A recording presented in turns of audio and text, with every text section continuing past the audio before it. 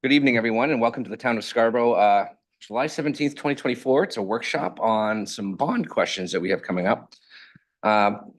Sure that a full council is present here this evening.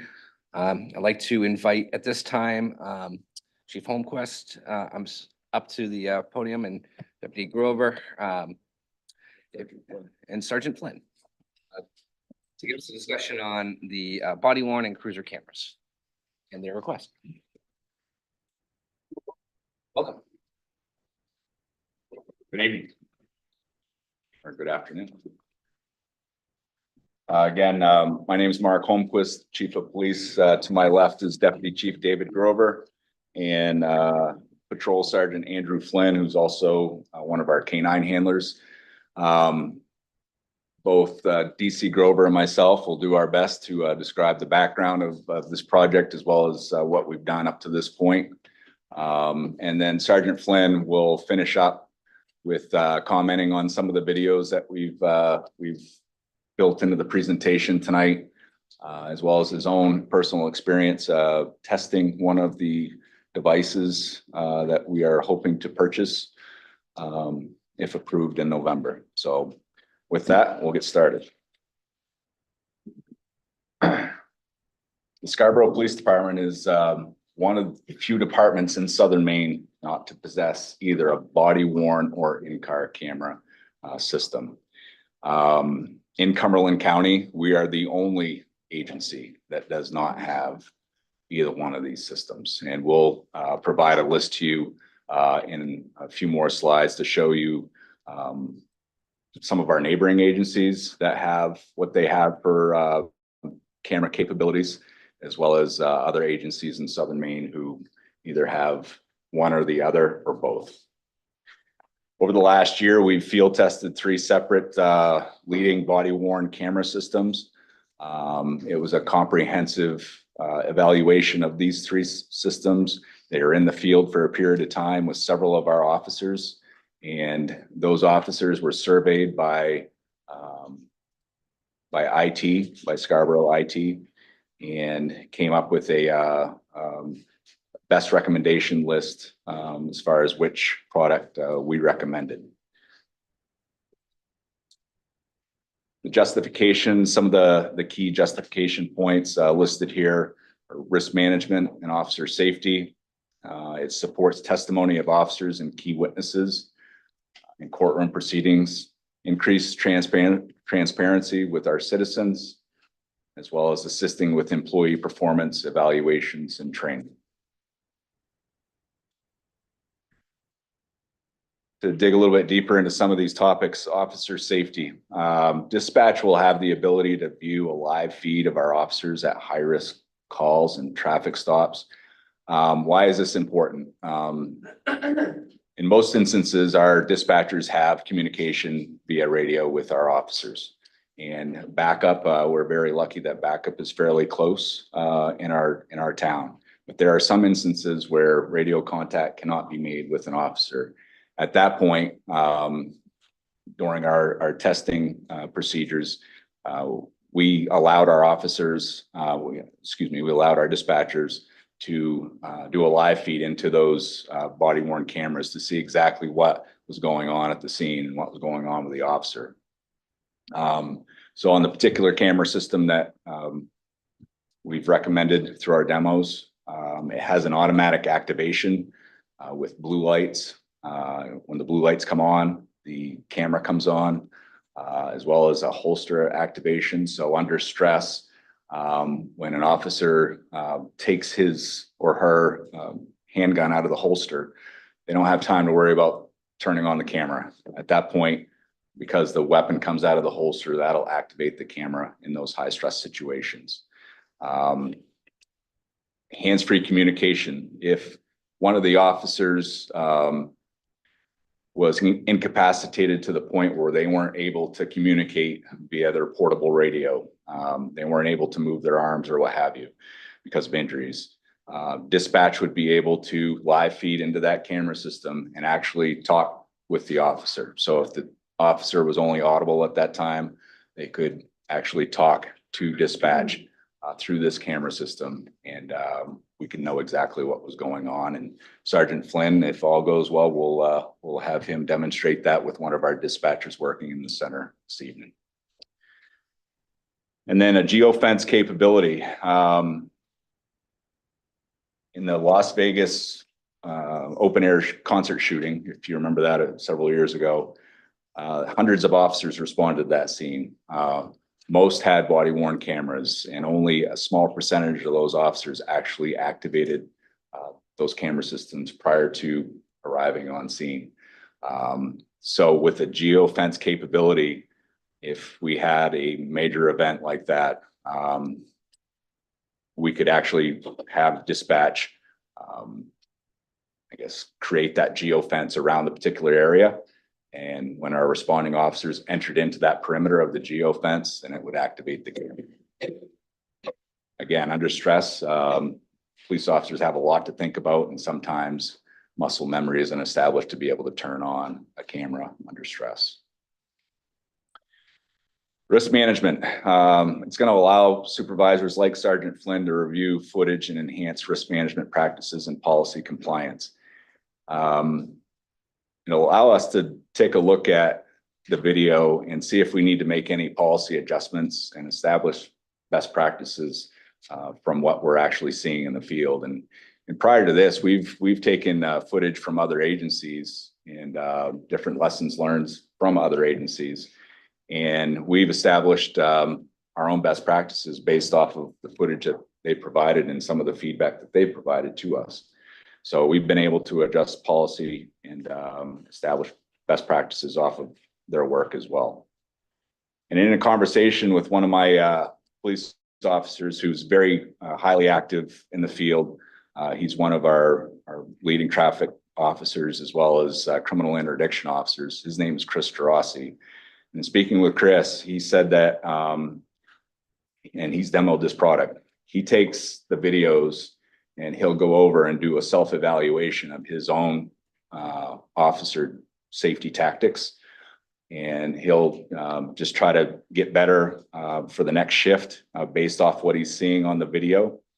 And this is important because this shows that this officer is trying to self-regulate, you know, his own tactics and behavior. And this is a very important tool to be able to do so. Even more so, Chris Rossi is one of our field training officers, and he has been he's been tasked with training some of our young officers that are getting ready to go to the academy. So it's imperative that he be able to reinforce to them the importance of officer safety. By Chris reviewing this video with his trainee, it's a very important tool that a lot of us didn't have when we were going through field training. I had the word of my FTO, and that was gospel. To be able to not only hear the words of your field training officer and what you're actually getting for critical feedback, but also to see what the field training officer is saying to you is a very important point. As far as courtroom procedures, having video, both body worn and in-car camera video, it provides a different perspective that will support an officer's testimony as well as a witness's testimony. I can think of many scenes that I responded to in the state police in the major crimes unit where police agencies would respond and assist during a critical incident or a homicide. And that body worn and in-car camera evidence was some of the best evidence that we had to support a very important criminal prosecution in those cases. This footage can be used in any type of case, and the importance of it has been, I think, effectively sent by the DA's office. They've come to rely upon this evidence as being key evidence to build a successful prosecution. In fact, it's seen as being the best practice in law enforcement today to be able to have footage to be utilized as evidence in these cases. And 2 weeks ago at a Maine Chiefs meeting in Cumberland County, the district attorney, Jackie Sartoris, emphasized that body worn camera footage is the best evidence in a lot of cases that she prosecutes. But most importantly, in domestic violence cases, she highlighted a statistic which was staggering.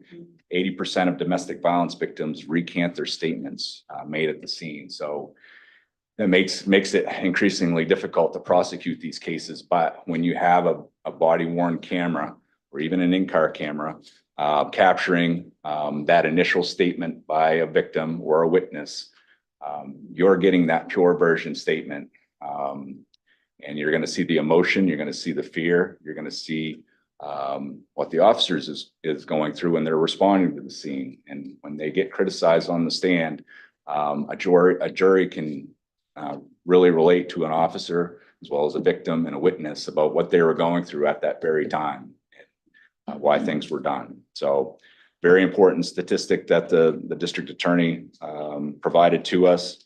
And speaking with her since that meeting, she is totally on board with this initiative for Scarborough PD, and she's going to write a letter in our behalf to support this project. I'll turn it over to DC Grover.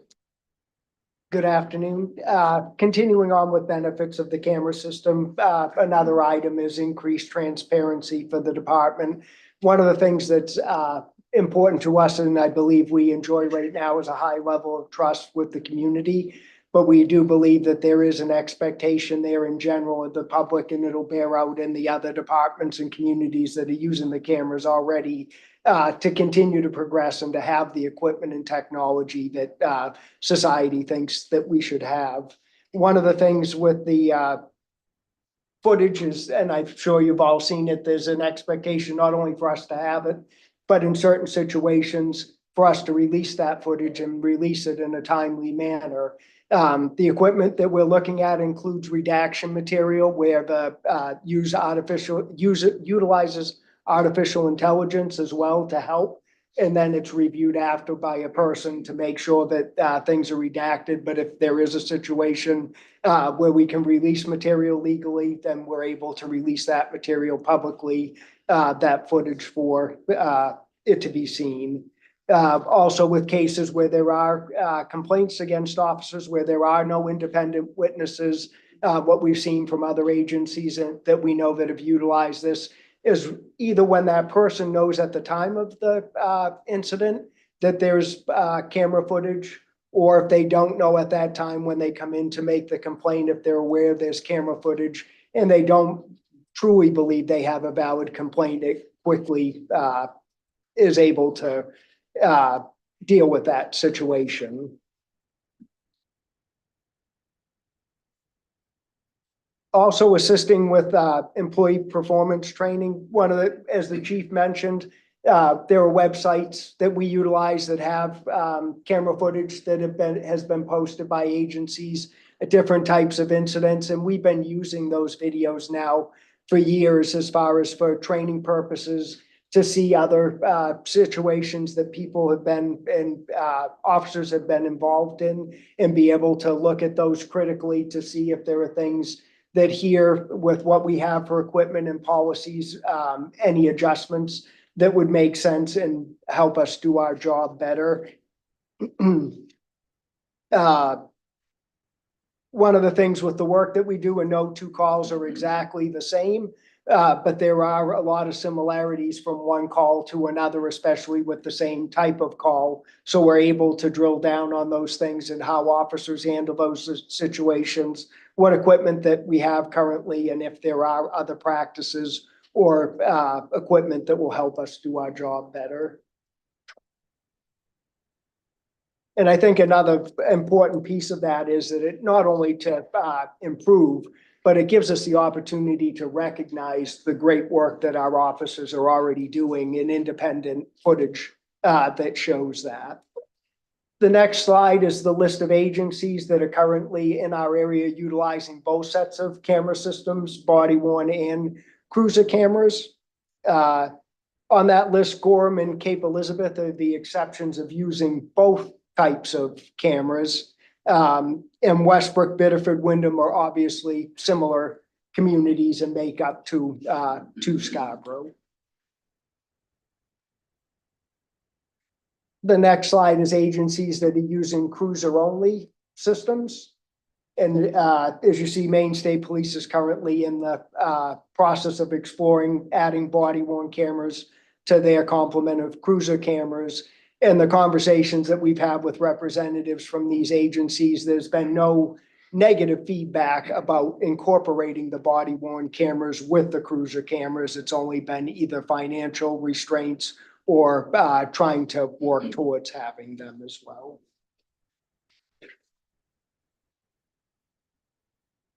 And the last statistical one of the agencies with body worn only systems, and those two in our area are Cumberland County Sheriff's Department and University of Southern Maine Police Department are utilizing just the body worn cameras in their agencies without the cruiser cameras currently.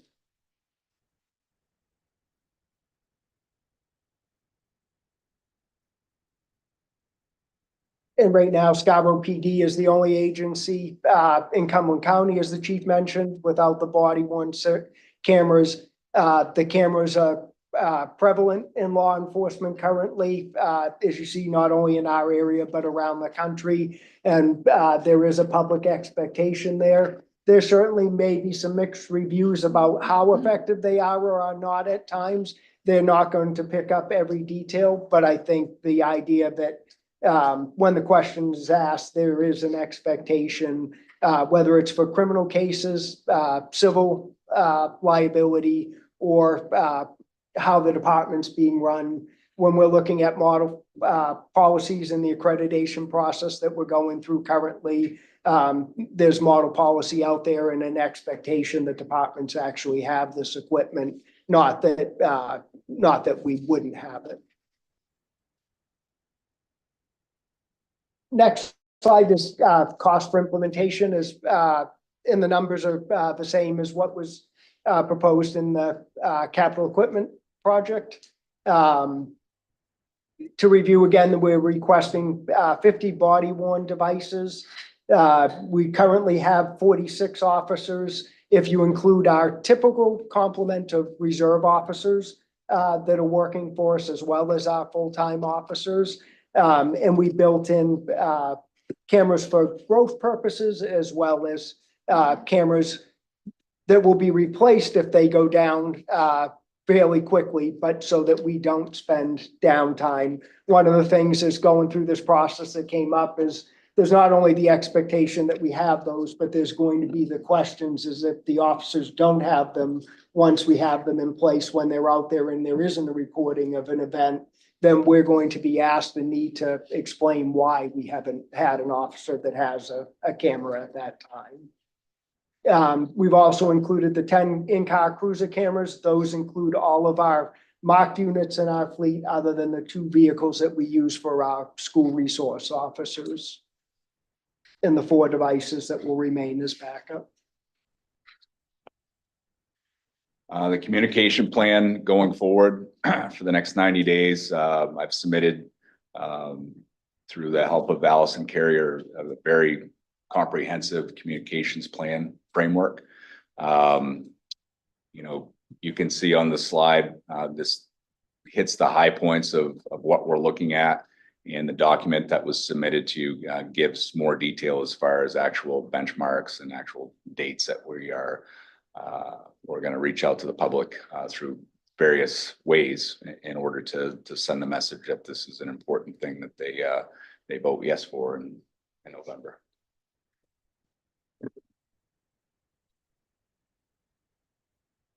All right, this first video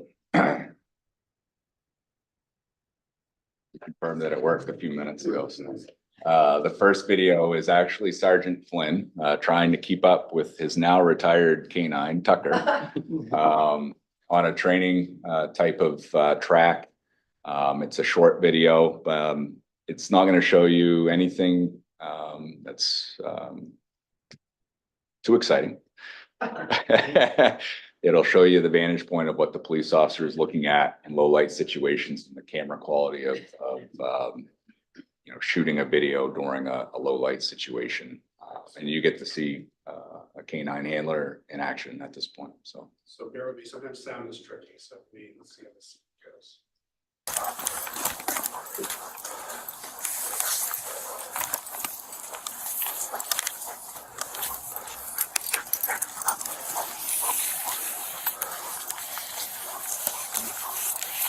you want to narrate, go ahead. What's an area? Chasing after a dog.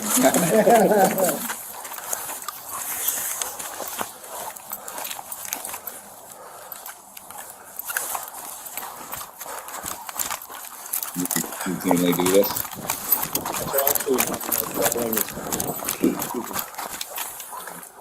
I use this as a training tool for me as a handler. Sometimes when you're actually on the track and watching a dog, you miss certain things. If we mess up the track or something goes wrong, I take a chance to review the camera. And 9 times out of 10, I can figure out why I missed the track or why something happened, because I missed a key point of the dog, whether their body language changed and I didn't see it when I was behind them, or if they missed a turn somewhere. It's easy for me to see that and try to correct that behavior. The next video is one of our officers who's responding to an alarm at a local business. Again, nothing earth shattering in this video other than the perspective. I wanted you to see what the video actually looked like during daylight conditions. And I think it's 30 seconds long.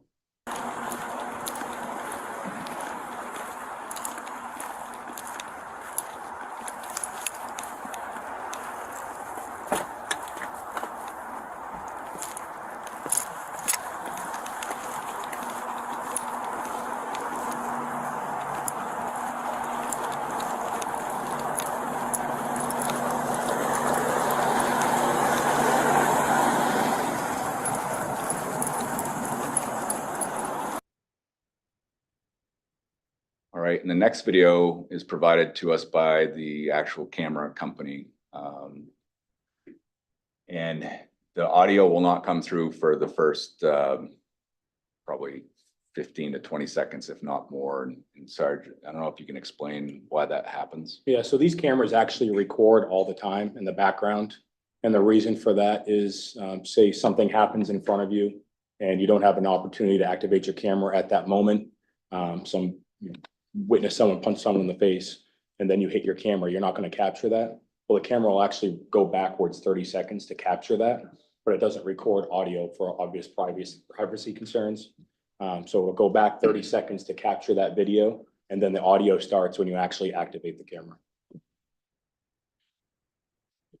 So it'll be silent here for just a few moments, and then you'll hear the officer interact with this gentleman in the red flannel. It's going to show you the vantage point of the police officer and also show you, demeanor from the witness.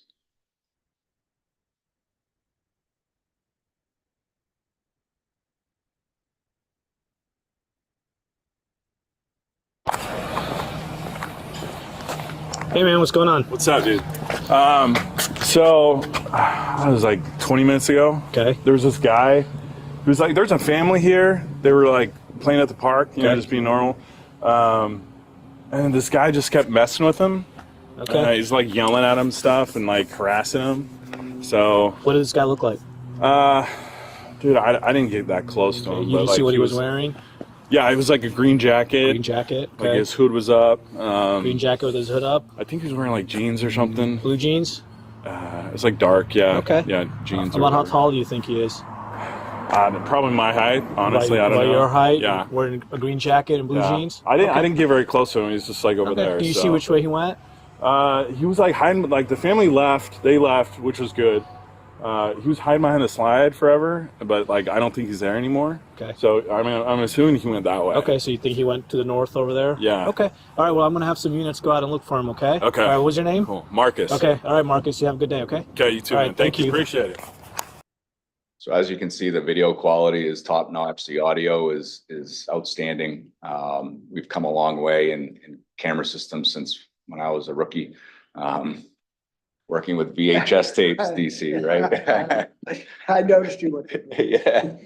So, I think we're going to be ready for the live feed now. Sarge, are you ready to do that? And then once that's complete, I'll just have you provide the council with just a few of the high points from your demonstrations with the camera system. Sure. So I have the camera on right now. It mounts on the vest. It's easily removable. There's probably 20 different mounting options depending on how you want to wear it and how you're going to secure it on your vest or on your uniform. Some buttons on the camera itself. Large button in front, double press activates the camera. It starts recording. When that camera is recording, in the event that something happened, I wanted dispatch to check in on me, or I was in a fight or something, I can either get on the radio and ask them to live feed into that camera, or I can hit a panic button on the camera itself. That sends an alert to the dispatchers. I don't know if you can see it on my screen here, but this is the same screen that the dispatchers would be seeing, saying that they received an alert request. And then she just tapped into it and it shows live on top of my camera. So I know that she's watching me right now. And she can actually open up a live communication with me, where she can actually talk back and forth with me in the event that she needed to relay important information to me, or I need to relay important information back to her. So she's actually watching live. X out of the screen by mistake, I apologize, but she can communicate with me. And that's a dispatcher talking. So she can hear me talking right now, and she can relay information to me as well. So in the event that, the person had a warrant, or she was telling me, hey, we just got updated information that the guy with a gun is in this room, she can relay that to me. I can be hands-free. I can be hearing that and communicate with her back and forth. It's set up right now where they just can't live in without us knowing about it. So if we were interviewing someone about a sensitive nature, they can't just get nosy and listen into the conversation. It does notify me when they're doing that. That way I know that they're watching. When she disconnects, it'll no longer show that she's live watching me. And when we were doing the demos, Sergeant Flynn, in order for a dispatcher to live feed into a police officer's camera, that needed supervisor approval, right? Correct. From the patrol Yep. supervisor. Yep. So the workflow that we had set up was, in the event that the dispatcher did want to live feed in, either the officer would request them to, or the dispatcher could get on the radio and say, I'm not able to get a hold of Sergeant Flynn on the radio. Is it all right if I tap into his camera to make sure he's okay? And the supervisor would approve that request. Any other feedback that you have about just utilizing the camera on a day-to-day basis? Yeah, so these cameras are equipped, they have GPS and cellular SIM cards in them. And they also have the ability to connect to Wi-Fi as well. The benefit to that, especially for me as a canine handler, it actually shows my GPS location, and dispatch can see that real time. Cruiser cameras are great, but as soon as you walk away from the cruiser, it becomes ineffective from an officer safety standpoint and for evidence collection standpoint. So at 3 o'clock in the morning, when it's pitch black and I'm running through the woods with my dog, it's a huge reassurance to me to know that they not only can see my footage, but they also know where I am. So if I call out that I need help, they know exactly where to send that help. My experience using the camera, it's been a huge confidence booster for me as a police officer out on the street. Primarily because I know I'm not doing anything wrong, and I know I'm doing my job and I'm doing it well. And I don't have to worry about people making complaints against me or saying that I said something that I didn't say.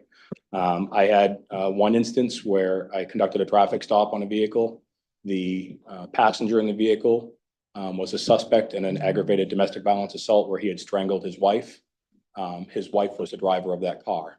He had bail conditions not to have contact with her, and their child was in the back seat of the car.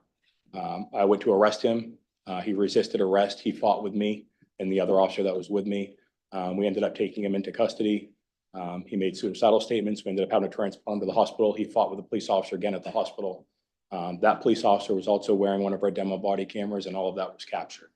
The following day, the female involved made a use of force complaint on me, saying that I choked her husband or boyfriend or husband, whatever it was, choked that person out, and that I stopped the car for unlawful reasons, and a whole myriad of complaints against me. Every one of those complaints was refuted based on the body camera. Had I not had that camera footage, who knows what would have happened in that scenario? But it's really reassuring to me to know that if I'm doing everything I'm supposed to be doing, I have nothing to worry about. Just add that Sergeant Flynn's one of our very progressive officers and has experience with dispatch as well. So he's keenly aware when he's on calls about working as a team with dispatch. I can remember a call at one of our campgrounds where he actually activated audio equipment, so dispatch was hearing the call, which was a teenager in distress threatening to harm himself. Where dispatch was able to hear what was going on in real time as opposed to getting information incrementally. And with the live feed in the system, now they not only would have the ability to hear what was going on, but they'd be able to see what the officers are seeing as well, to be able to direct help and resources as best possible. Yeah, during that incident, I had my cell phone shoved in my vest with the speakerphone on, calling 911 so I could talk to the dispatcher and hear what was going on back and forth. And like the deputy chief said, with this camera system, that would happen automatically, seamlessly. Thank you. Do you have any questions for us? Thank you very much. It's a great presentation. Councilors, any questions? Councilor Himmel. I mean, obviously, I'm just first statement. I know we've been talking about this for a long time, so congratulations for bringing it to the point where we're actually going to be able to use these devices. And I think it's very important for us to make sure that you folks on the front lines have the latest equipment and things that are going to help you do the work that you do for us. So thanks for that. I did have a couple of just a quick things though. Is that, so it was a source of funds question? Is this from an expenditure from current funds, or is this something that we are bonding this? Bond question. Okay. And so that kind of knocks out my other question, because I thought that this was perhaps related to some of the captured value that we were using in a prior year. Okay, so not related at all. But I did do some quick math here just for the heck of it. And so, you know, if you do like 60 devices and you divide, you know, the 5-year plan, it does seem like it's, you know, it's like $3,300 a device. It seems like a lot per year. Is that, I mean, I have no idea what these things cost, so I don't really. So the one question would be, have you, you know, competitive bidded the thing? And number one, and number two, is that, can you help us understand the cost? I'm assuming a lot of it's related to the IT backup, but that's it. Yeah, a large portion of that costs for the body worn cameras, the in-car cameras, percentage wise is very small. A big cost is the cloud storage, which IT said to us is imperative. We need to have maximum storage. And if we went with one device or the other, we would still need that storage. And cloud-based is the way that we should be going forward with any type of software like this. So that was a huge portion of the costs associated with it. As far as the breakdown per device, I don't know if you're in your conversations with Axon, if they provided that to you. I think more than just the devices, as you mentioned, the software is much more expensive than the hardware pieces that are used in the system. And there are tools like the redaction tools that I mentioned that will automatically redact based on input that you put in for certain criteria to be able to release video, partial video, the cloud storage, the software to be able to store the video as evidence. The cloud storage also allows us to be able to receive video, not only the officer's video from body worn or cruiser, but for businesses or residents that are submitting video that's evidence for a crime to us, instead of us having to go out and get a stick or a DVD or a device from them. They're able to submit that electronically. We email them a link, and through that link, they're able to submit to a company called evidence.com that stores the video. But there's the technology piece of it is much more expensive. Another reason IT was completely involved in the process is we vetted the companies that are out there. And another thing that we looked at is this company integrates with the huge investment that we made in our computer-aided dispatching, so that it'll make that a more seamless process. Instead of another add-on, it will be able to integrate into that system. One final question I had, and this is you know, a one-off question like that, because I'm hopeful that it will provide you with the protection that you need to do your job. So you have the rights to this. Does anybody else have the rights to the films? Like if somebody felt that they needed access to the camera for some reason, is that individual or do those people have any access to this?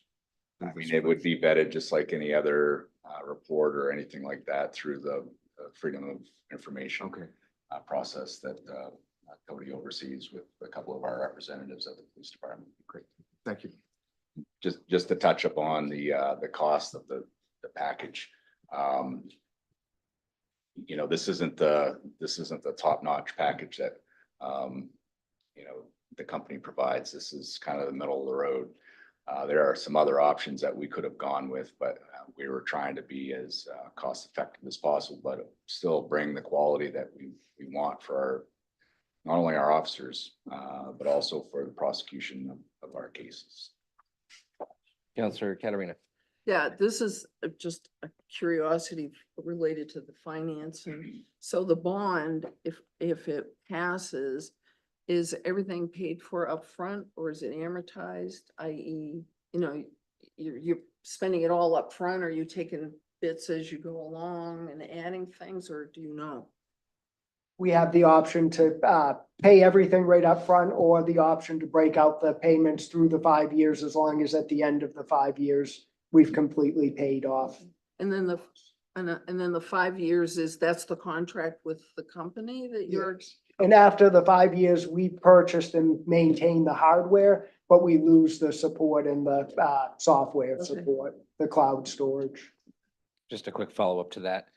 So after 5 years, would the software storage become part of a department's budgetary requests to maintain? Or would you envision having every 5 years to go back to seed money through a bond? We maintain all of the storage for the video that we've obtained over that time, but there would be an ongoing cost as far as to keep the system up and running and continue utilizing the equipment. It's mostly through budgeting. Yes. It's much like our tasers that we have. and other equipment. So. Counselor Anderson?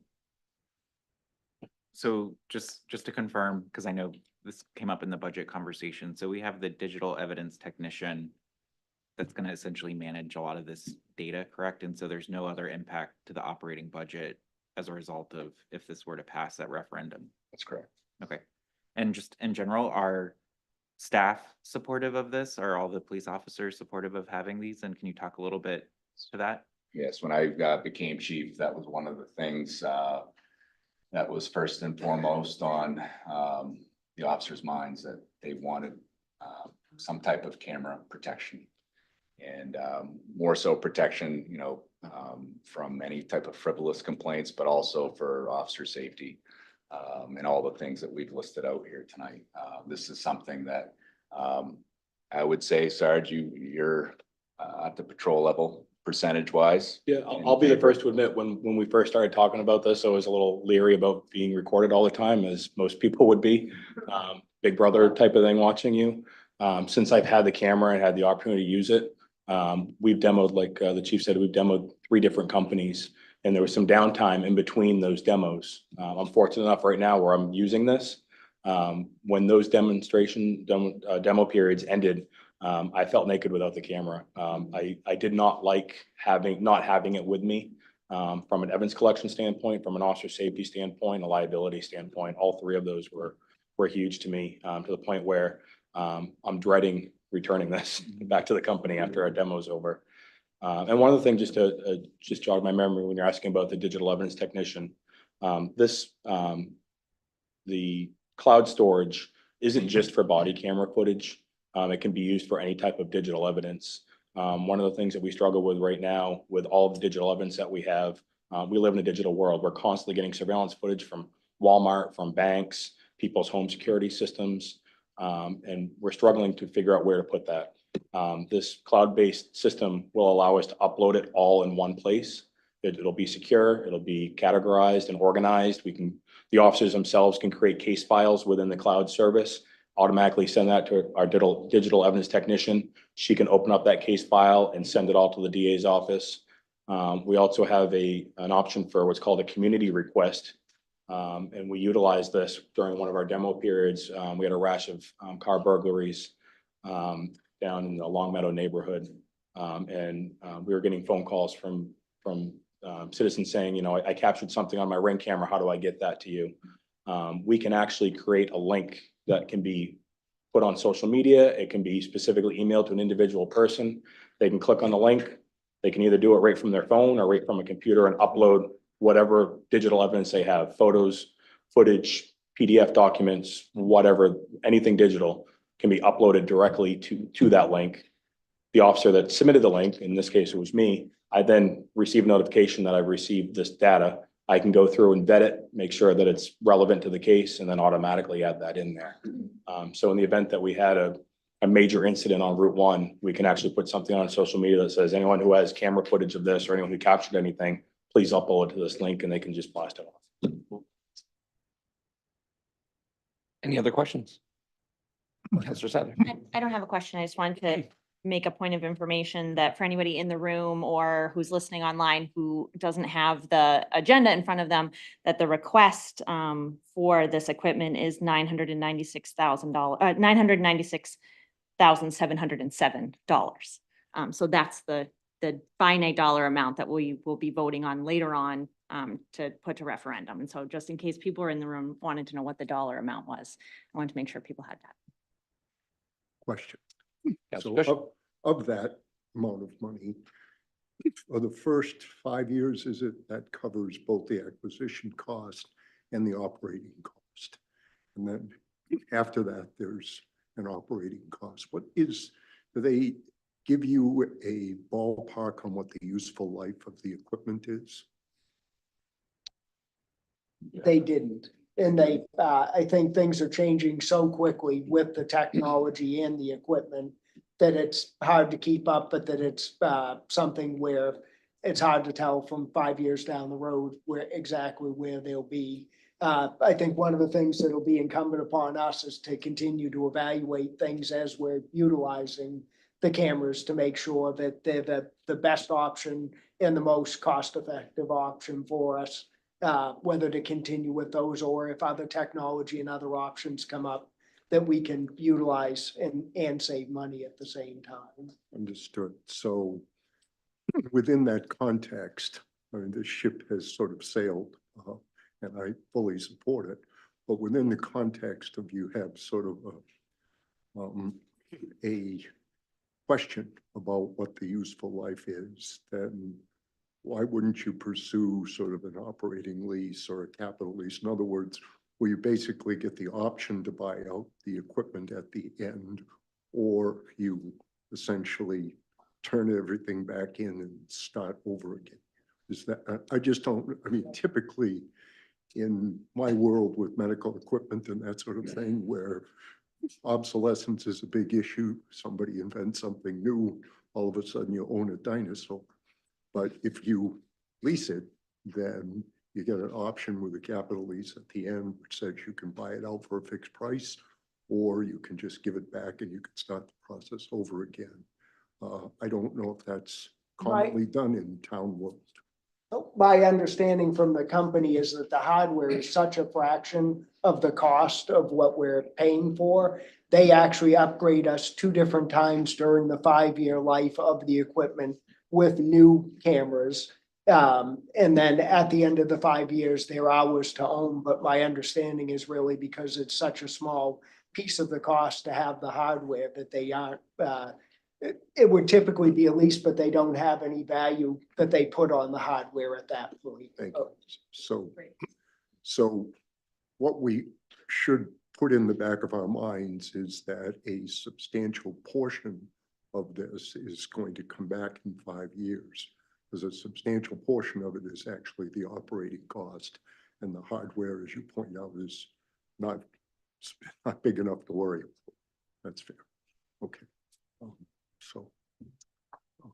I think that's it for me. Thank you. Councilors? No? Thank you very much. We appreciate your time this evening. Thank you. Appreciate it. Thank you.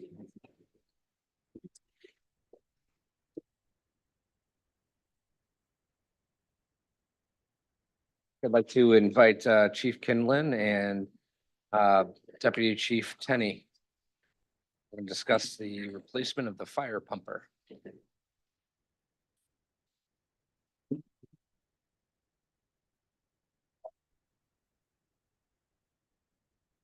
Evening. Thank you for having us. We'll be brief. I think we'll be a little bit more brief. I think this is a fairly straightforward request. What's that? We love our partners from the police department.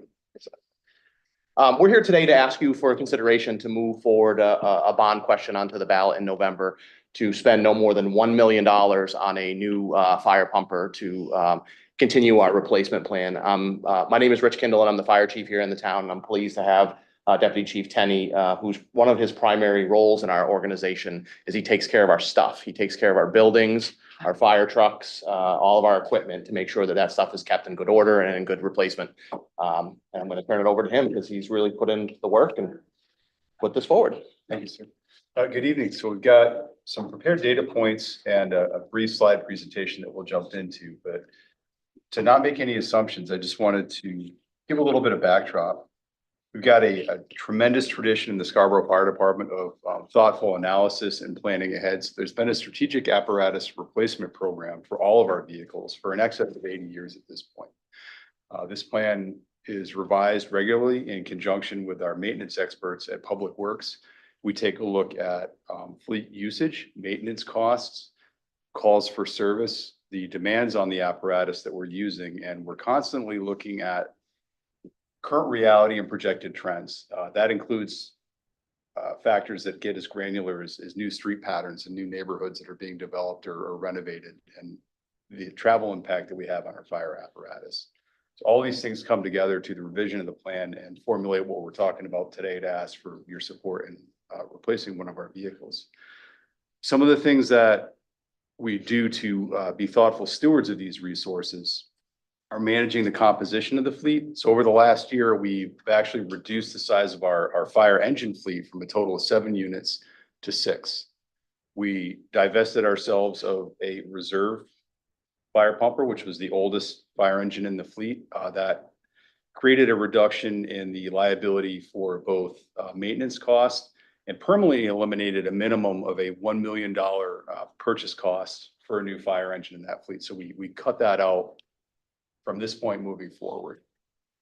In terms of operations, looking at the amount of times we're putting vehicles out on the street for emergency calls, we've also taken a look at the calls for service and the type and number of units that we're sending on emergency responses. So we have made some reductions where it is responsible and prudent to do so based on what we know when we show up at these types of incidents. So you'll see that while our run volume increases, our emergency calls for service, generally speaking, you'll notice a reduction in the number of fire trucks and ambulances that are responding to each of those units when appropriate. This again decreases wear and tear, fuel costs, and overall maintenance to a significant degree. So we've taken those proactive approaches to maximize the amount of available people and apparatus we have to respond to emergencies in town, and also to maximize the lifespan of our rolling stock. Pending any questions at this point, I think we can get into the presentation. All right. So the big standpoints that we're looking at here to accomplish with anything that we do, and particularly with replacing fire apparatus, are looking at operational effectiveness, operational safety, and then responsible stewardship of resources. So when we talk about operational effectiveness, as the community evolves, the size of the community, the scope of the community to include, again, building stock and neighborhood composition, street patterns, that drives some of the evolution of our fire apparatus. So what we're looking for overall, and we've been with the last few purchases, is really taking a hard look at making a highly maneuverable, mission diverse fire truck that's going to fit into as many neighborhoods, both in challenging conditions when we've got double parked cars at sometimes snowbanks, et cetera. We factor all that in. We want your fire engine to get into as many addresses as possible, as quickly as possible to do its job to render aid. The evolution of the staffing model over the years in terms of available people that we've got on all three tiers, full-time, per diem, and call company members also drives the composition of the fleet. You'll notice that our two ladder companies, the ladder trucks at Black Point and Dunston, are also, they're what we call quints. So they're equipped with a aerial device in the top that can reach extended heights. They also have a fire pump, water, and fire hose. So they do double duty as a ladder truck and an engine company. That evolution comes out of a reduction in available people to put on fire trucks. So we've maximized the efficiency of the fleet at those two ends of towns by replacing effectively an engine and a ladder truck with a unit that can do both. So that is a evolution based on the number of people that we've got on an average day to put out onto the street to handle a problem. So we continue to look at how we can get the most operational effectiveness and versatility out of the apparatus that we purchase in the future. The other thing, just like anyone's private vehicle or commercial vehicle, as the age and usage of any vehicle increases, you see a corresponding increase in the comprehensive maintenance cost and a decrease in the operational service time. So effectively, the older our car is, the more it's in the shop and the more expensive it is to maintain. That has a direct impact on our ability to provide services. We want to have vehicles that we can maintain responsibly and have a minimum of out of service time. Thank you. Can we go to the next slide, please? Thank you. So operational safety, and this is a huge point for everyone that relies on that piece of apparatus as it moves around. That includes the members that are riding it. It includes the citizen or visitor that called it to get equipment and people there to help you with your problem, and everybody that it passes by, responding to and returning from an event. So the entire motoring public, any pedestrians, are relying on this vehicle to be in top operational condition, to manage the problem it was called to fix, and also to get to and from an event without creating a hazard for the people riding it or the folks that are interacting with that vehicle as it passes them by. To do that, we need to have fire apparatus technology, as with any other type, grows in leaps and bounds, and vehicles, technology, operational systems, and safety systems become increasingly effective over the years. In this case, we're talking about a request to replace a vehicle that's 20 years old at this point. So we've got a lot to gain in terms of what this vehicle is going to be able to do by upgrading it to a newer model. The other risk management aspect that we look at as we look at the construction and the features of a fire truck is we know statistically that the most common injury, line of duty injury for fire service personnel is slips, falls, and missed jumps. So there's a direct correlation to the physical layout of a piece of fire apparatus, particularly how often and how high you have to climb on it to get things, that we can tie directly to injuries to members and workers' compensation costs that are associated with that. Those are one of the things that we are looking to greatly reduce as we evolve the design of our fire trucks. The other thing that I want to point out is that if you look at the safety features in your own vehicle that you purchase privately, if you rewind the clock to 2 cars ago, you're exponentially safer now than you were then. That is mirrored in the design and safety features of modern fire apparatus. And if you consider what we asked that vehicle to do in terms of performance, weight transfer, the fact that we're responding to emergencies, those systems have to be over-engineered when compared to the average motoring public vehicle. Thank you. Could we get the next slide, please? In terms of stewardship, so our most recent fire engine purchase, which was in 2022, so engine 3, which is housed at the Pleasant Hill neighborhood, from 2022, that purchase price to now, to buy the identical unit, the price has increased by $375,000. So the financial impact of the last few years touches every part of our lives, both in terms of unit price and in the production of anything.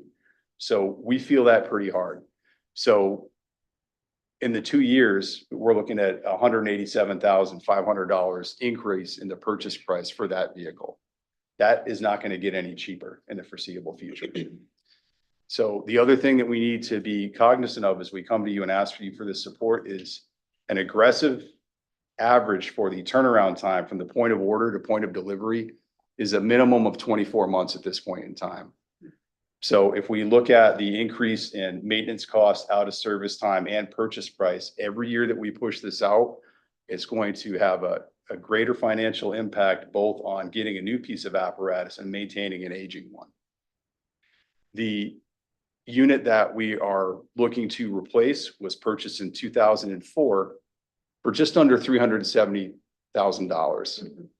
Fiscal years 2019 through the end of 2024, we spent over $90,000 in maintenance costs on that vehicle. That does not count in the fuel.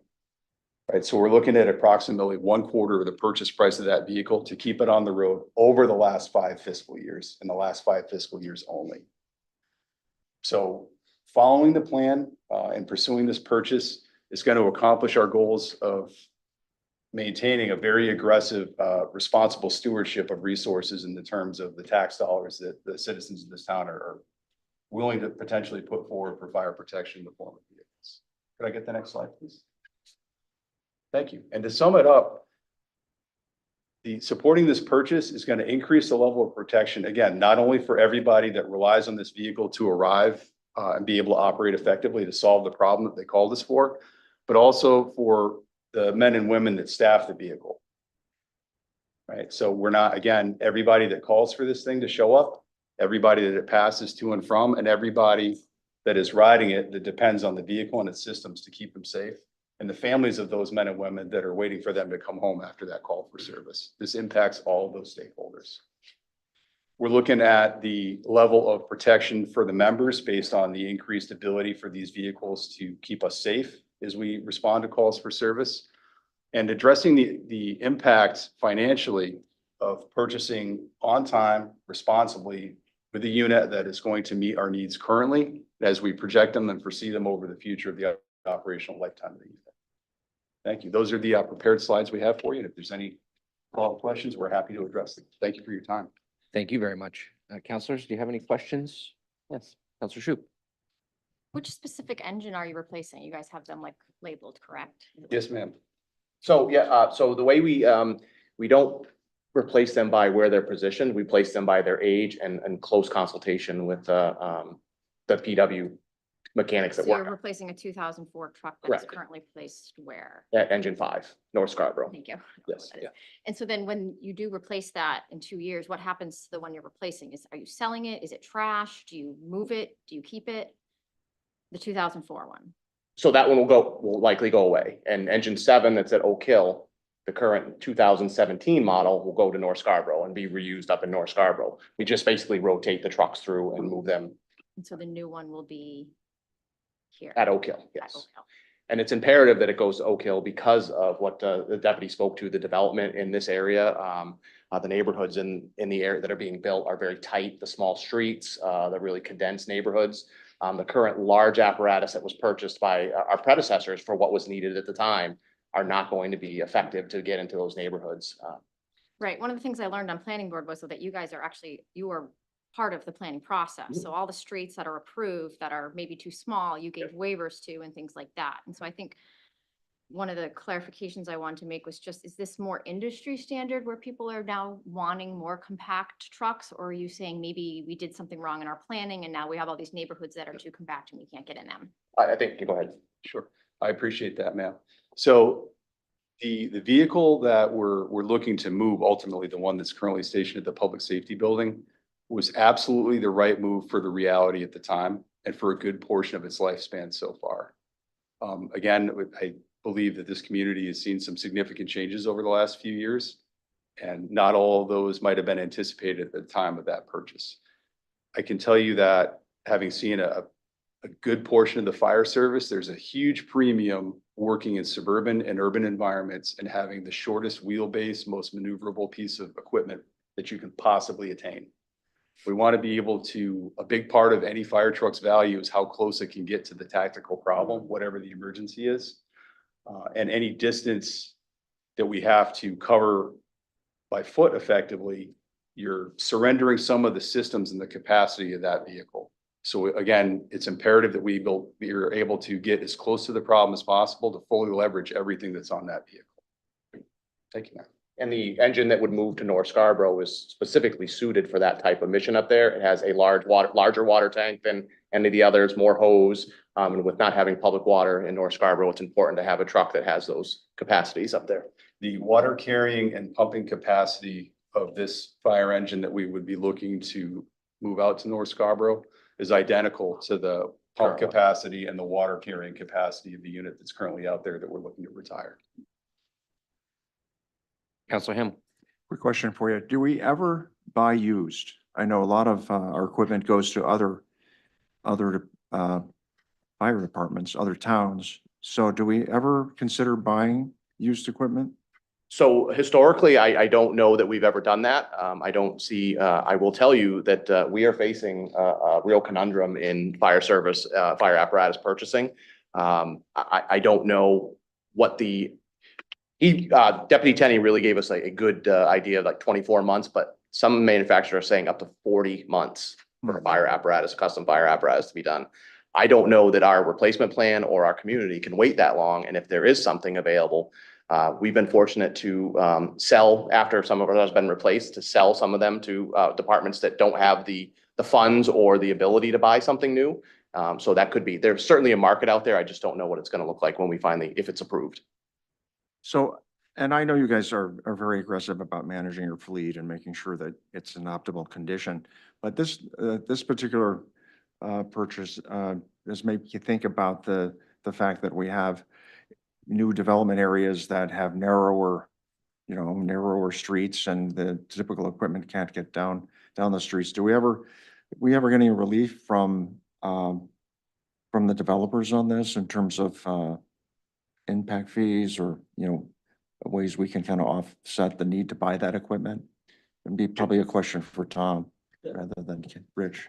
Yeah, I think those new needs aren't driven by the new development. We're specifying and speccing this truck out to meet the current and the expected future needs. So I wouldn't say that there's any unique cost attributed. We'd be looking to replace a truck of similar cost, maybe different capabilities, but that's not propelling this replacement. It's really the fact that its time has come. I may be able to be I appreciate that, sir. I may be able to be of a little bit. You can be better. I may be able to provide better service in some of my remarks in sharing that. If you look at the last two fire engine purchases, pardon me, we are gravitating toward a shorter wheelbase. So I apologize if I gave the impression that there is a problem with the street grid. There are simply more streets with more corners now. Yeah. So we're not being shoehorned into a purchase. This is a planned event in a calendar of proposed purchases that we've laid out. And in terms of the physical composition of the vehicle, we are striving to make sure that that planned purchase is meeting the current and projected needs of our mission and the layout of the community in terms of the street grid. To drive the point home, Counselor, all our streets meet the code. We sat down, we've been part of it. It just is getting increasingly hard with multiple drivers, these big trucks. It's just a better idea to have a smaller truck to make those. They've all met the standard that they're supposed to, so. I understand. Thank you. Just a parallel comment would be, we used to buy big 10-wheel dump trucks with plows and wings on them. We still have those, but not exclusively. We're buying two, smaller ones. In fact, we can probably buy two of them for the same cost, exactly for the same reason. Counselor Catarina. Yeah, this is just an off the cuff question that came into my head. What do they call it? The ISO, the insurance rates that insurance companies put, do they take into consideration your fleet and the state of your fleet and how many fire trucks and whatever you have available in a community? Which would affect, the reason I'm asking this for folks in the audience is it affects how much you pay for home insurance. So it does, it absolutely does. I will tell you the last evaluation that the town of Scarborough had was well before my time here. Before they looked at, nothing has really changed. Our ISO rating is, I think, as good as it's going to get with the staffing that we have. I will say the insurance industry is going further and further away from the ISO stamp per se, and making the impact to a local homeowner's insurance is very de minimis compared to what, you know, some of that stuff is, so. But it does take that stuff into consideration. Any other questions? You're off the hook. Thank you both for coming down. Appreciate it. Counselors, we have about 25 minutes until our regularly scheduled meeting. I'm wondering if you would be comfortable extending the session by about 10 minutes, just to give the land trust and the conservation board a little extra time here. I think a half hour is. Don't go beyond a half hour. I have a comment. I don't know. I don't think there's much more I can learn about the bond or the land trust. So my thought would be, let's move it on. Well, Don, we don't do this just for you. It's for those at home as well. Well, I understand. Those folks at home, none of you. Okay, watch it on the video. So I'd like to welcome up Andrew, Suzanne Foley Ferguson, and then Jessica Sargent. And Rachel, are you joining as well? All right. And Doug, all right. The whole crew.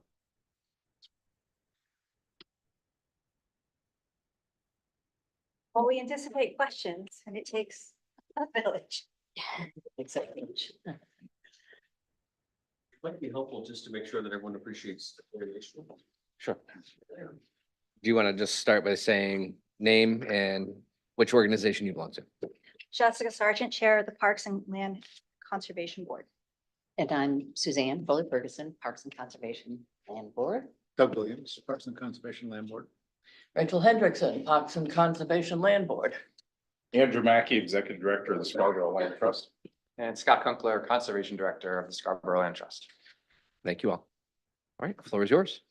The Parks and Land Conservation Board is recommending that you place the $6 million land bond authorization question on the November 5th ballot because it will benefit residents, businesses, and visitors to Scarborough by providing a host of benefits. Because I want to keep most of our time to answer your questions, if any. I will be brief, but I want to acknowledge that this list is no way exhaustive. Benefits to our community include protecting drinking water quality and quantity, especially for those of us who rely on our wells, together with conserving water quality in rivers, streams, and Scarborough Marsh.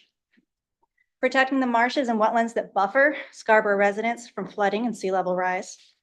Maintaining public access, allowing for outdoor recreation, including but not limited to beaches and trails. Protecting natural areas. Maintaining quality of life now and for future generations. Providing children access to nature that improves their mental and physical health. Preserving working farms and forests. Preserving fish and wildlife habitat. Expanding existing conservation and public areas. And protecting natural areas from development. Scarborough has a long history of success, and I'm proud of Scarborough's leadership in dedicated public funding for land conservation and for being the first community in Maine to set a 30 by 30 goal. I thank you for continuing this legacy. Having the funds available has not only resulted in 20 conservation projects, conserving nearly 1,500 acres and 3 historical structures here in town, but has also maximize the ability to leverage town resources with private, state, and federal funding, which I'm sure the Land Trust can talk a little bit more about that leverage. So why now? The 2019 Land Bond Authority is essentially fully allocated. This will help us to achieve the goals set out in the town comprehensive plan, such as having a park, natural area, or trail within a 10-minute walk of every resident. Help foster the healthy vitality of our neighborhoods, and protect Scarborough Marsh. It will support the town council goal of 30 by 30, which is currently estimated to be a gap of 1,700 acres. And it will provide the resources to help accomplish the community goals that will be identified in the open space plan that is currently underway. Hopefully that was brief. Now, unless other folks have prepared remarks, I had set aside this time for your questions. I'll make just a couple brief remarks. One is I want to thank the town very much for their dedicated and long-term commitment to conservation. This is something that is important to everyone in the community. I want to stress that. I think some people think conservation is nice when we can do it. This is really something that impacts every single resident of Scarborough every single day. Most people don't think about it like that. They don't think about the air they're breathing and the water they're drinking and the soil that's growing their food. But that's what conservation is. They don't think about their physical and mental health and the spaces that they need. We saw this during COVID, how important it was for people to get out and take advantage of these spaces. They don't think of the educational benefits for children and all the studies that show what an impact it has for kids being out in nature in terms of their physical health, their mental health, their problem-solving ability, their self-confidence. We don't think about it every day, what it means for the resiliency of our community in terms of buffering storm impacts, taking up floodwaters, providing for spaces that provide habitat for wildlife, that also nourish our tables in terms of fish and shellfish. And it is also vital to being a counterbalance, if you want to say, to the fast pace of growth that's happening throughout southern Maine. This is not going to stop development. This is not going to change what's going on, but it is a counter to provide that open space, that natural area that we need for all those benefits, and helps to reduce some of the impacts on the roads, some of the services that the town has to provide. You have a study from 2000 that clearly shows that open space is a net positive to the town, where other forms of residential development actually are a net loss in terms of what it takes for services over the tax dollars that come in. So it is a balance to that. Why 6 million and why now? Well, right now we have seen that dramatic change in Scarborough.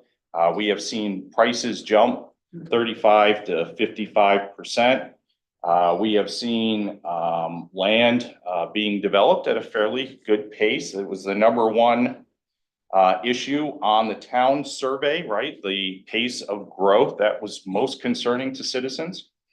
But why 6 million and what does that mean for us? We did a little bit of analysis on the projects that we're currently working on, 13 projects. It would be about 500 acres. And it would be, if we stayed at current prices for the past, since the last land bond, if we looked at averages per acre, which is probably very conservative, would be about $13.2 million. So you can see that the land bond is only a piece. Jessica mentioned how much to reach the 30 by 30 goal. So 500 acres is only, again, a piece of that. So these are some of the reasons why we need these. And I'm just going to pass it on to Scott to go into a couple other details. Thanks. So I just put together some numbers for you. Just over the last 3 years, the land trust, we've been working to conserve, we're on track to conserve 335 acres just within the last 3 years. To acquire those acres, we've applied and been awarded from the land bond approximately $2.1 million. That funding from the town has helped to leverage approximately $2.2 million in grants from federal, state, and private foundation sources. And it has also helped to leverage $1.7 million in private donations from individuals and businesses. So that equates to the land bond providing about 35% of the funding, and outside sources providing 65% of that funding. In just the last year, the Land Trust has we applied for 13 grants from federal, state, and private foundations, and we were awarded 12 of those, which is a 92% success rate. I'd like to take all the credit for that, for writing those grants. But our success also speaks to the important conservation values that are being protected in the properties that we are protecting. It also speaks to the incredible need and urgency for conservation in Scarborough. And it's also due in large part to the town's financial support of our projects. Town funding, first and foremost, provides the matching funds required by these other grants, because no grant source is going to pay 100% of project costs. It also helps us to score well in the grant process, because local funding and town funding is viewed very highly from these grant sources, because it speaks loudly and clearly to the town's support and commitment to the project and the knowledge that we're going to get this project over the finish line. And similarly, that town funding is also very important for leveraging that private money from individuals and businesses for the same reasons, that they can feel secure in that their donation is going to actually get us to be able to conserve that property. Thanks. Yes. I just want to talk about one example of why 6 million. And I'm recently started running the Harmon's Dairy Bar, operating the Harmon's Dairy Bar. And if you guys know Moorbrook Farm, which is 120 acres at Spurwink and Black Point Road, so it's fairly coastal, very coastal. That property sold for $2.4 million, $2.8 million. And the conservation community wanted to purchase it and they couldn't. You know why? The price was too high, because they're nonprofits and they can only purchase properties up to a certain percentage. They couldn't buy that. That property is a super valuable property for a number of different reasons. It's in the whole area of the Rachel Carson National Wildlife Refuge, but also as a farm. And we have so few farms. So that sold for 2.4 million or 2.8, something in that range. And that is 120 acres. So that's like $100,000 an acre, or some crazy amount like that. And it's not, it's a conservation group that purchased it and everything, but that's what we're looking at. We're looking at a lot of money, particularly on the coast. If we want to protect, if something comes up at Pine Point, like it did with the Higgins Beach property, Higgins Beach, we actually, that was part of the land bond funds. That purchasing of that parking lot, you might not think that's conservation, but public access, that was used, land bond funds were used for that. If something comes up at Pine Point, and there can be something, I can give you all kinds of little scenarios where that would happen. We would need a lot of money to help, to let the state actually helped to fund Higgins Beach, the Land for Maine's Future Fund. And we would need money to leverage the state and federal funds. And I guess we aren't asking you to spend this money right now. We're asking you to asking you first to put it on the ballot and ask the community to allow you guys to authorize it. So and those are just things I'd like you to point out for that. Thank you. Questions for? No? Council Shu? Yes, I know we had talked about roughly where we are in our 30 by 30 goal. And I think we said we have about 1,700 more acres that we need to do. When we had our Parks and Conservation Land Board meeting, I know, Sue, you had done a rough calculation of what that would actually cost. I think it's helpful to see, like, we're asking for 6 million. It was like 28 But million. how much would it actually cost to accomplish our full 30 by 30 goal? And Like today, right now, it'd be Today. 28 million. 28 plus. million. So this is like a very small sliver of actually what it would require to get anywhere near to our Right, and goal. Andrew just pointed out that just his projects that they're already working on. In other words, they have willing landowners that they're talking to. Right. is gonna be 13.5 million, or what did you say, 13.2 million? And then in regard to the Scarborough Land Trust, I would imagine, and maybe you can correct me if I'm wrong, but I would imagine it's mostly made up of Scarborough residents. So on top of supporting this bond, we have Scarborough residents who are part of this organization, who are giving funds beyond that, who feel like conservation is that important. I think I just wanted to reaffirm and confirm that that's in fact somewhat generally true, that it's Yes. mostly residents.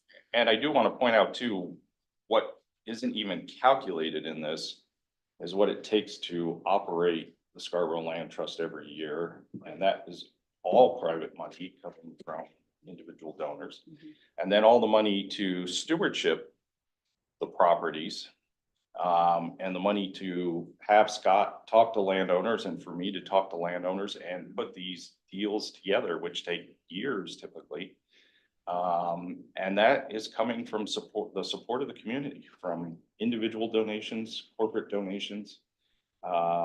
And so, you know, it's a great partnership. It's a fantastic partnership. And I think from a town perspective, it's a smart financial deal. I mean, a lot of the cost is being borne by individuals that are contributing to it. All right, and then lastly, you don't foresee, we're asking for 6 million, and we've been saying, no, you know, it's not like we're giving away 6 million immediately, we're bonding 6 million. You guys don't foresee a scenario where you're applying for and asking for the full 6 million at one time, do you? I think you'd have to ask Andrew about that. And I just think the likelihood, I think to reemphasize the fact that like, this is not, we're not asking for 6 million tomorrow, like the fire department is asking for $1 million to buy a truck tomorrow and $1 million to buy body cams tomorrow. We're saying I'm just kind of clarifying, do we want 6 million today, guys? Or is this 6 million to put on reserve to touch like we have in the past?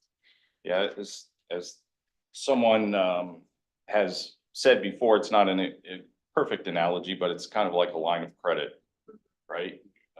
And I want to point out too that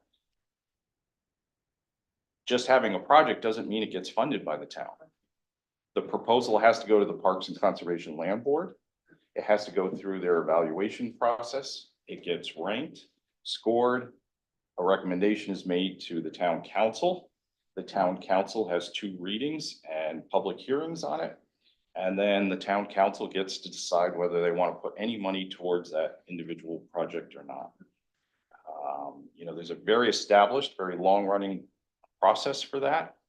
And I also want to point out that, you know, we are here because we're based here and we do our work in Scarborough and we see ourselves as part of the community in Scarborough and we see ourselves trying to maintain the quality of life here and think about the future. But any organization or the town itself can come and use land bond money, apply to use land bond money, and it's happened. The town, as mentioned, has used land bond money on many occasions. Actually, I'm gonna throw this out there as well. Landowners, you can come to us. Nobody has, but I've actually encouraged farmers and other people to come to us. Anybody can come to the land board. Mainly Farmland Trust has or whatever, but most of the organizations have the capacity to it. But a landowner, if they really wanted to conserve land, they could actually come to us and ask for funding. So. Can I make I saw Rachel had her hand up. Yeah, I just want to play off of what Andrew mentioned, because that was in my mind too. You're a homeowner and your sewer system breaks or overflows, whatever, you can go to a bank and try to get a loan to get it fixed with the 20 or 30 days before you might be able to get some money. But if you have a line of credit, you can get somebody out there really fast. And when somebody comes and says, I have some land that I'm considering putting into conservation, but I need this much, or I want to do it as a favorable tax sale.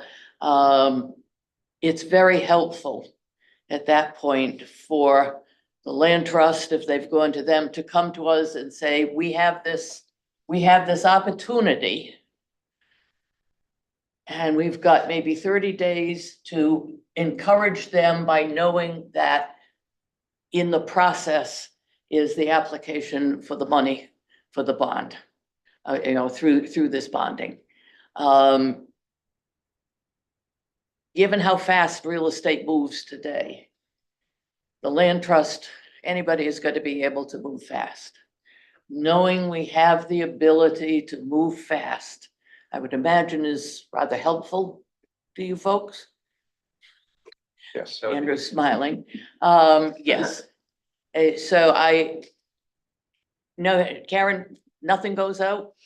It's just that we know we have a line of credit. And developers know that that possibility of a line of credit is out there, or a landowner. And therefore it's worthwhile talking with Andrew. It's worthwhile dealing with the Parks and Conservation Land Board. Because if we say this works, if we say this is important, this piece of land is important to the town, if we complete all of our evaluation on it and take it to you folks, they know that there's an opportunity that they can put their land into conservation and Scarborough can get closer to 30 by 30. Councillor Hamel. I probably known more for my no votes than I am for a yes vote. But on this one, the one thing that's missing for me, and I've seen the emails, believe me, and I've tried answering a couple of them. And I tried answering a couple of them by asking, well, this is good, but how about this idea to improve your chances at the polls? Okay, this is a two-step process. Our job is to decide if it should go to the voters. The ultimate deciders, the ultimate buyers aren't, I get one of those votes, but our track record has not been great lately, putting things out, out for a vote. So my appeal to you is, I think that you could improve your chances by acknowledging the points that people are making and the fact that we realize that the need is there and we support it completely. However, we're giving you potentially a lot of money, okay? And it's not our money, it's the money from people in town. And, I don't want to be a predictor, but there are indicators that the economic situation is changing, okay? A lot of people haven't received their tax bills yet. They will have received them by the time they need to decide on this. So you could be in an environment where they're not willing to vote in favor of anything. So my only appeal to you is that I think that if this does go forward, which is likely to do, you I think would be well served to thinking about ways now before it goes to ballot of improving your chances by saying we're going to make a commitment, no matter the fact you're going to give us this whole amount of money, we're going to commit to a third that will be devoted to other sources, grants, and you mentioned the other things as well, in terms of private funding. So that is my appeal and my suggestion tactically and my hope. But there is such an expression as selling beyond the close, and I'm afraid that we're, maybe at that point. Councillor Cushing. I know, I'm sorry, Doug had his hand up, and I don't want him to get lost. Let's answer them. Okay. Are you? No, she wasn't. Oh, you want? Okay, well, it wasn't really a question, I understand. I wanted, as we close this out, I was hoping that I could leave you with a more simple thought about what's going on with this. We are looking at 6 million as being a significant cost. And people have explained the fact that that money is not going out the door. We're not issuing a bond and then spending it. You all understand that. It may not be spent. I hope it will be if we have that authorization, but it may not be. We have to have properties come to us, come to the land trust, come to us in order to get your approval on it. So there's a cost and a value. Looking at 6 million. 6 million is 2.4 times the last land bond of 2.5 million. Looking at Broadturn Farm, which was purchased by the Land Trust in 2004, And Silverbrook Preserve that was purchased just recent, well, it's being purchased. You approved it just recently, most recent approval. We went from 6,300 an acre to 13.5. That's 214% higher. So it's a 2.1% increase in the cost per acre on those two properties. And we're looking at a 2.4 increase in the amount of the bonding authority. Now, once again, that's bonding authority. It's not necessarily going to be spent. So there's a, that's the cost piece. Now, the value piece, this has been mentioned, but I just wanted to reiterate it. We are talking about potentially, and this ties into what you said, Don, if we can maintain our ability to get public and private funding at roughly the same ratios we've been seeing, which we'd certainly hope to, can't guarantee it, but we'd hope to, we could be looking at not 6 million in purchasing power, but 23 million. That's when you take 6 million is 35% of X, right? So there's a real value potentially in terms of being able to move towards 30 by 30 goal, which we just also heard could be in the $28 million range. And that's using a conservative cost per acre number, honestly. So, 28 is not the high end, it's not the low end. Thank you. Councilor Cushing. Thank you. Rachel, I wanted to follow up on your point about the line of credit. And what the voters need to understand is just like in your home, when you take out a line of credit, you affect your credit rating, you affect your borrowing capacity. That portion of the discussion has sort of been silent. At this point, I really don't know how this impacts our overall borrowing capacity, particularly as we come into other competing priorities like schools and the like. I think that the other thing that gets lost in this is what exactly is our role, given that our townspeople have a charter that says this stuff has to come out to them. So should we be acting on the worthiness of this, or should we be acting on whether it is responsible? Meaning, does this come to us in a shape or form cooked enough so that it is worthy of the voters' consideration up or down? So is it financially responsible? I think it is. Is it going to impact us, impact the town in other negative ways? I don't think it is. So at that point, we say, well, voters, okay, it's, you get to set these priorities. And when you sit there, you can see that there are other priorities on that same ballot. There are body cameras, which we just heard about. There's a fire truck, which we just heard about. And in addition to that, there's a land bond. And so if you're sitting there with your checkbook looking at your borrowing capacity, then we are giving the voters an opportunity to kind of set those priorities. That is, in fact, what we're doing here. How we individually feel about the land bond is a secondary question. And I would maintain that this council answer that secondary question and at some point during these discussions go on record as saying, do we actually support the passage of the land bond? It's interesting to me that if we refuse to give the voters the opportunity, why would we be doing it? Because it's fiscally irresponsible, because we don't like the goals, et cetera, et cetera.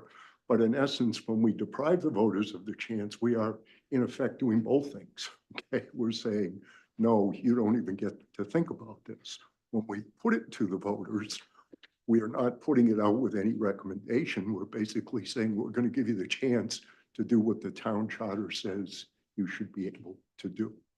So I just want to make that clear because we've heard tons of conversations about what a great thing the conservation is and sustainability is and so forth. And frankly, I agree with all of it. But I'm also a fan of making sure that people understand exactly what it is we're doing up here when. And what we're doing is voting to use our borrowing capacity, tie up a portion of it for future. And we're saying, okay, we think that is well cooked enough, well thought out enough to give the voters a chance to view it through their lens and their priorities. Thank you. Counselor Katarina, I'm going to give you the last stab at this. This is, we're at 7:05. We're already past our initial meeting, so. I'm gonna pass until this comes up I'll On the- speak to it when It it's will be on our the- agenda this evening, correct? Can I just, Briefly. I believe at our last meeting, Norm was asked that question about the bond ratings. And correct, I don't want to put words in his mouth, but because I was sitting right next to him, pretty much sure I heard him say that it was negligible, that the effect of a $6 million on our borrowing capacity was negligible. I think. Correct me if I'm wrong. I think you're right, Suzanne. Yeah, I okay, recall thank you. Hearing that since I was Okay. a member of the finance committee, but Okay. that is exactly my point. Okay, about okay. We pushed it forward in the finance committee, forgive my short memory, because in my view, we answered that question. It Okay, wasn't good. going to be adversely impacted. Okay. So voters, you figure it out, and Okay. you All right, promote it as best you can. okay, thanks. I want to thank you for all attending this evening. Given this opportunity, we'll probably see most of you, some of you a little later in the evening when it shows back up on the regular town council agenda. So with that, I'm going to adjourn the workshop. I'm going to take a 5-minute recess before we convene our regularly scheduled meeting. And for everyone that's been patiently waiting for that, thank you for understanding. We ran a little long during workshop.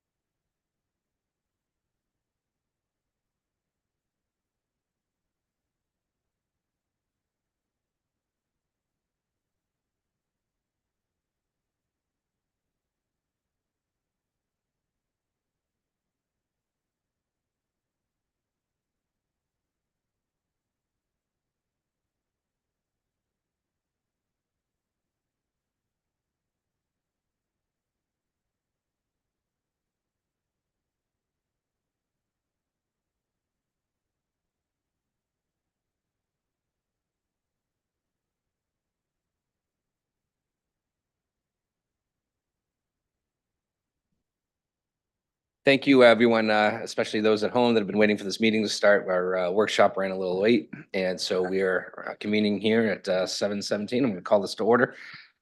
First order of business is the Pledge of Allegiance. If you join me, please rise. Pledge allegiance to the flag of the United States of America and to the republic for which it stands, one nation, under God, indivisible, with liberty and justice for all. And for the record, this is the January 17th, 2000. I'm sorry, it's not January at all. Fast forwarding already. Sorry for the lapse there. July. I've just proved I'm not completely Ron Burgundy up here, and this is the July 17th, 2024 Town of Scarborough Town Council meeting this evening. Tody, could you call the roll for us? Just think of cooler weather. I will. Counselor Seider? Here. Counselor Cushing? Here. Counselor Shu? Here. Counselor Anderson? Here. Counselor Hamel? Here. Counselor Katarina? Here. And Chairman McGee? Here. All present. Thank you very much. We did have the workshop, and I know there were a few people here that were looking to do a quick public comment on those 3 bond questions. I know they appear later in our agenda, but as a courtesy, as part of this general public comment section, I'd like to invite you to speak on that. I know some people in the room were here for that, had some obligations and needed to go, and we'd love to hear from you. So as part of the general public comment period, if you needed to talk about any of those bonds that we just saw, you're welcome to do that during the general public comment period. As a reminder for general public comments, you're limited to 3 minutes. We want you to be respectful at all times. Please address any questions to through the chair, and no personal attacks. Let's keep it peaceful in here. We're here to solve problems, right? We're here to listen, solve problems. Let's do this. All right, we got it. Come on up. All right, that was easy. No, it's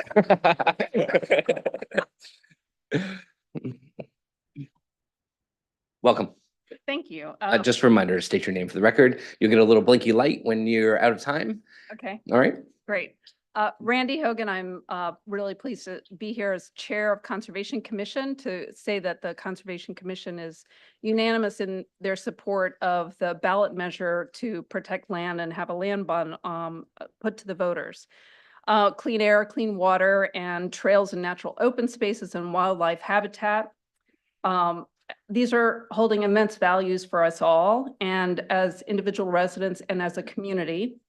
It's in the air we breathe, the water we drink, and the food that we eat. It all comes from nature. And we know studies have shown that spending time in nature helps us de-stress and contributes to our mental health. Protecting land keeps us healthy physically and mentally. We're a town that's growing rapidly, as we know, and it's really critical that we protect land for public enjoyment, enable all of us and future generations to access the benefits of spending time outdoors, and prepare for additional impacts of extreme weather events. It costs us very little to have this land bond out there individually as taxpayers, but the benefit to our economy through hiking, biking, fishing, and outdoor recreation is significant. So the Conservation Commission is unanimous in our support of this ballot measure. You've heard from individual members of the commission, and I'm proud to say that to represent them tonight with these remarks. It's a critical tool, and we really urge you to pass this tonight, and we thank you for your leadership. Thank you, Ms. Hogan. Welcome, Ms. Hamilton. Denise Hamilton, 2 Rod Road here in Scarborough. As most know, especially council, it can take months, if not years, for an ordinance to go through the entire process, from planning to ordinance to town council, public hearings, and final approval. For example, the marijuana ordinance and subsequent moratorium. My husband, neighbors, and myself are perplexed how a very preliminary idea from long-range planning of the light industrial district dated September 28, 2012, presented to the residents, made it through the entire process and adopted in 90 days. According to my neighbors, as my husband and I had not taken ownership of this family home at that time, this preliminary draft was the only communication to them. One of our neighbors, Richard Pelton, who was the first home on 2 Rod Road, has mentioned in previous meetings that he attended the meeting that this proposal was discussed and presented.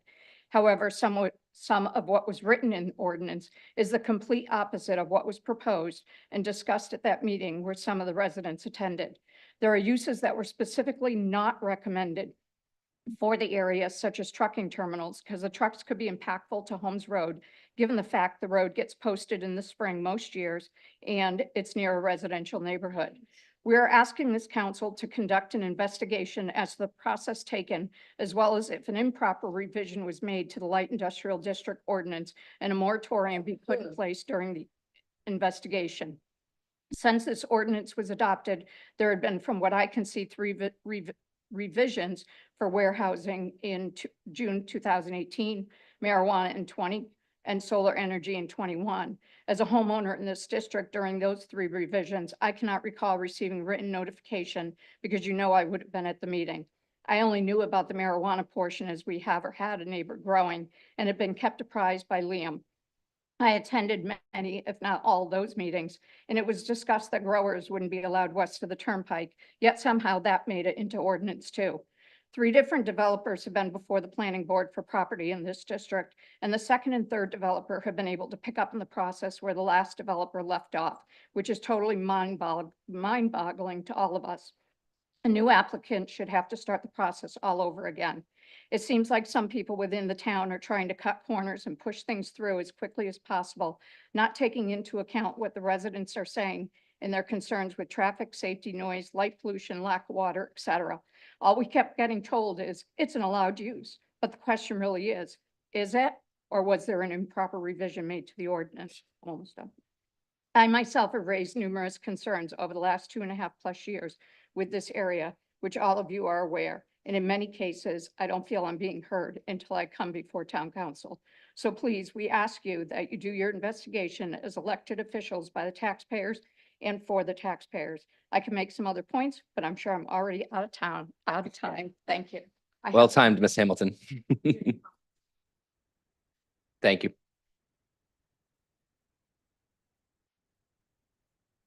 Mr. Moody Roberts, welcome back. Thank you. My name is Donis Moody Roberts. I'm a resident of 38 County Road. There's a few things I want to touch on today. First is to thank Tom Hall for,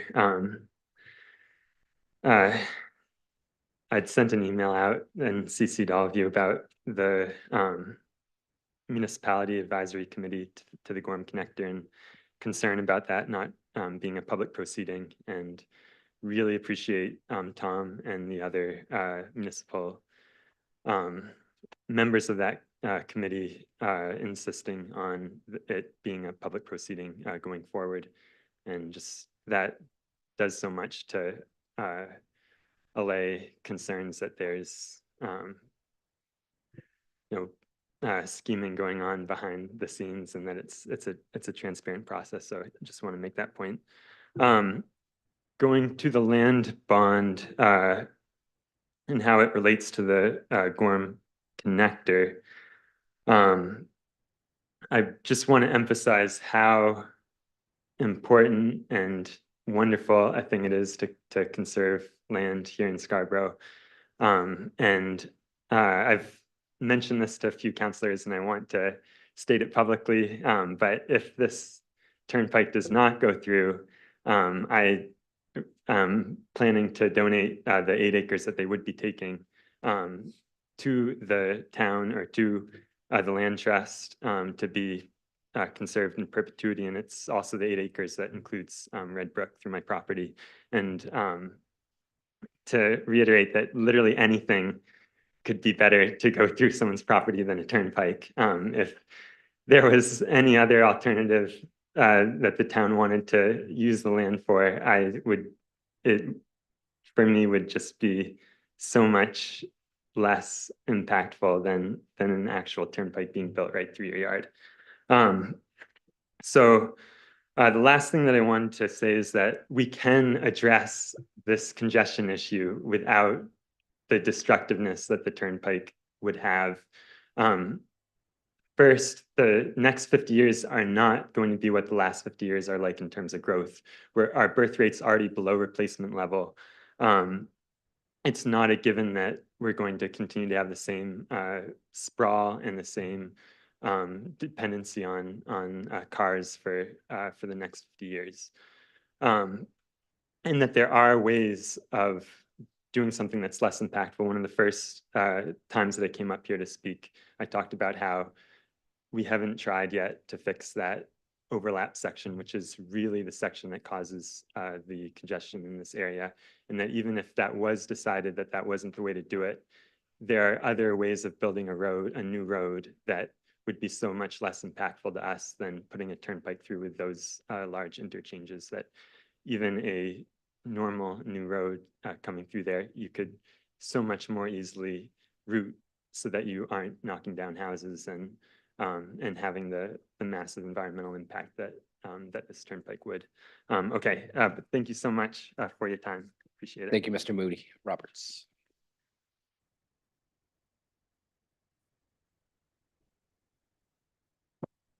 Good evening, everyone. My name is Cressy Maurer, and I'm a former Friends of Scarborough Marsh Board member, and I do currently work for the Scarborough Land Trust as their Marsh Program Coordinator.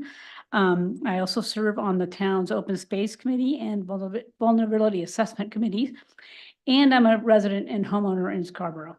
I just wanted to express my support for the land bond. I'm very proud of the fact I live in the first community in Maine to adopt a 30 by 30 goal. And I believe that this land bond is really critical for us to be able to achieve that goal. And as a tool, we need a lot of tools in our tool belt, and it's a critical one because it's one that allows us to bring together state, federal, local funding with private funding, and to sort of build those partnerships so that we can meet this goal. So I just wanted to end with that, and thank you very much. Thank you.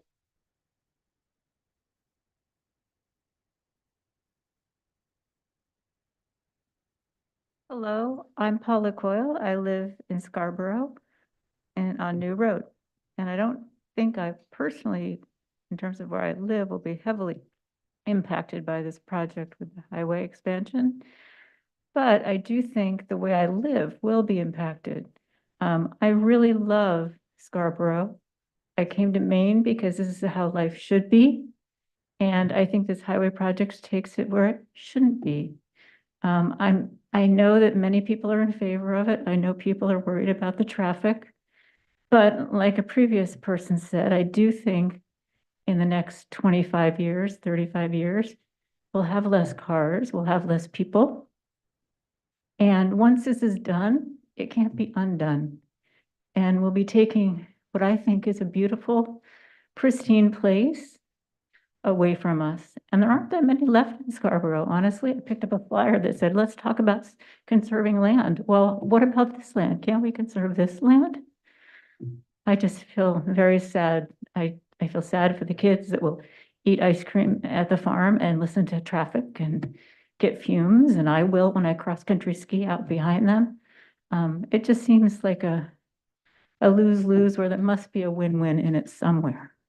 So I implore you to look at options and try to find something that will solve the immediate problem, but not make a permanent problem. Thank you. Thank you. Welcome, Mr. Hebert. Hi, good evening. My name is James Hebert and I live at 5 Victory Lane. And I am here this evening to implore upon you to come to a resolution on the impact fee ordinance this evening and move it along its proper steps to support town staff in collecting these impact fees from prospective businesses. This significant development ongoing in the town, especially in and around the Payne Road, and I would ask the town council to vote in consensus this evening that will yield the best financial return to the town in order to capture as much of these costs needed to support new infrastructure improvements that are desperately needed. Thank you all for your volunteerism. Thank you.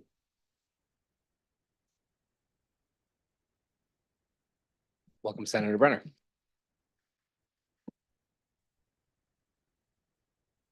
Chairman McGee and esteemed members of the Scarborough Town Council, thank you for your service to the town of Scarborough. My name is Stacy Brenner. I live at 388 Broad Turn Road.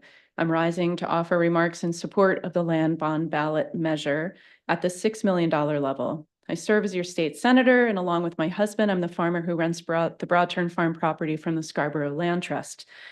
I'm also the senior advisor for land access for Maine Farmland Trust, which is a statewide agricultural land trust with a mission to support farmers, protect farmland, and advance the future of farming in Maine. While all of these roles inform my understanding of land conservation, I'd like to specifically focus on the effect of farmland protection as it relates to economic development for the region. Over the last 18 years at Broadturn Farm alone, we've grown farmers through our internship program as mentors and as active contributing members of Maine's agricultural community. We pay payroll and income taxes to the state, and we have 5 year-round full-time salaried positions, and seasonally we employ an average of 8 to 10 additional people. As first-generation farmers coming to Maine in 2002, we were not in a financial position to purchase farmland. There was no farmland for us to inherit from our family, and we arrived with a mountain of student loan debt. This is not a unique story. I field inquiries every day from folks just like me. The quandary new farmers face is the development of their business initially starts with the search for land, and the capital-intensive nature of the business of farming is further complicated by a funding landscape for new farmers. The most common source of capital for farmers is through the USDA's Farm Service Agency, or FSA, program. The FSA does not write loans without 3 to 5 years worth of business records, and you can't get those business records without the land. Novel and replicable models of land access like the one at Broadturn Farm allow first-generation farmers affordable, secure tenancy to make investments in the land and infrastructure that encourage the development of farm business with the potential to thrive. In addition to my business, the land at the farm has also supported a number of other businesses. For the last 17 years of our tenure, the Snell family farm in Buxton has utilized 15 acres for crops, vegetable production primarily across the street. 5 acres is leased to Omosombo Katuka and his wife Poya. They're new American farmers from the Congo. For the last 5 years, they've grown culturally important crops for their community in Lewiston, Auburn. They commute an hour to access the land here, as they have, until recently, not been successful in locating a safe and secure location for their business. Old Wells Farm, based in Leamington, also stewards a number of acres for vegetable production and utilizes infrastructure at the farm for their vegetable CSA distribution to customers. One of the 3 owner-operators of this business spent many years working for us. And Andy Townsend of Buxton has been cutting hay at the farm for the last 18 seasons. Why do I tell you all this? To illustrate that land conservation benefits are grand in the scheme of what they can offer a community and a state. Protection of farmland is one tool that communities have to secure a future for farming locally. Unlike a hair salon or an accounting business, you cannot operate a farm anywhere, and once you lose farmland, it is not something that you can reclaim. You can't get it back. Fresh agricultural products have a very limited profit margin. Our costs this year alone are up 12%, and I'm sure that all of you have read about the closing of Maxwell's in Cape Elizabeth. One shining light in the Maxwell story is that just some of their land that they have been stewarding is protected, meaning that there can be another farm operator on that land at some point in the future. Farming could potentially happen there in perpetuity. I also want to put a fine point on the potential for working agriculture and public access to share space. The best way to encourage lifetime support of Maine's farm economy is to expose the public of the work and the beauty of farming.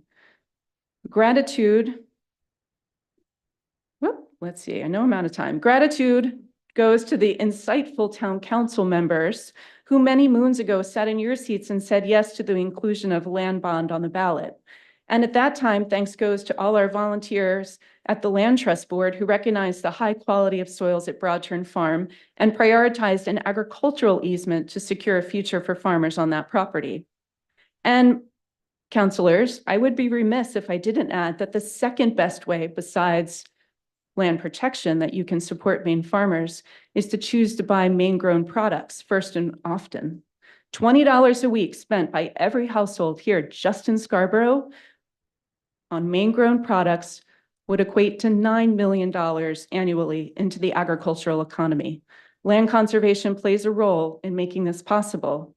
If we want to engage in the long story of supporting food security, land access, and an agricultural economy here in Scarborough, One tool is through support of this proposed land bond. I'm happy to answer questions.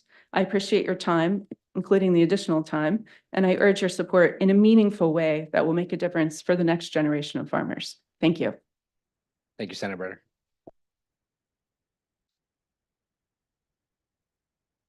Mr. Shannon, welcome. Mike Shannon, 10 Snow Canning, and no, I'm not lost or confused, although I am not prepared to talk about it.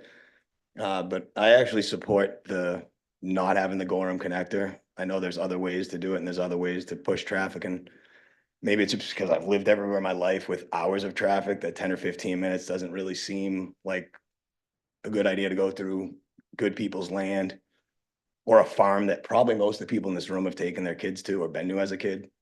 That just seems pretty wrong to me. So I support shutting down the connector. Thank you, Mr. Shannon. Ms. Hamel, welcome. Thank you. I'm Sue Hamill, Bay Street in Pine Point. And I'm here today because I support the Scarborough Land Trust.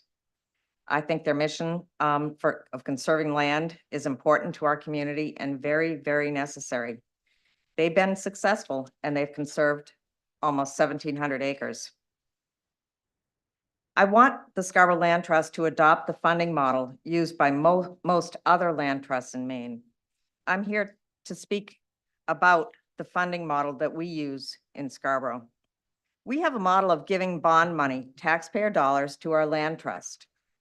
This is an uncommon model in Maine where almost all land trusts, and there are probably 75 local land trusts, raise money from private donors and receive grants from various entities.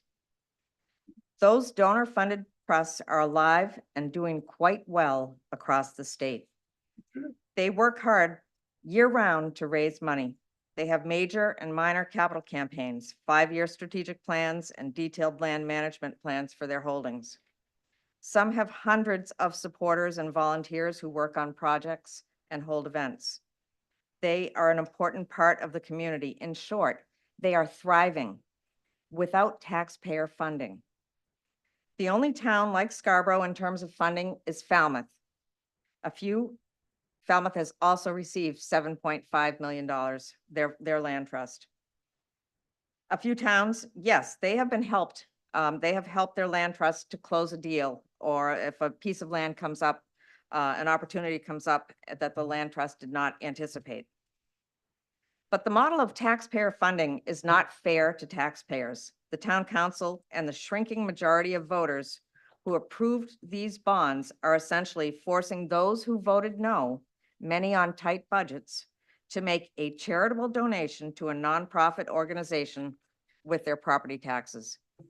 And those no voters are increasing in numbers. The first bond in 2001 passed with 75%. The subsequent bonds passed with smaller majorities until the most recent one received 58%.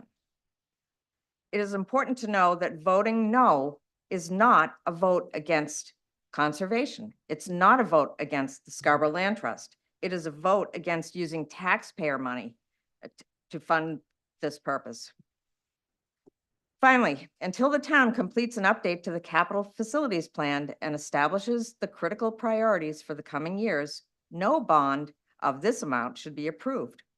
We know the school project is coming, and right behind that, a community center. The $7.5 million that we've provided to the land trust is $11 million with interest.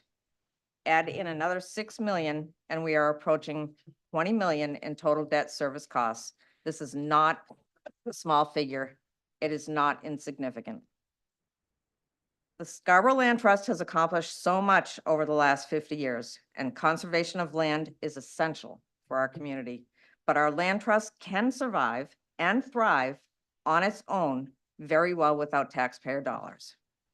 Thank you, Ms. Hamel.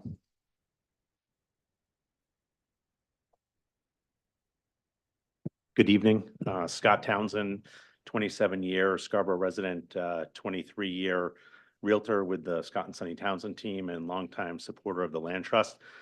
2 points that I wanted to make this evening. I know it's a long evening for you guys.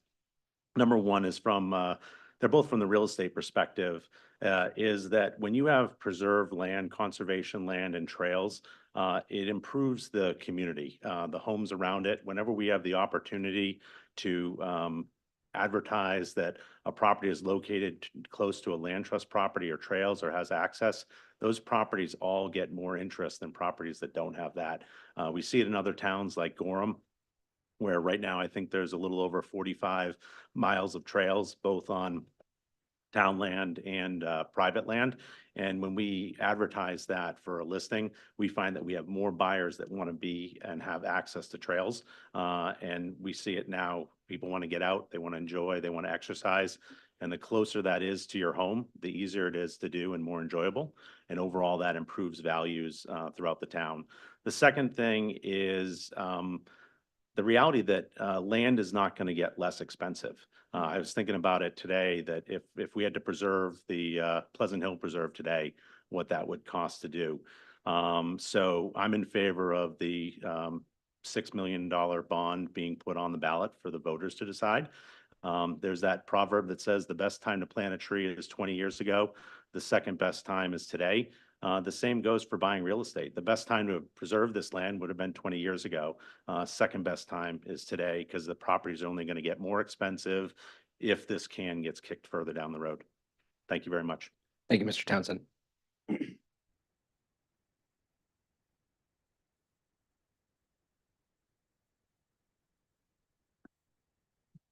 Hi, Tim Lambert, Iris Drive, Scarborough.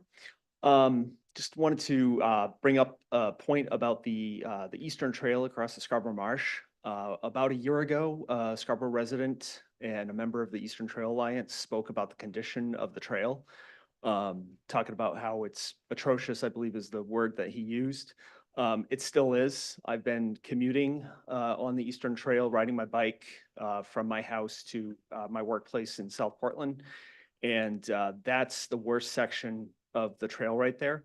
It's a very high traffic area. It's probably the most popular section of trail in the state of Maine, East Coast Greenway in the state of Maine. So it's a huge tourist draw. So we really should focus on, maintaining that as well as we maintain any other roads. The other thing I want to talk about, it would be the Gorham connector. Back in February 21st, the MTA came up here and the spokesperson for the MTA stated that we would be following a public process prescribed by the MTA with the first public meeting held March 25th in Gorham, which it was, a second meeting held in Scarborough in the month of May, which it was not, and a third meeting held in Westbrook in the month of June, which it was not. It is now July 17th. The meeting that was proposed for July 24th, as far as I know, is not happening. So they have completely deviated from their prescribed public process. And the council has said that you would follow the public process before coming up with a resolution to either support or not support the Gorham connector. But it just feels to a lot of people, myself included, like time is running out. We know that they want to get their permits applications submitted. And so we would really appreciate it if the council would take a stand one way or another. There's tons of talk tonight, obviously, about conserving land. And Senator Brenner was here talking about the importance of farmland and mentioned, how Maxwell's had to close because of the pressure. We obviously don't want to take farmland away from Smiling Hill Farm because of, all these pressures that are on farmers, everything that makes it difficult for them to farm. So I would really hope that, and the other thing I wanted to mention too was a couple weeks ago, there was talk about the Cabela's parking lot preserve and what a heat sink that is. And could this person who's proposing a hotel somehow add more green space? And I just want to mention that, with all this pavement on this 4.5 mile stretch of road, that's like adding 2 more Cabela's worth of pavement to the area. And as you all know, from going outside over the last couple of weeks, it's not getting any cooler out there. And these heat waves, the stretches of heat are getting much longer. So thank you for. Thank you, Mr. Lambert.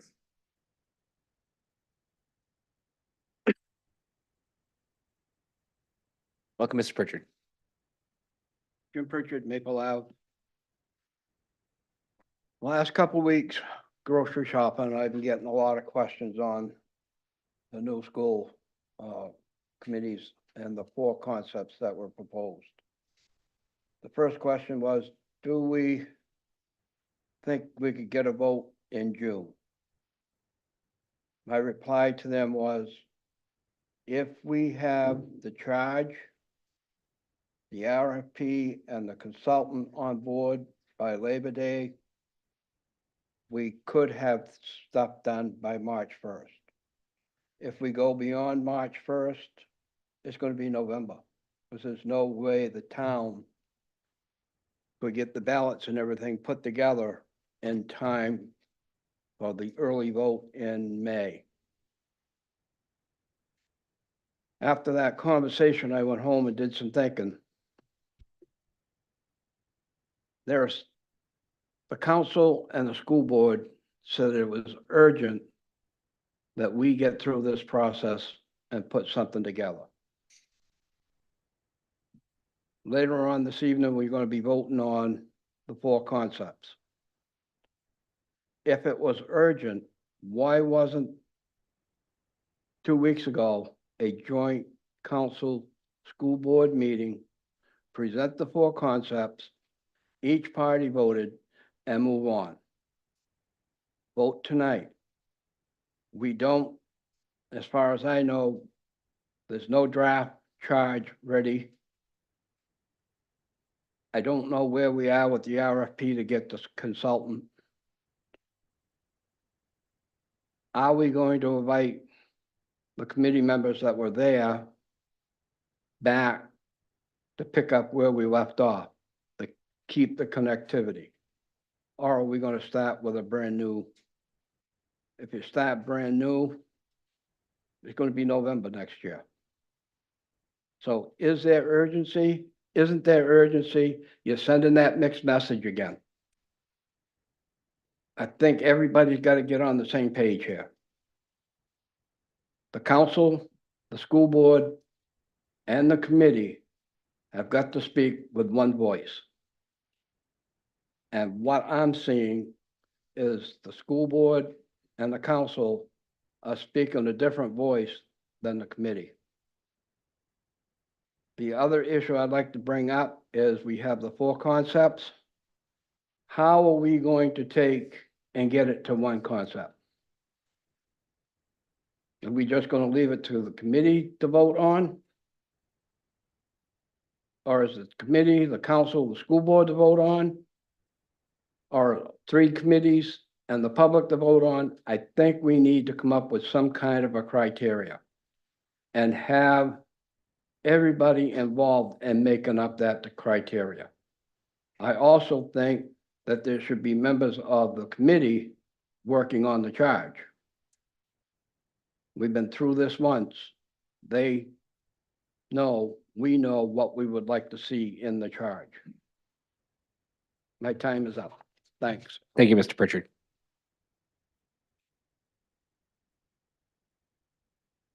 Any other public comment? Liam, we have anyone online? All right. Seeing that, I'm going to close public comment. Thank you all for your comments this evening. Taking some notes, and I'll be reaching back out on a couple of the things, all right? Next is the minutes, June 26, 2024. Is there a motion to approve? So moved. Second, anyone? Second. Discussion? All in favor? Sure, that's unanimous. Thank you very much. Any adjustments to the agenda this evening? No? Okay. Treasurer's warrants were signed earlier by me. Town manager's report. This is going to be an exciting one. We have 2 guest Yes, we speakers do. on top of Tom's usual report, so. Yeah, I'll apologize in advance for that. We do have a full meeting this evening and of course a workshop before, so I'll be brief in my comments and yield my time to two members of staff to provide specific updates to you. Just I want to call out the fact that staff is very busy working with a number of different citizen committees on an open space plan, vulnerability assessment, and our transportation plan. We do have a couple of upcoming meetings I want to make you aware of. July 25th, there's a public meeting for the open space plan, and the vulnerability group is convening a meeting on August 7th. I know that was topics in our recent newsletter, and I believe there'll be some other publicity around those. Transportation plan, stay tuned. We'll be getting a draft report late summer, and we'll be engaging the public sometime in the fall. So just be aware that things are moving in that regard. Our collective bargaining process, we do have 4 agreements that are open. At this point, we essentially have tentative agreements with 2 of them. 2 others are still in process. We would like to engage the council to give you a detailed update. And at this point, we're focusing on August 7th. That would be a special meeting of council. So I just want to kind of make you aware of that generally. Maple Avenue traffic calming, the council will recall some months back, that was the subject of a lot of conversation from the podium. And this council passed a policy that we've been following. About 5 weeks ago, there was a temporary speed table installed on Maple Avenue. And we were able to do speed studies before that installation, and now since. There's been a notable reduction in speed, which is very good news. I know the town-led committee will be meeting, I think, later this week. Is that right? Yeah. Already met, apparently, which is part of the process and the procedure. And then for the permanent installation to be considered, there does need to be a majority express interest in the neighborhood. So I just want to report that that process is moving forward. And just this week, we had another resident inquire about another section of road, and we've encouraged that resident to go through the process, which they have. With respect to the Eastern Trail project, this is the Close the Gap. Just today, I received a signed deed from CSX, so hooray. And I've talked to the finance director. We also have agreed with them on the final compensation, so we'll be cutting a check to them. So at this point, the next step would be to actually bid the project out. So very exciting, and I'll continue to keep you updated. The Gorham Connector project, as was mentioned, we had a couple of dates in late July we're looking at. First was the 18th and then the 24th. At this point, I do not have a date to advise. I have a standing offer to the MTA that we would like to be the host of the next session. The best news I can, or the best update I can provide is that with the announced retirement of the executive director, I think the new interim director needs a little time to kind of get his bearings, frankly. And I do expect that they have full intentions on getting back on track. So I apologize for the delay. I'm not aware that there's anything other than scheduling and now some internal logistic challenges they're having. Nomination papers are available starting August 7th. And just a reminder, we do have 3 council seats. 2 of them are 2 3-year terms. And then 1 will be a special election to fill the remainder of a vacated term. Sanitary district will be 2 3-year seats open, and the Board of Education will have a special election to fill the remainder of an existing term as well. Those papers are due back by September 4th. It's amazing how it creeps up on us every year so early, it seems. And then, as I alluded to earlier, I've met with council leadership, and tentatively we're considering a special meeting on August 7th, purpose of which would be for the council to do a quick little check-in, kind of mid-year goals review, then to go into an executive session for an update on the collective bargaining agreements. And there's also consideration of a council corner live event that evening, focused specifically on the land bond. With that, Mr. Chairman, I'd like to yield my time to Norma Kildow, provide a quarterly financial report, and that will be followed by Autumn Spear, Planning Director, doing first annual rate of growth report. Thank you, Tom. Would it be appropriate, though, to ask council for questions on anything that Tom's gone over at this stage? Not so fast. All right. Yeah, Council Hamlin. I think I have a couple of questions for some of the topics that Tom raised, but I think I'll defer those until the other speakers come up on those topics. Okay. But they have to do with some planning board issues and also vulnerability. Okay. Norman, Good welcome. evening. This is the regular quarterly reporting, and we have now completed the fiscal year. So this is a preliminary look at fiscal '24. As I've said in my summary, we are turning the page into the process of preparing for the audit. So the numbers in the report are not quite finished, but the running theme for this report is revenues, for the most part, exceeded estimates, and expenditures we held the line on expenditures and for the most part came in under budget. So at this point, we have a budget surplus for the year, and I fully expect that we'll hold that through the audit. So with that, just some quick review. On the revenue side, our collections are 102.6% of what we estimated. We've got a couple of factors that are driving that. Our property taxes came in at a fraction above 100%, and that's when you have a parcel that was previously off the tax roll and comes on, and you collect that, we're going to get more than what we estimated. So that's what creates that situation. We did very well on the excise tax front this year. We outperformed our estimate dramatically, and on the investment income front this year, we finished the last fiscal year with several rate hikes from the Fed, and we actually had another one at the beginning of this fiscal year.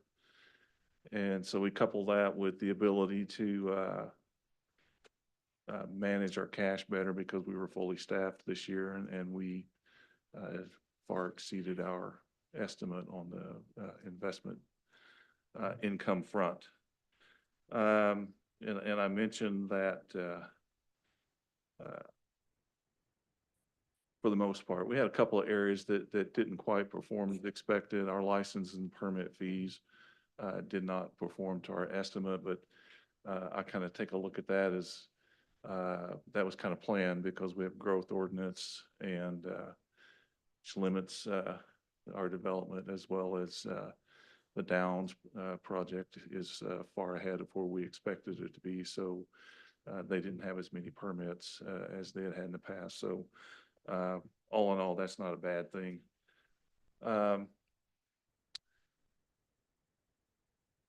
In your packet on the detailed schedules, I've highlighted some areas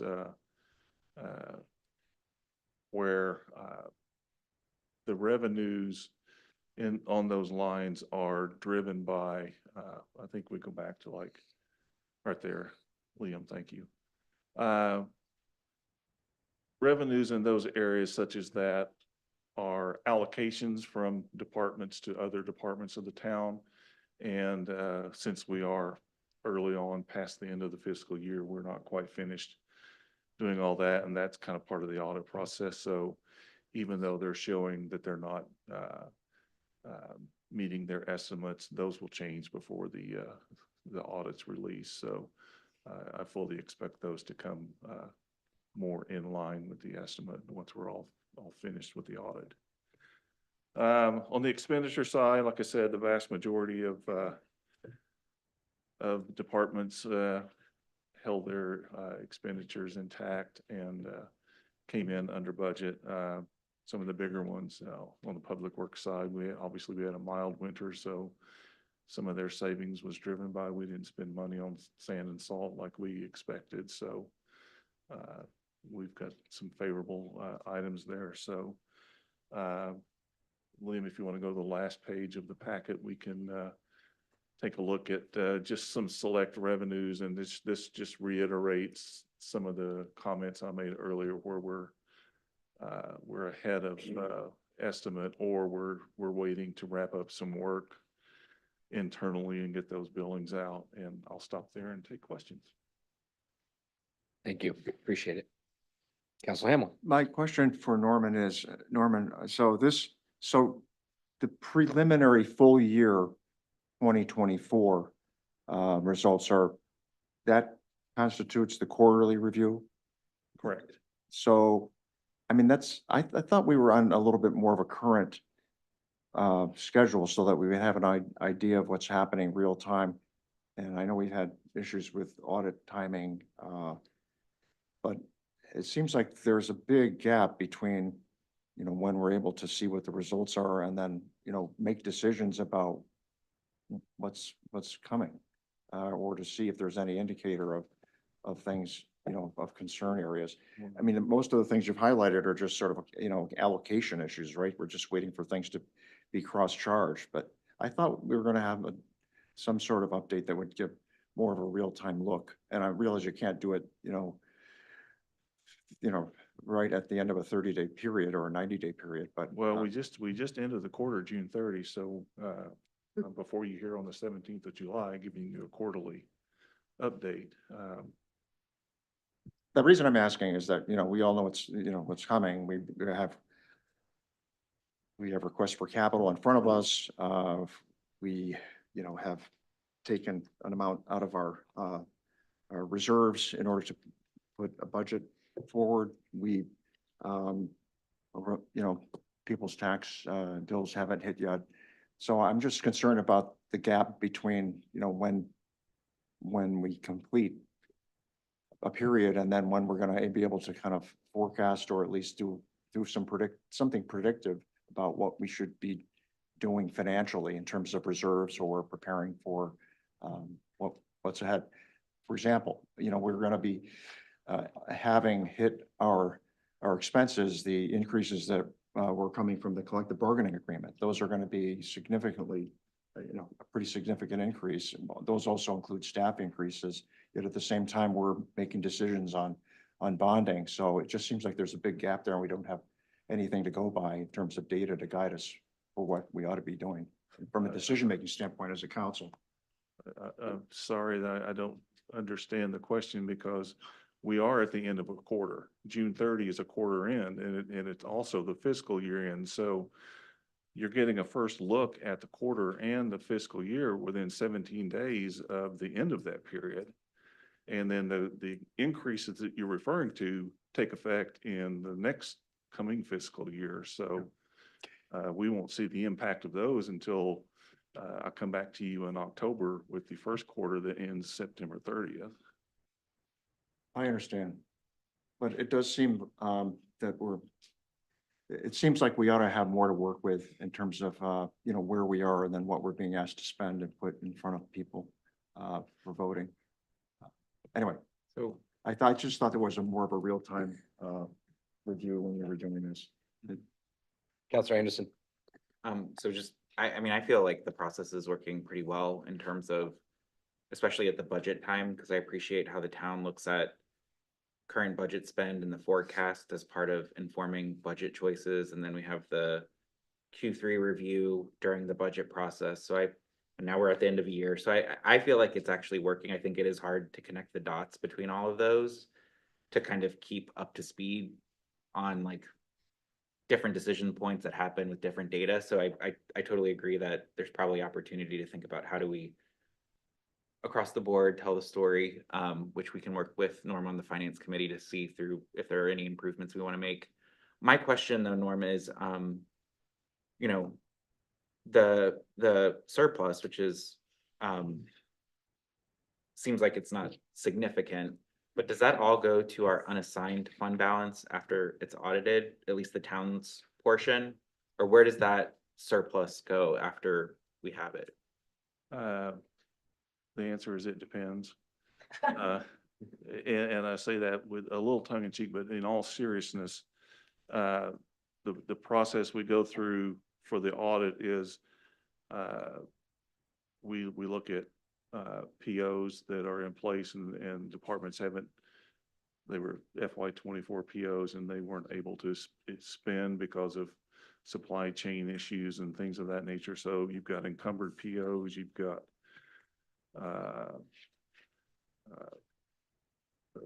the accrued sick and vacation expense that you expect to pay out next year. That so there's some assignment and commitment, you know, those categories of fund balance. Once we make and assign those and figure out what that number is, yes, what's left over goes to unassigned. And there's a high likelihood that a lot of this will go to the unassigned. Okay. One final point, if I may, just the other thing I think we talked about before was key metrics, you know, how are we doing? What's our fiscal health like? Things like debt to equity ratio, those kinds of things. Those numbers for us have been traditionally very high. They could be going much higher in a period of time where we are having incredible inflation and other pressures, even though we're showing economic expansion. So at some point, I'd like to have a more in-depth discussion perhaps with you offline, or get some ideas from other counselors about, you know, way we could look at those things. Just to add, one of the things that the finance committee is going through right now is revisiting our financial and fiscal policy. And so I think those conversations will be happening at the finance committee level, and there is a plan at the end of this council to bring all the recommendations that the finance committee is proposing, which I think in the last meeting, there was a lot of interest, especially by Councilor Cushing, to further dig into the key metrics of fiscal health and make sure that it's all balanced with where we want to go. So I totally foresee the finance committee at some point by the end of this council bringing forward recommendations for discussion where we can have a broader in-depth review, or anybody's welcome to participate in the finance committee meeting to help have those conversations as well. Thank you, Councilor Anderson. Norma, we got one question. Investment interest just seems, can you explain that deviation? I mean, we made a lot of money versus what was projected. Do we not expend some money that started accumulating interest? Couple of years, finance department has been seriously understaffed and has not had the bandwidth to manage its available cash to the best of its abilities.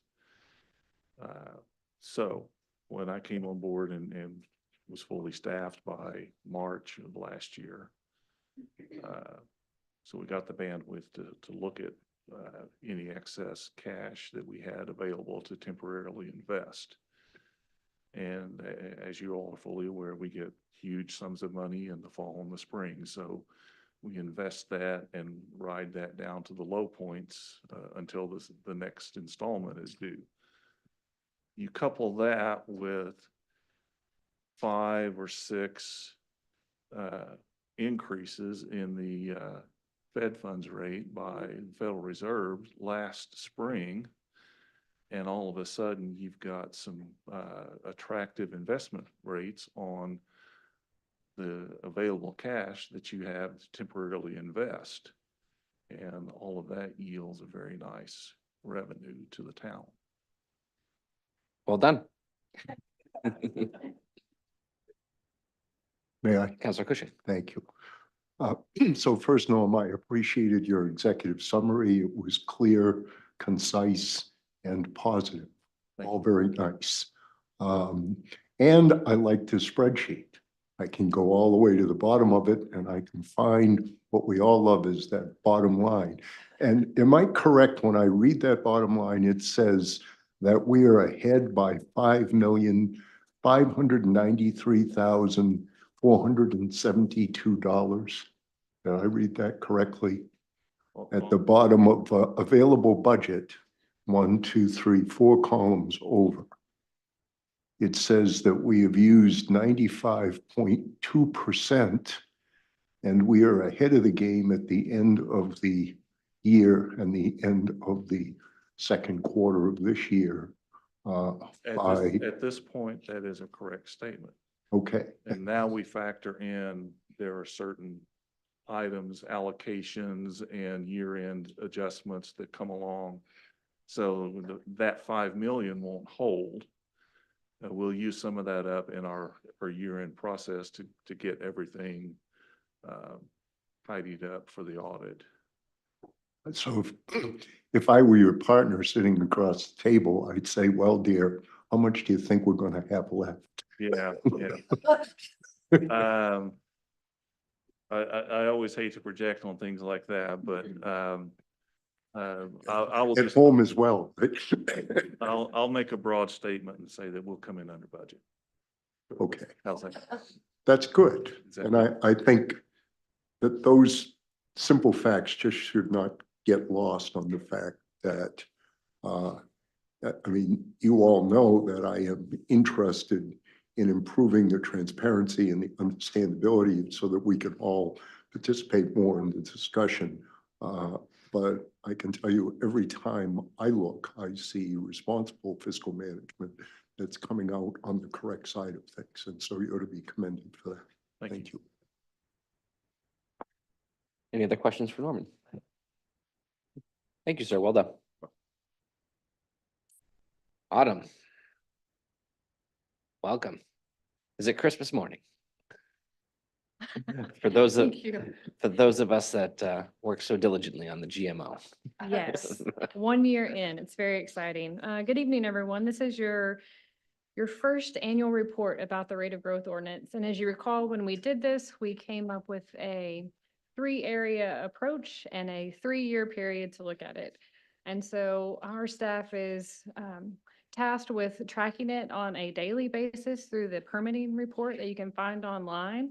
And then we're tasked with this annual report, and you all are tasked next year for a biennial review. And so we'll take a look at where we are and where we want to be moving forward. Just to get into the report, and Liam, you may want to pull it up. I've just given you the information about the 3 areas, and then some items to note. Area 1 is our rural farming area, our R2, R3, R4. So it's the majority of our community. This area is limited to 25 growth permits per year, and it automatically renews each July. So we used all of these. We also used our extra 5 that the code enforcement officer can allow for non-subdivisions. And we had 6 in the queue on July 1. So I'm already down to 19 as of when I created this. So I suspect that we will continue to be out of those. I have a couple of new subdivisions that were approved last year that will fall into this category. And so depending on their timing and build out, the remaining 19 will be used fairly quickly. We do, what I didn't mention in this, and part of this also, we talked about creating some metrics. So I'd like to use this initial report. Maybe there are questions or concerns that you all may have, and I can capture that and create some metrics to start tracking. One thing of interest to note, we have these 25, but only 8 COs have been issued. So there's quite some lag time, 6 to 8 months for single family and even greater for multifamily. So that's important to note. We issued these, but there are not people living in all of them yet. So the next one is area 2. This is really our growth areas in town. It's our town and village center districts, our village residential, Highest Parkway, T&D. Now, what's different about this area versus the first area, these areas typically require site plan approval. And so you can get your growth permits allocated at site plan or building permit. And so this area has 210 available every 3 years. There's a 35% maximum for 3 or more bedroom units, and there's a 50% common scheme. We've used 69 of these. 21 of those were 3-bedroom, so we have 141 left. And then I've just added some notes. In August, we had quite a rush. 17 of those were Pinecrest, filling up those that she has allowed. And then we had Dunstan Crossing and Highland Avenue in February. And then the Muzzy Road Apartments, their final 24. But again, we've only had 14 COs issued for these permits. So the next one is our 3rd growth area. It's the Crossroads Plan Development District. And this one is allowed 400 every 3 years. They have used 198, 10 3-bedrooms. So they have 202 left. We have the mixed use lot 1 project That was prior to the ordinance. No activity has been made on that one. That is our lot that's right there at the corner of the town center for Scarborough Downs and Market Street. The road construction that you've all seen. No building permits have been pulled on that one yet. The Parker is lot 7. Those are 60 units that have been approved through building permit. That's the development that you're seeing under construction right now when you drive out there. And then the cross street condos are also under construction, and that's 96 units that were approved. So we have building permits for those, but no COs have been issued for any of these projects. And then finally, we have the affordable and workforce housing pool.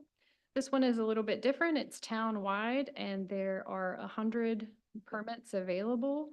And the council has the ability to replenish those if there becomes a need or if it comes over at 50%. So 51 of those have been used through the site plan approval for 3i Home. They actually have received an extension of their site plan approval, so we suspect that they will be under construction next year. So we still have 49 of those. And just a summary of this table for those of you that like words and charts. This is another way to view it in a table format. I think the real meat of it is we have 452 left for the next 24 months, and we have 253 remaining 3 bedrooms that can be constructed. So that's where we are right now. And I'm happy to answer any questions or take any suggestions for metrics that you all would like to see included for the next time.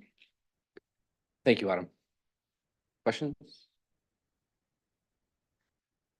So can you draw conclusions from this in terms of how are we doing? You know, is it good that we're, using up most of those units? Are there signs of slowing down? Or it looks like there's a lot of surplus in three bedrooms, I guess. So can you draw conclusions from this and say, is this positive, negative, or don't know?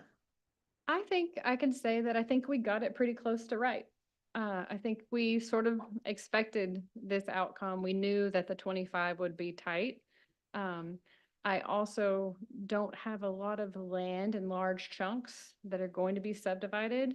There's a couple, but most of the pieces that we're seeing are very infill, 4 or 5 lots here, 5 or 6 there, and those typically fall within. So I think that number's pretty good.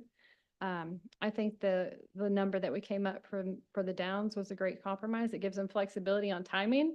You can see they haven't actually been issued any COs, so that was part of that reasoning for that 3-year period. And then the other area, the infill, I think it's pretty good too. I think we're doing all right. I know we'll run out for area 1, but people are prepared for that when they come into our office. And I just had one other question, and this ties back a little bit to I attended the planning board on Monday, and there was extensive discussion about the Federal Express facility that is planned to go in there from Presumpscot Street to a very busy part of Scarborough. So do you have anything that would indicate qualitatively that we maybe need to tap the brakes? And the reason I'm asking is from a traffic standpoint, and the numbers that I saw that were preliminary numbers for TMPs and so forth look troubling to me. And the fact that we still have a two-lane bridge that's right in the path of where we expect some of this traffic to come. When are we going to start asking some common sense questions like that about maybe, is there a time for us to really slow down? Because it seems to me we're moving pretty quickly on that. And I know that's a separate process that has its own governance. And I think the planning board is doing a yeoman's job in terms of that. But I see these, for me, are connected. And when I'm sitting in traffic, I get worried. When I see fatal accidents, I get worried. When I see an intersection that needs to be fixed right away at Muzzy Road, and yet we're pressing on as if nothing's changed. Councilor Hamel, I'm just not clear if there was a question in there for Autumn about the GMO or. It was a qualitative question to say, is there anything based on these numbers about the GMO that would suggest that we need to slow down growth in some fashion, perhaps going back to the rolling average of 144 units? I'm not sure if the the residential has anything to do with the commercial development, especially in that regard. But I will tell you that there is an item on your agenda tonight that staff would request that you move forward, and it has to do with impact fees about that very area in concern. And I think that is probably one of the most important ways that we can address the concerns for traffic. Yeah, point of information, I just want to put out that the current GMO and the growth rates are built around the state minimum that we can do legally by state statute, except I think for the exception of the affordable housing bucket that we created. So I don't think there's anything we can do necessarily today to slow down how many permits we would issue. And so what I appreciate about this report and your kind of conclusion is that it's working as designed. We're only 1 year in. I think after 2 years, we'll probably have a better sense. And then at 2 years, I think we committed to revisit the GMO, revisit things before the 3 years is up so that we can move things forward. So I think that's going to be where we're going to need to kind of take 2 years of data and say, is 25 too slow in area 1 or is it just right? You know, the purpose there was to allow for conservation, right? That's our area where we want just all the conversation we've been having tonight about conservation. This was by design to slow growth there, which I think my assumption is there's a lot of parcels out there that if the land bond passes could be eligible for conservation purposes. And so I think this was deliberate. And so at first I was thinking maybe we were too low, but you know, I think it feels right now. And so it seems like, to your point, I feel like it's working as designed. And I feel like we did the best we could to try and manage where the growth was with other policy objectives in mind. So thank you for sharing this. I think it's great. And just to kind of piggyback a little bit, excuse me, Autumn, I know you'll correct me if I misspeak here, but the area 1, which is your rural farmland, your more rural areas of Scarborough, that was, at least in my mind, that was when we started to design this thing, it was a target to make sure that that is the most desirable land in Scarborough because of its ability to be subdivided and developed and built on. So it was a conscientious effort to keep those permits low and make it harder for those larger tracts of land to be developed. So in my mind, it appears to be doing pretty well. Thank you for your presentation. Tom, that was an excellent manager's report. Thank you. Had lots of help. Our next item this evening is order number 24051. It's a public hearing and second reading on the proposed amendments to chapter 1018, the Town of Scarborough Cannabis Establishment Licensing Ordinance. Liam. Great, thank you. So just to remind the council, the proposed changes to the ordinance, really to summarize them high level, include some modest security changes, which really we got a question, or I received a question from a resident earlier this week.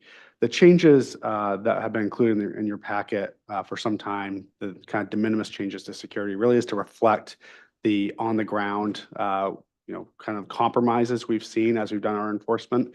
It's not intended to be overly punitive or really have any negative impact to the businesses. It's really the compromise solutions we've seen, example being glass break sensors on windows. That's an alternative to having bars over windows, which we've never enforced. And so these changes came forward to us from the police department about 12 months ago, and it's just haven't made its way through the process. So just a quick footnote on that. The other, obviously, more substantial changes we've talked about for some time were changes to Section 11, which is the enforcement process. Again, expanding the enforcement authority to the law enforcement department. And also changing the complaint process to be a sort of a number of complaints received over a period of time, and then having the code enforcement office have a period of time to go out and do a follow-up inspection. Really, this is sort of a one-to-one ratio now. So when a complaint comes into the town about any odor, a town employee will be dispatched. I know there are some questions about what our process is going to be. I'll get to an explanation on that momentarily. But it's really to try to chase down every complaint that comes into the town as opposed to waiting for a certain number of complaints to be received. And then probably the most significant change in the ordinance is to require a cannabis property registration. Again, this was seen as a an avenue to address cannabis facilities in which we receive a multitude of complaints, but they have multiple licenses. So it's also an extra level of accountability and process for cannabis property owners to kind of have some skin in the game. So that's sort of my introductory comments on these things, these changes. Just with regard to the administrative process or staff process for odor complaints, staff did meet this week.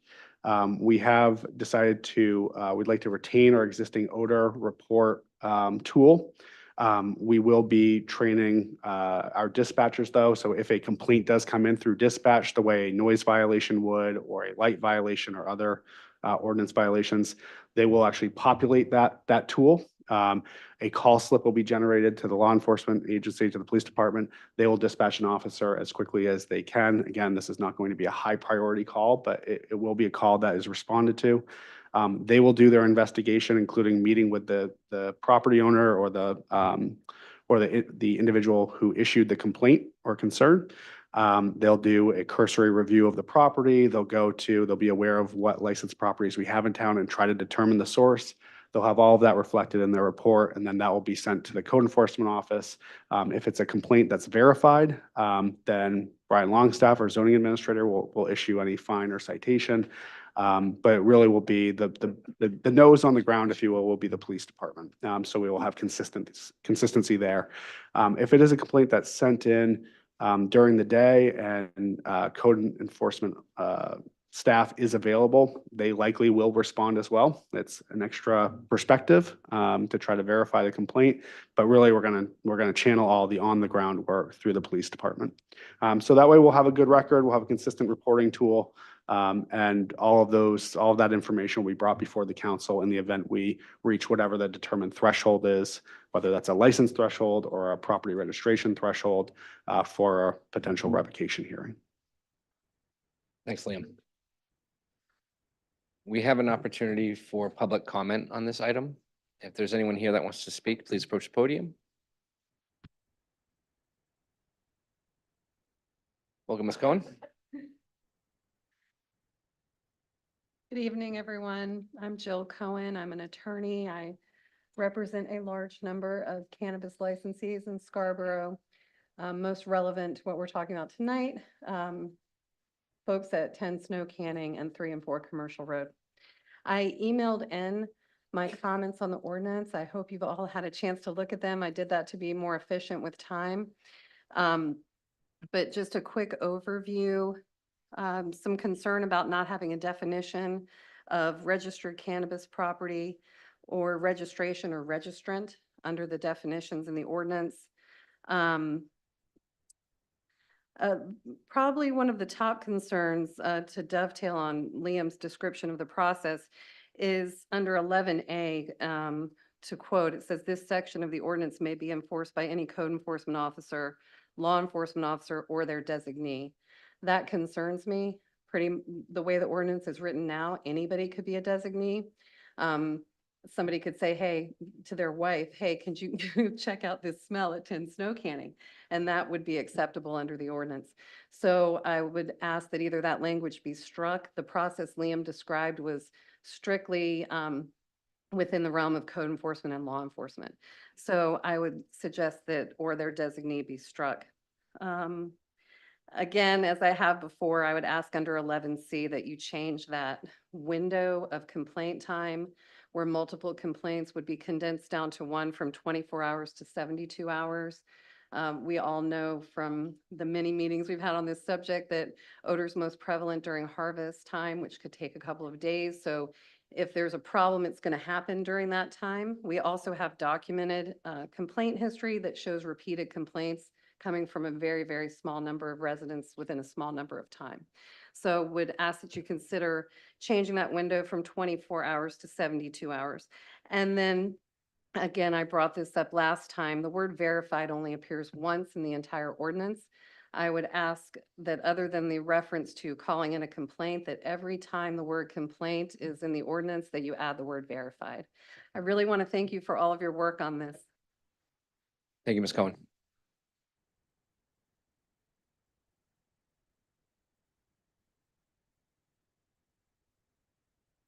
Welcome back, Mr. Shannon. All right, Mike Shannon, 10 Snow Canning. Well, since I don't think I ever used full 3 minutes, I just want to make one more comment on the connector since I was not prepared about that. That was also coming from someone who has, oh Jesus, like 13 years as a real estate agent currently, investor and worked on development projects.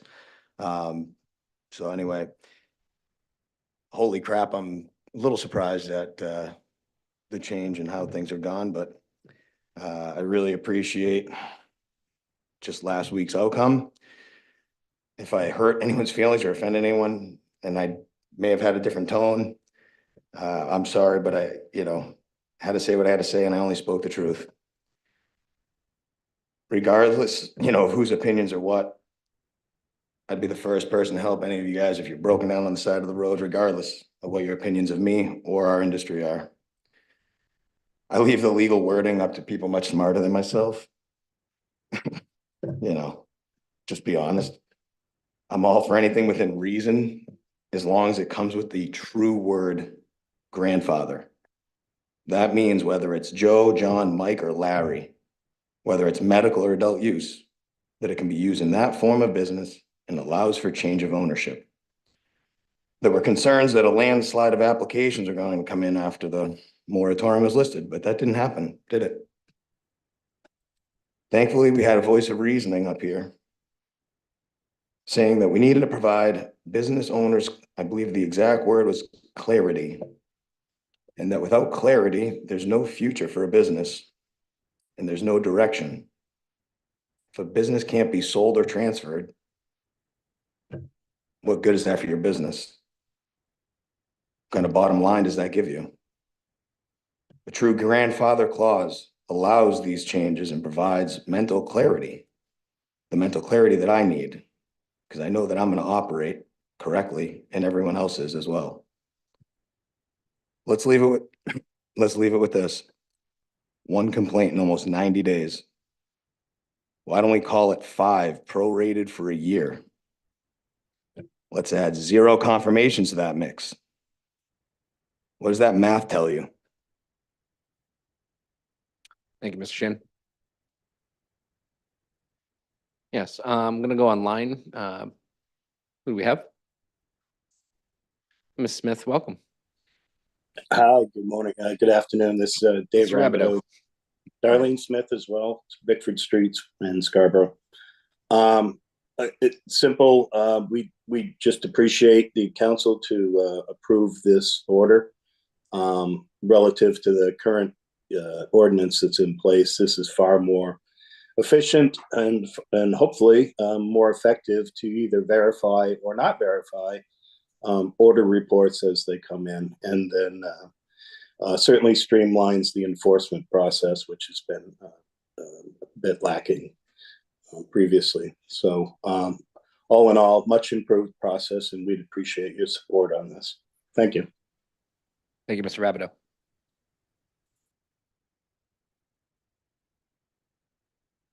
Chris McNeil, Coastal Remedies. Thank you for lifting the moratorium.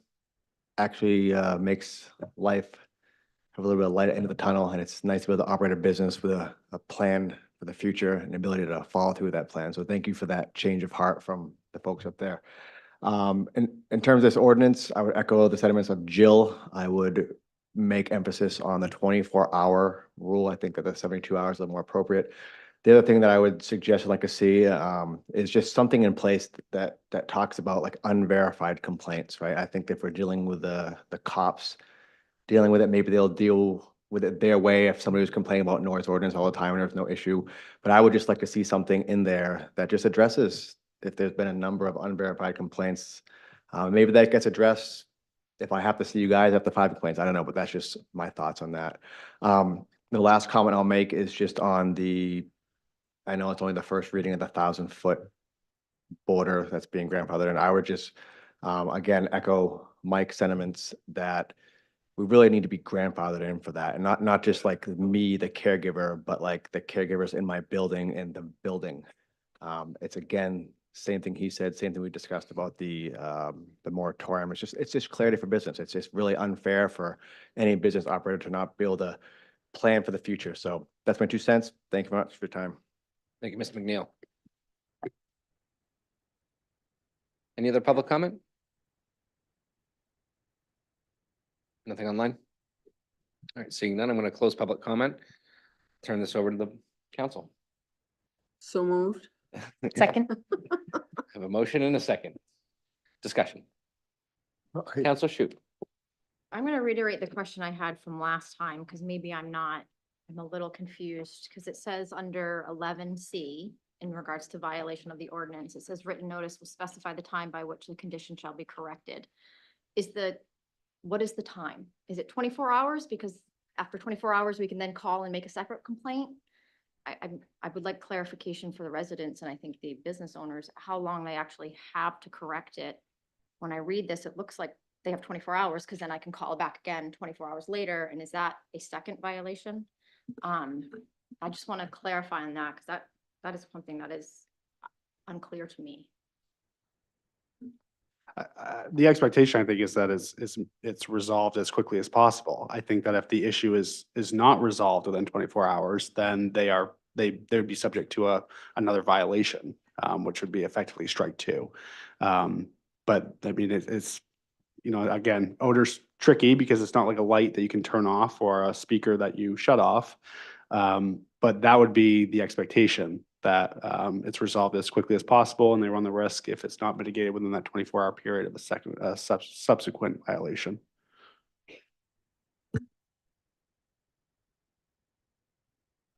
Council Cushing. Yeah, a couple things.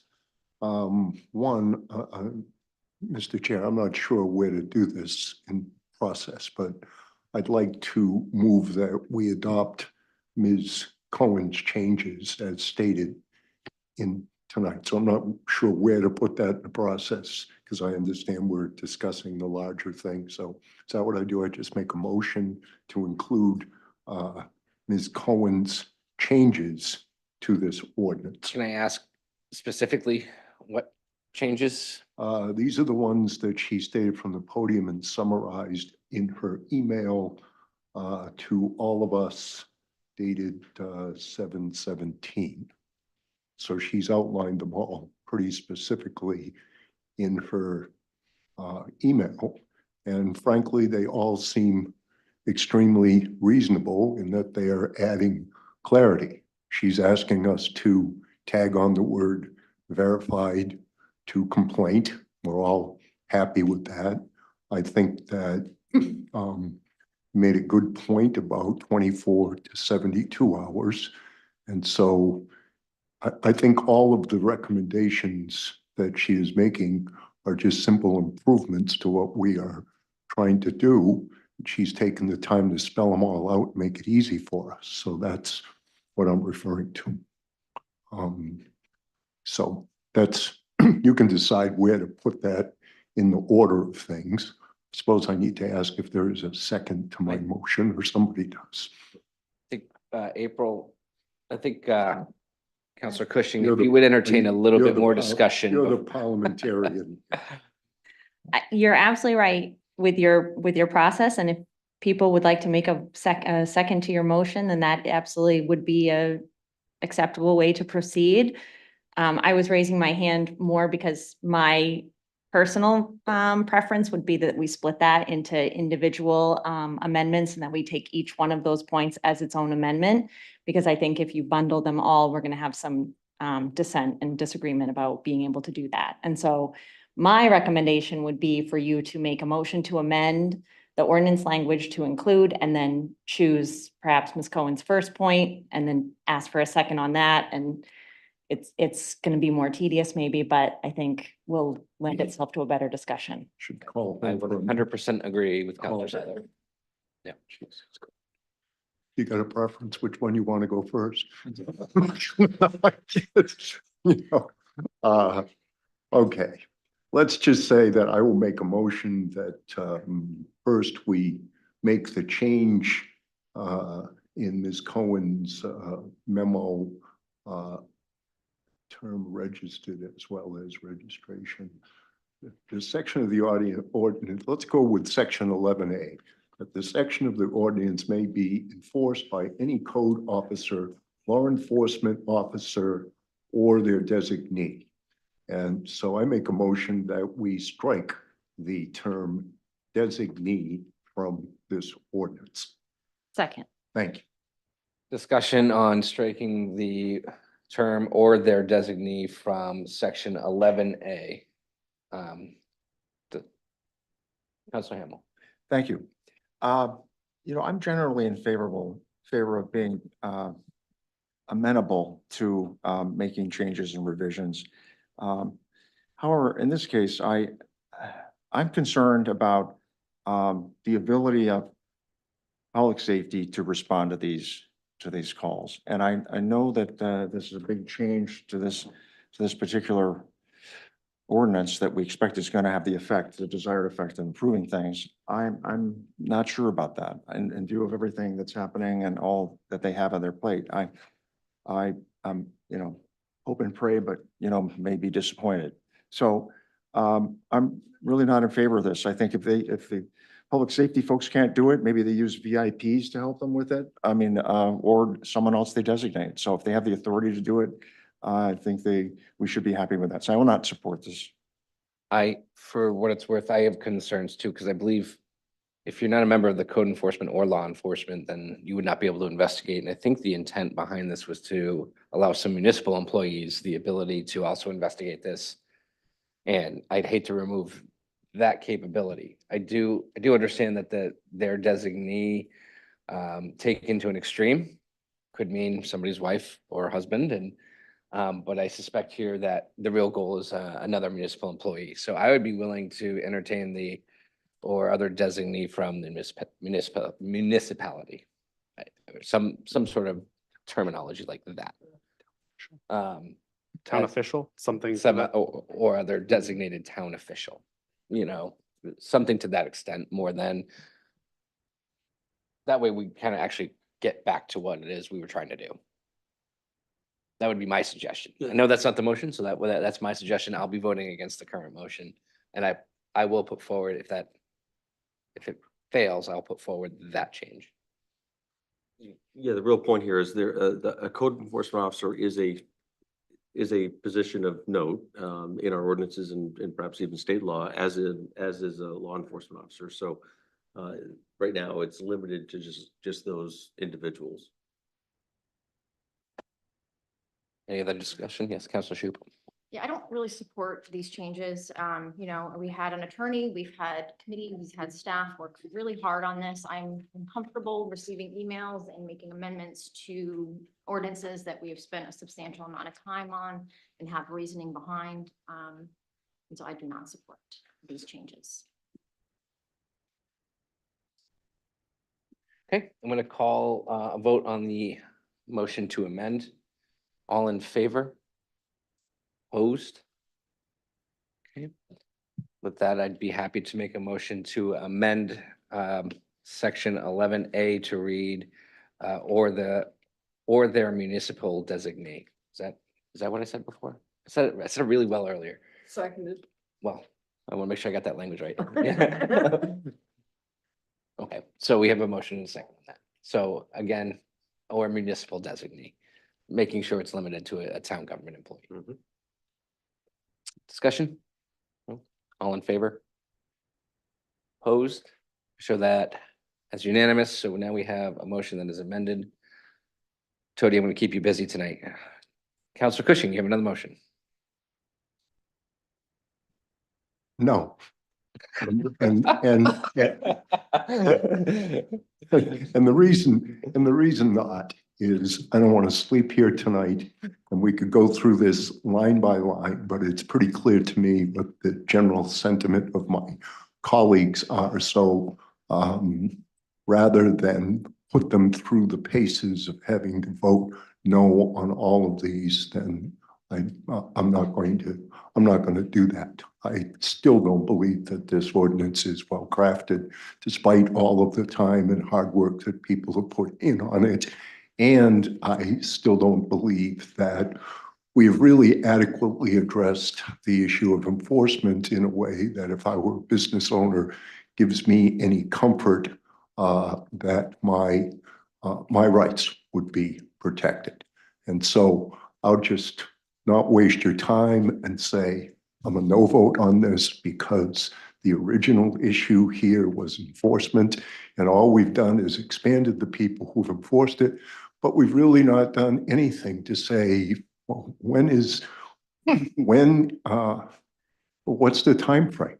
Okay, we're talking about odor, which is transient. We talked about, is it possible to notify the person who's receiving the complaint right away so that they have an opportunity to do their own investigation, assuming that they have goodwill and they can change it. So again, we're going to be here a long time tonight. I'm not going to belabor this point. I think that this ordinance as it stands is odorific in itself. Thank you. Councillor Cushing, please hold your applause. I'll make a motion to amend to include the word verified in front of complaint in the ordinance. Second. Discussion? Councillor Shu? Is there a reason our attorney did not put verified in front of all of the other terms? Could we get a third party attorney's opinion? I mean, I'm concerned about conflicting. I think the presumption is that when you're talking about a complaint, you have an odor report, but when you have a complaint, it's gonna be a verified complaint. You're gonna have verified complaints and unverified complaint. Verified complaints will have, be part of consequences and part of a process. Unverified complaints will not have any outcome. Ordinance doesn't address unverified complaints because the ordinance doesn't kick in if it's not an unverified. That would be correct. Correct. Yeah. Okay, thank you. Any other discussion? And call it, all in favor? Show that as, I'm sorry, Councillor, you can keep them up real quick. I was doing a quick count here. Sure, that's 6-1. I'm sorry, opposed, yes, it's 6-1, Point of order, yes. if I may. I've missed two chances to introduce a public comment from Paula O'Brien for this reading. And I missed it at the beginning and then I missed it one other time, but it was supposed to be put into the minutes. At our last meeting, she requested that it be put into the minutes. We never got it into the minutes. Can I submit this and have it They are added? in the minutes. They are in there? All right, I gotta find that email then. Thanks. Councillor Anderson. Yeah, so I'm gonna support this as it is at this point, as amended, right? We're talking about the main motion. Okay. I was debating putting forward an amendment about moving the violations from 5 verified complaints to 3. However, I think in light of the feedback about the 72 hours, at this point, I'm willing to strike that, knowing that we have that 24-hour component in there, which does feel a little tight. So the 5 gives a little bit more wiggle room. So with that being said, I'm planning to support this. I appreciate all the work that the ordinance committee did to try and get this. And I would encourage anybody who isn't pleased with these things to go to the committees, offer your feedback. That's how this work gets done.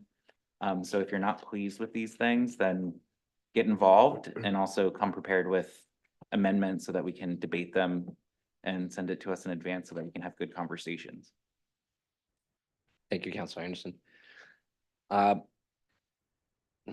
Any other amendments at this stage? I believe I'm all set with amendments at this current stage. Okay. So with that, I will call a vote on the motion as amended. All in favor? Opposed? I show that as 6-1 passes. Thank you. Our next item this evening is order number 24-056. It's a public hearing and action on the following new request for a massage therapist license from Natasha McCain and Emily Duplicia at Oasis Wellness Partners located at 443 US Route 1, and a new combined massage establishment massage therapist licenses from Kimberly Harder located at 560 US Route 1. Tody. Thank you. Per the ordinance, the new applications have to come before the town council for approval, public hearing and approval. All these applications have been vetted and found to be in compliance with our ordinance, and we recommend approval. Thank you. Thanks. We do have opportunity for public comment. Is there anyone that would like to speak on this topic? Seeing none, I'm going to close public comment. Is there a motion? So moved. Second? Motion is second. Discussion. All in favor? Opposed? Show that is unanimous. Thank you very much. Congratulations to our new license holders. Order number 24-057. It's a public hearing and action on the new request for a refuse hauling license for Allagash Waste Services LLC to conduct business in Scarborough. Jody? Yes, again, requirement of the ordinance for a public hearing and action from the town council. This application has been reviewed by us and the Public Works Director, and it is complete, and we ask for approval. Thank you. Thank you. We have opportunity for public comment. If you're here to public comment, please approach the podium. Seeing none, I'm going to close public comment. Do I have a motion? So moved. Second? Discussion? All in favor? Opposed? Sure, that's unanimous. Thank you. How's everyone feeling? We ready for a 5-minute break before we hit new business? I'm sorry, old business? And we're at 2 hours, so. Yeah, let's take a 5-minute recess, everyone, all right? We'll jump into the old business next. Thanks.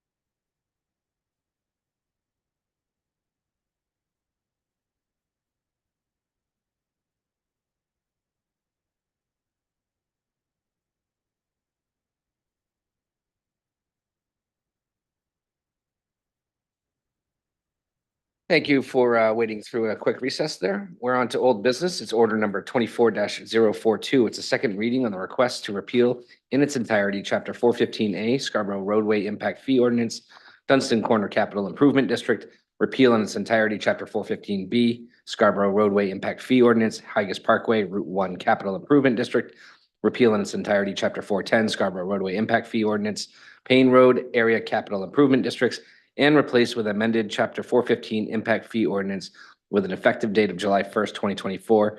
This was tabled from the June 26th, 2024 meeting. And I am welcoming Angela. Hello. Hello, Angela Blanchett, town engineer, here with the final draft that you've seen, as well as 4 potential amendments that's in the packet. And I can kind of walk through that. As you mentioned, this has been in front of council, but also numerous other committees as we went through, including a developers forum. And so it has, with the table from this group, it allowed us to have some back and forth conversations, which I think have been productive.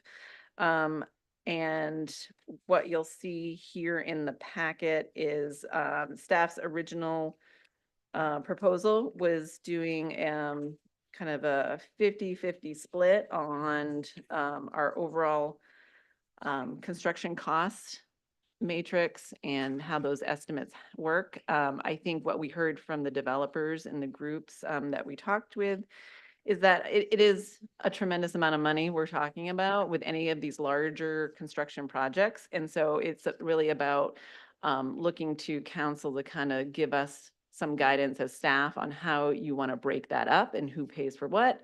And I think that's the original intent, was staff cutting it to 50%, is because we were looking at, there's a lot of factors when it comes to traffic. Development is obviously a big one, but there's also some safety, there's pass-through traffic, there's a lot of growth, obviously throughout the region, those type of things that we tried to factor in. You will see 2 potential amendments in the packet, two from staff. The first one being for the rec, in the rec fee proposal. And that was originally looking at any waiver approvals that would go through council. The proposed suggestion is for that to be allowed for a planning board to kind of make that consideration and kind of go through their deliberation on that. And the second one you will see is the roadway impact fee section, and that is the credit section. There is currently a credit section in our existing ordinance. It was inadvertently removed when we kind of stripped it down. Talking with the developers, we talked about, it's essentially, instead of paying the impact fees, they're actually doing the work, right? So they're kind of putting that money and implementing it in real time. So those were the 2 staff. There's also 2 additional ones that we've been working with Councilor Anderson to try to look at some other cost sharing scenarios. And so I'm sure he can speak to that a little further. And I am here to answer any questions you have to that. Well, I'm gonna say Autumn's here to talk about if you have any questions on the rec fee. She got the easy one. Thank you. Appreciate it. The questions for, actually, we need to do public comment. So I'm going to open the floor up to public comment on this topic. Any takers? Anything online, Liam? No? Okay, I'm going to close public comment. Do we have a motion? So moved. Second. I have a motion and a second. We're going to enter discussion. I think just for the sake of trying to keep this orderly as we go about it, I think I'd like to hear councilor feedback on the proposed amendments.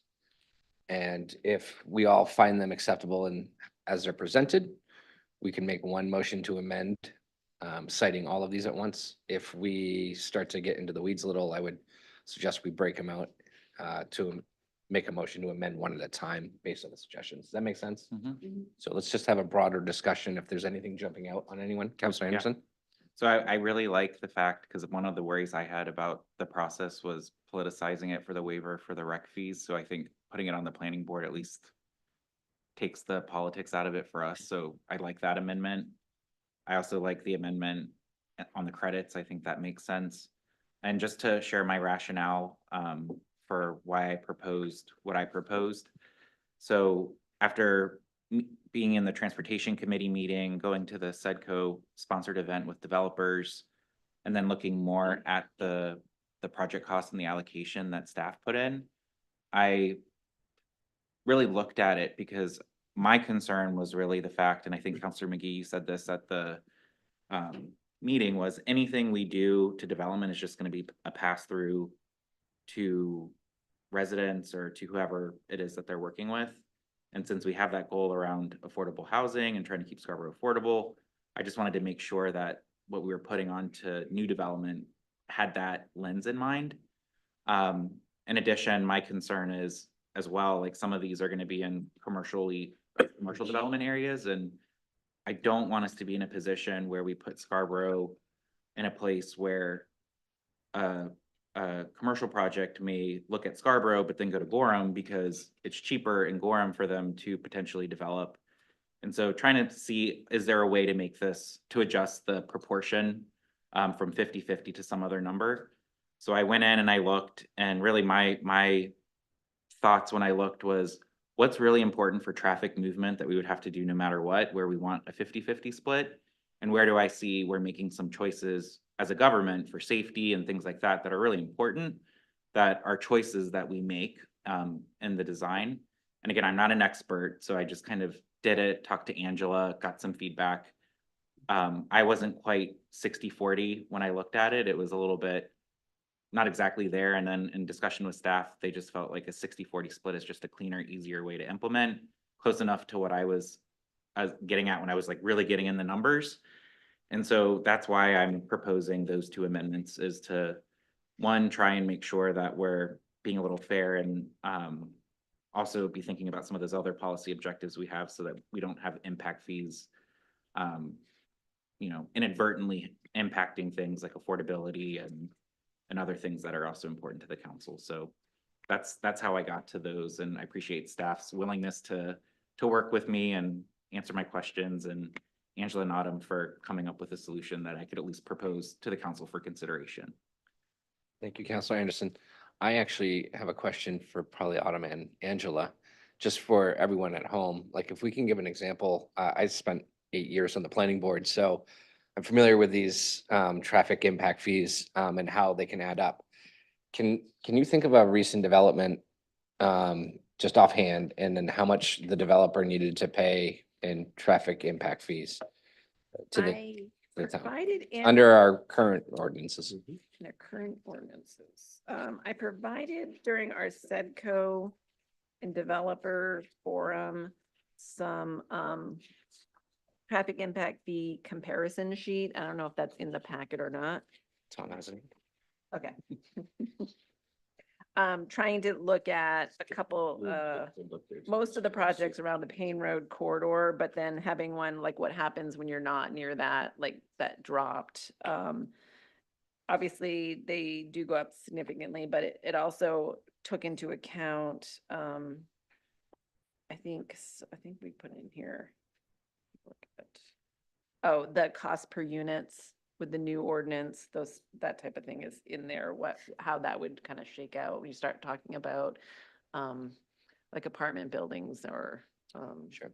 So this is I'm glad you pulled that up, Liam. Yeah. So like, for instance, 120 units are going in the corner of Muzzy Road over there across from 8 Corners. Yes. So under their current That's ordinance, the first one, yeah, yes.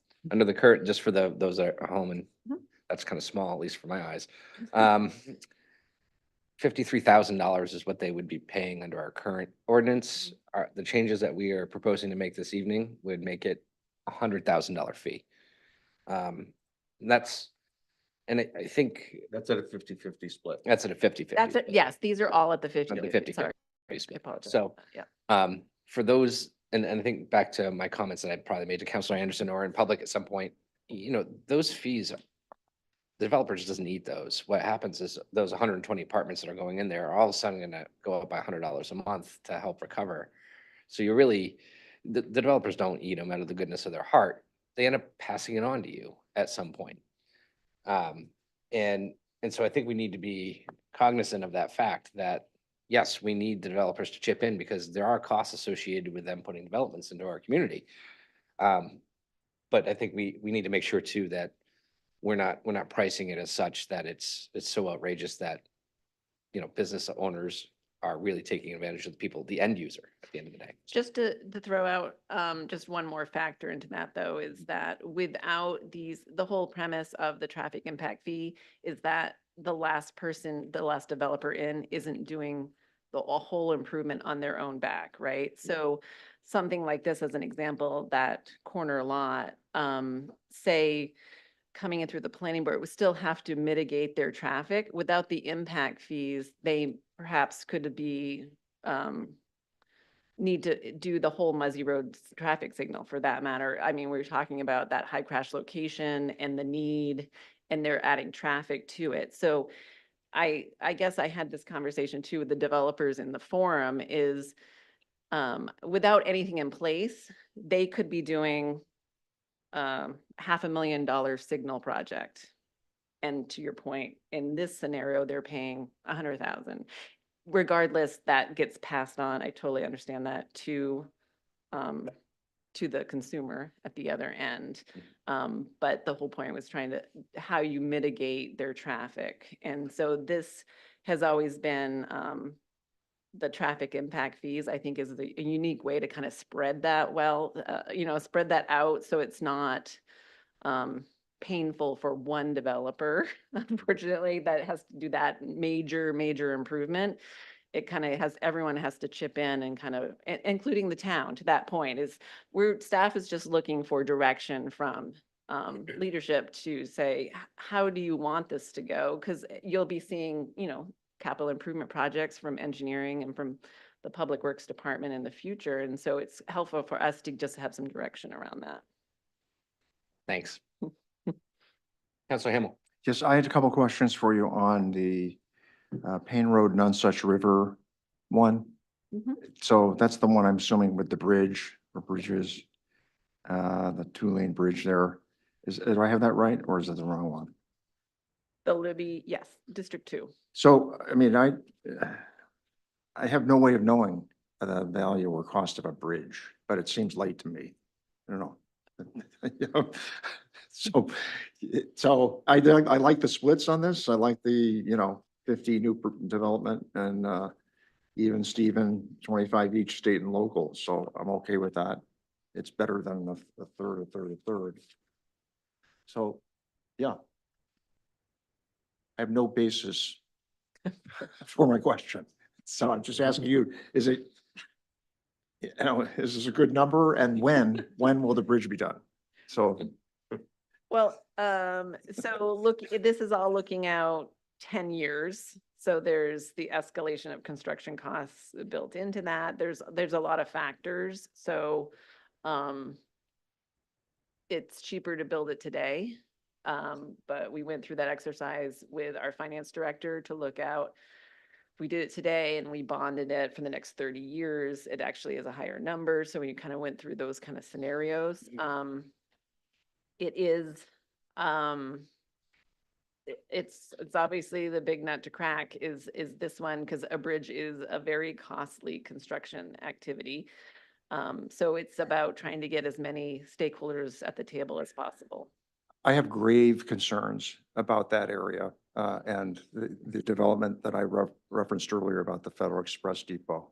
I just, that's trouble today, and I can't imagine it. I mean, you can blame it on a busy summer, but anyway, the issues. Any other questions for? Yes, that's for sure. So in regards to the waiver of the recreation impact fee, does the planning board have the authority to waive any other fees? Is this something new?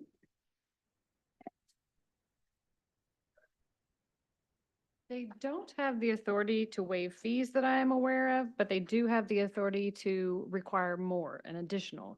So for instance, they do have the ability to, if you all enact this, perhaps require more impact fees be made for traffic if that comes up through development. So there are specific, there's an outline of how they have to do it. I know it's been done in the past for projects that have recreation facilities for the individual community, and that's how it would be probably looked at. So if a development has something for the specific development just for those residents, we would waive the impact fee. Not necessarily, but it could be considered. It would be part of the consideration. It And that would would be really solely depend. the decision of the planning board. Correct. The way if the amendment goes through. And the planning board does not have the authority to waive any other fees. This is a new type of authority. Correct. Okay, thank you. But I'm Just if I could, the concept is there may be a legitimate reason for a waiver.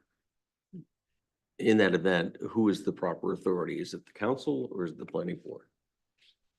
And I think the idea is for it to lie with the planning board because they're reviewing it during the site plan process. So they're very knowledgeable of the project, whereas you all would be very probably new to it. I think is what the thinking was. And not as knowledgeable perhaps about the development process. For the council, I feel like impact fees are for the benefit of the whole town. So when I look at this, I worry that they might be so focused on that one development that there might be a waiver and we might lose fees when it's just really benefiting that one little development or that little group of people. So, I mean, I'm not saying I'm against this. I'm trying to bring a point that this is a new level of authority that the planning board has never had. I have no idea how they would approach that and how it would be taken, but I'll just say too, from my experience on the planning board, I remember seeing people request waivers. And what's interesting is we'd be ceding some of that authority as a council over to a planning board to make those decisions. Is that something that we're comfortable with? A, B, I can see the flip side of this, which is if we put it into council hands, there might be a lot of developers coming through here on our nightly agendas asking for waivers. And is our time better spent? And we have, we just have faith that the planning board's going to act for the best interest of the town. So that's what we should be thinking about as it relates to that amendment, I would say. And I would offer there's always a third alternative to strike the waiver process altogether. Thank you. if the developer really wants a waiver, maybe they want to come before the whole town council and ask for it. I don't know. Well, and is that a barrier for asking for a waiver? Because that's just another layer of process they probably just don't want to follow. But yeah, Councilor So Anderson. maybe I suggest we motion to amend the first and the second one separately, because it seems like there's discussion that wants to happen on the recreation waiver so that we can move that forward, and then we can talk about the second one staff had. And I can propose both of mine as a single action, just so that we can kind of get through the discussion. I was, I think back to my original, I'm looking at all of the proposed amendments, including yours on that one sheet. And I haven't, and please correct me if I'm wrong, the only discussion point I've really heard here is either whether the council or the planning board wants to tackle it and whether 60-40 is a good split. Right? Are those the two really talking points of this stage? Those are 3 of the 4 amendments. Right. Yeah. So, I mean, quite frankly, I think I'm comfortable with the way it's written currently and can support it in its amended form here. So, I'll make a motion to amend the proposed amendment 1, proposed amendment 2, proposed amendment 3, proposed amendment 4 to the main motion. I'll second. Discussion? No? Okay, all in favor?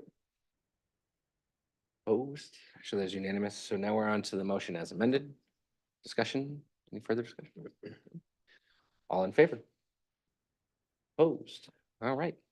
Good work. Very complicated topic. So thank you, Karen, Angela, and Autumn. I know all of you put in a ton of time, and Councilor Anderson and your committee.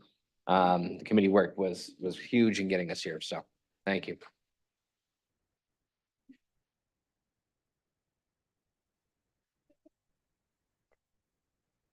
Next item this evening is order number 24058. First reading and schedule a public hearing and a second reading on the proposed amendments to Chapter 405B site plan review. 4, performance standards and designs, A, site utilization and layout, B, site access, C, internal vehicular circulation, D, parking areas, E, pedestrian ways, space and alternative transportation. I, architectural and signage, and repeal in its entirety, Chapter 405B-1, design standards for commercial districts.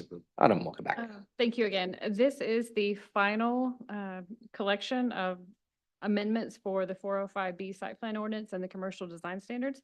It has to do with our architecture and site plan, site layout requirements. In your packet, as always, is the color-coded version, so you can see where the information has gone. This started in Long Range Planning Committee last October, and then it moved to Ordinance Committee in May. Basically, this one doesn't do a whole lot. Unlike our lighting and our landscape ordinance, this really just removes a lot of duplicates and it takes care of some out-of-date language. It addresses applicability, adds definitions, clarifies materials. It does add the CPD zone to specific sections, allowing them for what they are actually currently building. One of the things that has to do with the site layout design standards is every single request that goes through planning board has a waiver for a 25-foot drive aisle down to 24-foot. It gets approved every time, so now we will do away with that. That's been put in here. We've also requiring that sidewalks rather than suggesting is in here as in line with our, I think, council goals and what we're hearing from the community. With that, there's also the next item too will follow. These sign design standards are included in our commercial design standards, the book with all the pictures. Right now, all of those standards currently live in our zoning ordinance. And so the next item is an amendment to the zoning ordinance just to allow for a waiver, but those will all be struck and there are no changes being proposed with those at all. So happy to answer any questions about this one. Well done once again. Thank you. We have an opportunity for public comment. If you'd like to speak, please approach the podium. Seeing none, I'm going to close public comment. Is there a motion? So moved. Second? A motion is second. Discussion? Counselor Anderson. Yeah, no, I just think it's, the work Autumn's doing to kind of update and clean up our ordinances is excellent. And the Long Range Planning Committee is totally digging up their sleeves and doing a lot of work on these with her. And I just want to recognize the fact that we have a lot of great volunteers that have spent, as you can see in the packet, multiple meetings, over 10 hours probably, as well as partnering with other committees to get input. So I think this one has been fully well vetted and, I appreciate the work you do, Autumn. Thank you. Second that. Any further discussion? All right, all in favor? Opposed? Show this unanimous. Thank you. And we are on to 24-059, first reading and refer to the planning board, the proposed amendments to Chapter 405 zoning ordinance 12 sign regulations and add a maximum sign waiver process for buildings 20,000 square feet or larger. Autumn. And again, as I mentioned, this is a change just to our zoning ordinance for the sign requirements. We currently have an implied process that if you have a sign larger than 100 square feet for a 20,000 square foot building, you can do it with the site plan review, but this just solidifies that and makes it an actual rule. Any public comment on this? Seeing none, I'll close public comment. Is there a motion? So moved. Second? Discussion? All in favor? Opposed? Sure, there's unanimous. Thank you. Order number 24-060, first reading, refer to the planning board, the proposed amendments to Chapter 405 zoning ordinance regarding 1,000-foot setback for cannabis establishments. Liam. Yeah, thank you. So what's before the council this evening was a suggestion that's been made over some period of time about moving forward, having a setback from cannabis establishments to residential properties. There's a number of ways the council can consider this buffer or this setback. What's before you this evening as proposed is a 1,000-foot buffer from a residential property line to a cannabis property structure. And it's limited to cannabis cultivation facilities. If this zoning change were ultimately approved, my understanding from legal counsel is that essentially everything else would become anything within that buffer would be a non-conforming use. So the existing uses could continue until that use was effectively vacated for a period of time under our zoning ordinance. That would, I think, it'd be a period of 12 months. Which would allow for the transfer or the sale of properties, the spaces currently in use that are within that buffer. Again, would be non-conforming uses and would be allowed to be, again, businesses be sold, new businesses to come in, but they wouldn't be allowed to expand if they were within that buffer. So that's what's before the council this evening for consideration. Thank you, Liam. We have an opportunity for public comment on this. If you'd like to speak, please approach the podium. Seeing none, I'm going to close public comment. Is there? Oh, my apologies. Mr. Rapido. Hi, good evening again. Dave Rabideau, Darlene Smith, Bickford Street, Scarborough. We're certainly in favor of this. I think let me just start by saying using the online GIS system with regard to our property, from one of the facilities on Snow Canning Road, we are 512.1 feet distance. The other facility, we're 729.4 feet. I think when the original work was done on cannabis back in, say, 2018 or so, we've certainly learned a lot since then regarding odor and those kinds of things. And it's certainly, you know, in 729 feet, there's been issues. So I think 1,000 feet seems reasonable going forward for new establishments and expansion of existing. So thanks. Thank you, Mr. Rabideau. Any other public comment? Seeing none, I'll close public comment. Is there a motion? So moved. Second? Discussion. Councilor Anderson. Yeah, so I'm supportive of this moving forward to go through the process.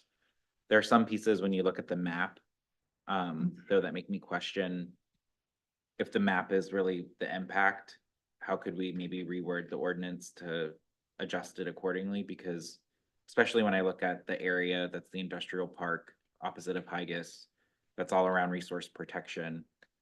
Like that to me feels like there should be no residential issue nearby. And so why would that be smaller when it could be in the entire district? So just a quick comment on the map. This does need some refinement.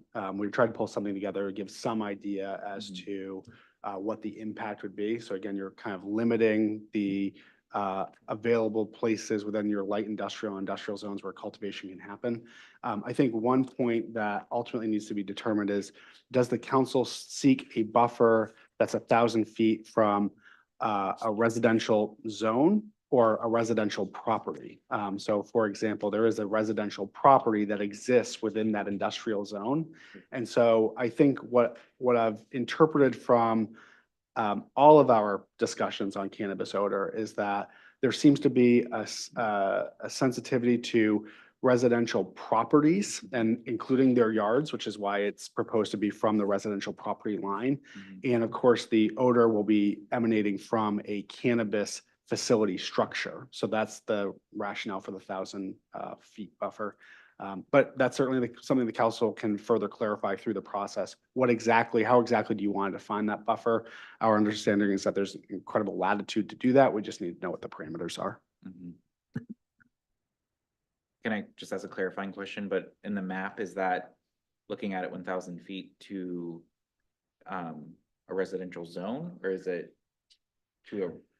The map in the packet is very likely my understanding is it's 1,000-foot buffer within the industrial zone from a non-industrial area. Okay. So again, resource protection, what you're seeing in that industrial area is showing what that 1,000-foot buffer from a into that zone would look like. Okay. Any other discussion? Councilor Shu.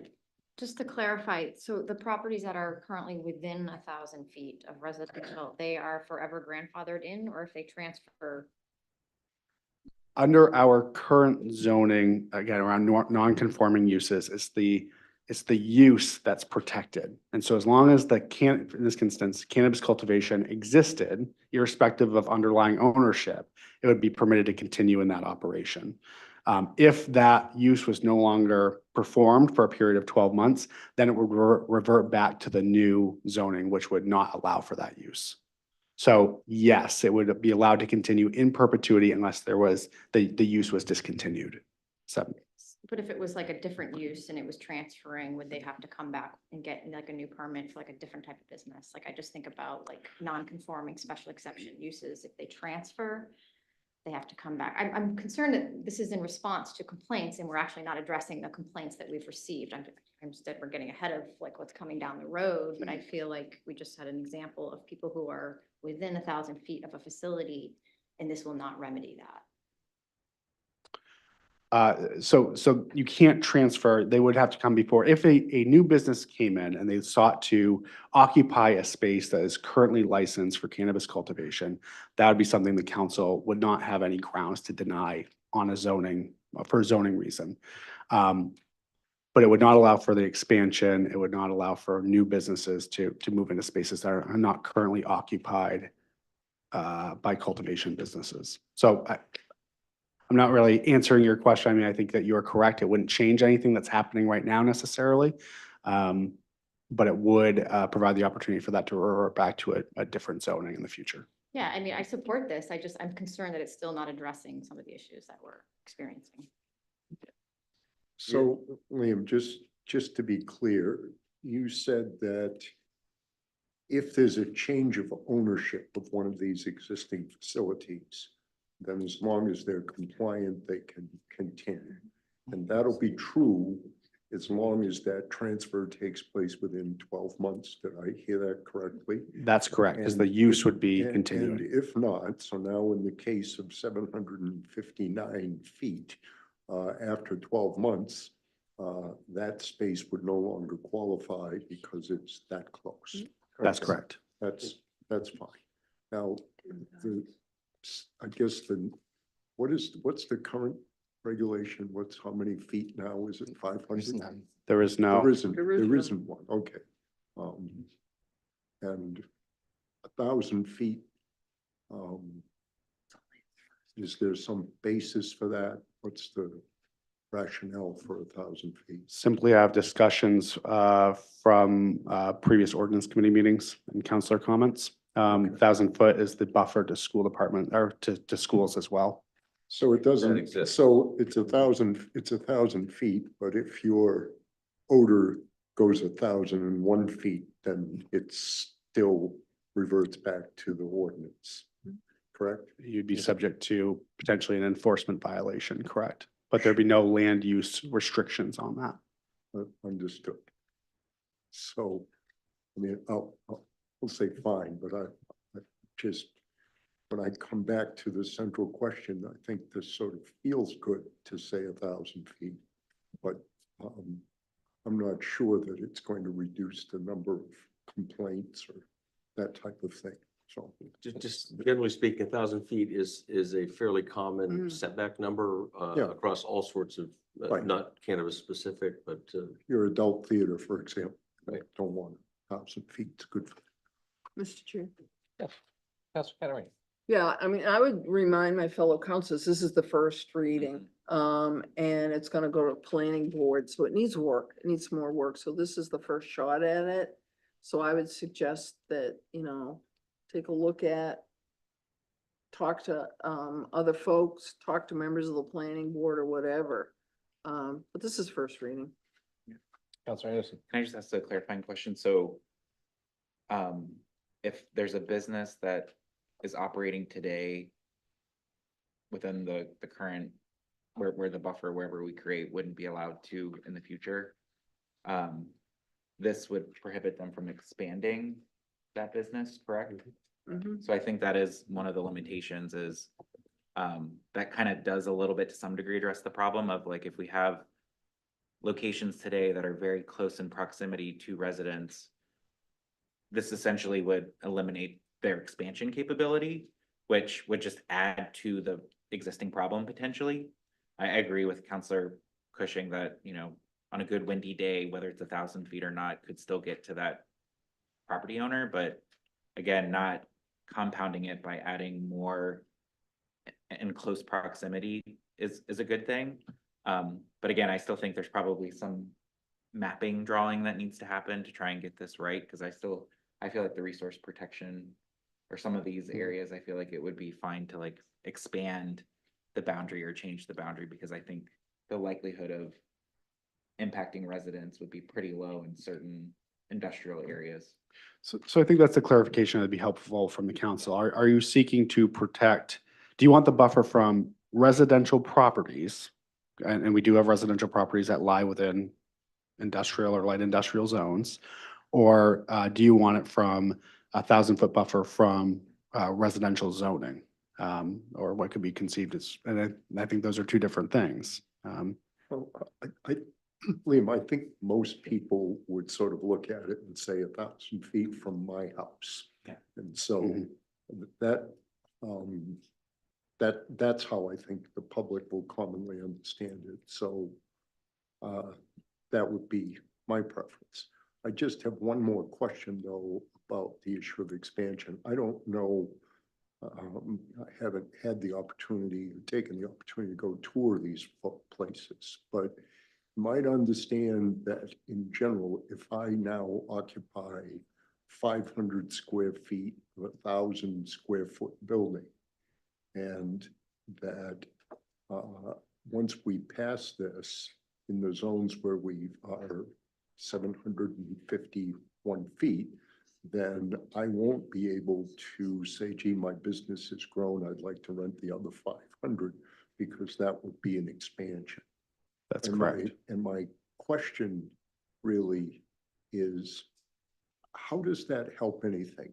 In other words, we've just passed a odor ordinance, we've got enforcement and so forth, and now we have a business owner who, it would seem to me that if you're not compliant, then you're not compliant, and adding potential revenue and capacity to your business comes with the understanding that you have to comply. So it strikes me that this, for these existing business owners who have invested in this business, this feels like an unnecessary restriction. I mean, if I thought it would actually accomplish something, I'd say, yeah, but nobody's saying, okay, 500 square feet is not a problem, but 1,000 square feet is. I mean, it feels very arbitrary to me. Councilor Sadler. From my perspective, and given how long we've talked about this year at ordinance, I just feel like this is another layer of kind of building on what we've learned that we as a council can implement to give our residences some assurances that we're not going to allow for cultivation expansion within 1,000 feet of their house. And if we can give people that kind of peace of mind, we're being asked by the residents and the businesses for clarity. And so I think that this is pretty crystal clear. If we create a buffer, then you know exactly what you're going to get. And I might add, Councilor thank you, there's precedent. You know, this is the distance we use for schools, so we didn't just pick it out of the air. So. Any further discussion? All in favor? Opposed? Show 6-1. Thank you. Order number 24061, first reading, the schedule of public hearing, and second reading on the order authorizing issuance of up to $996,707 in bonds of the town to fund the cost of body worn cameras and cruiser cameras for the police department, and to place the following question on the November 5th, 2025. Should be 2024? Yes?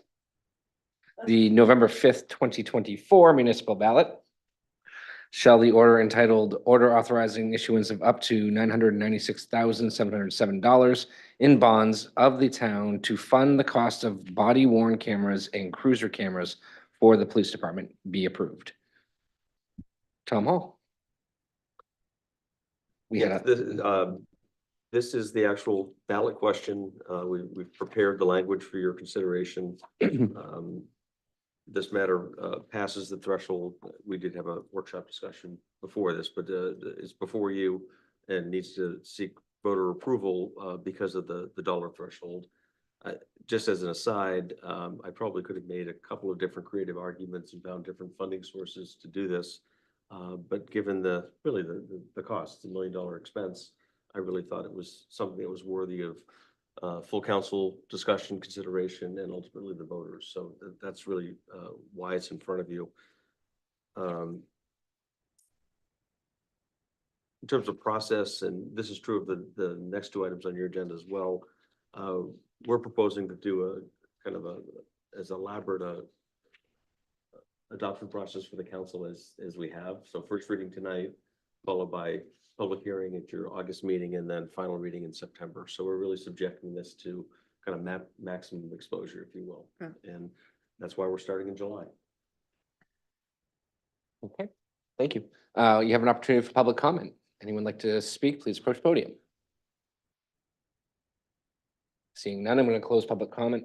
Is there a motion? So moved. Second? Discussion? Councilor Hamel. Yeah, I think they've done their due diligence on this one, very thorough, well-reasoned. And even though I'm coming from a place I don't believe we should be putting anything forward, this is one thing that I think needs to make the cut. Any other discussion? Councilor Anderson. No, I think Chief Holmquist and the presentation that was earlier was great and very informational, and I'm looking forward to see you guys out there more in the public expressing this. I think this one does have some politics surrounding it. I think there's been a couple people who have expressed concern, but I think the reasoning, the rationale, why this is going to be good for management as well as, people going to court and being able to make sure that they have a fair trial. I think this is a key thing to modernize our police force and what we do. And so I think it's great that we're going out to the public to ask for support for this. So I'm supportive not only of it going to ballot, I hope people would ultimately vote yes to move it forward. Thank you. Councilor Sather. I'll just build really quickly on what John just said, which is, I really appreciate the workshop this afternoon. I know that Finance Committee had already heard it and put it through its paces during the FY25 budget building process, but it's good to get the public exposure and to have the council have that discussion. And so I appreciate everybody's time to do that. And I also want to give a shout out to Allison Carrier, who is developing a communication strategy for getting the information out to our residents on the pros and why the police department is making this request. She has just been outstanding and she's such a great asset to us. And as communications chair, it's a pleasure to work with her. So I just want to give her that shout too. Thank you. All right. Seeing no further discussion, all in favor? Opposed? Sure, that is unanimous. Thank you. Order number 24062. It's a first reading and schedule a public hearing and a second reading on the order authorizing issuance up to $1 million in bonds of the town to fund the cost of replacing an E1 pumper truck and to place the following question on the November 5th, 2024 municipal ballot. Shall the order entitled Order Authorizing Issuance of up to $1 million in bonds of the town to fund the replacement of the fire pumper truck be approved? Tom? Yeah, not much more to add. Again, subject of the workshop. I think the case was made. This is, I would say, far more routine request. And again, it's rooted in decades of, I think, pretty thorough and consistent apparatus replacement. I would credit the chief and his command for really doing a thorough look at that. And as you heard earlier this evening, choosing to deviate slightly.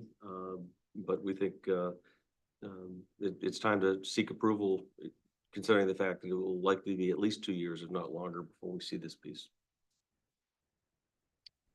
Any public comment on this item? Seeing none, I'll close public comment. Do I have a motion? So moved. Second? Discussion. Councilor Shute. I wanted to highlight and thank the chief. We had an in-depth conversation during the finance committee regarding, their apparatus replacement schedule. They were able, I understand it's like a tricky little situation and every day it changes. And I think you guys have done a really good job explaining how it works and answering all of our questions. And so thank you for that. Seeing no further discussion, all in favor? Opposed?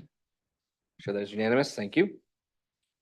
Order number 24063, it's a first reading and schedule a public hearing and a second reading on the order authorizing issuance of up to $6 million in bonds of the town to fund purchase of land and interest in land throughout the town for purposes of conservation of natural areas, providing public access and recreation and protection of wildlife habitat and scenic or environmentally sensitive areas, and to place the following question on the November 5th, 2024 municipal ballot.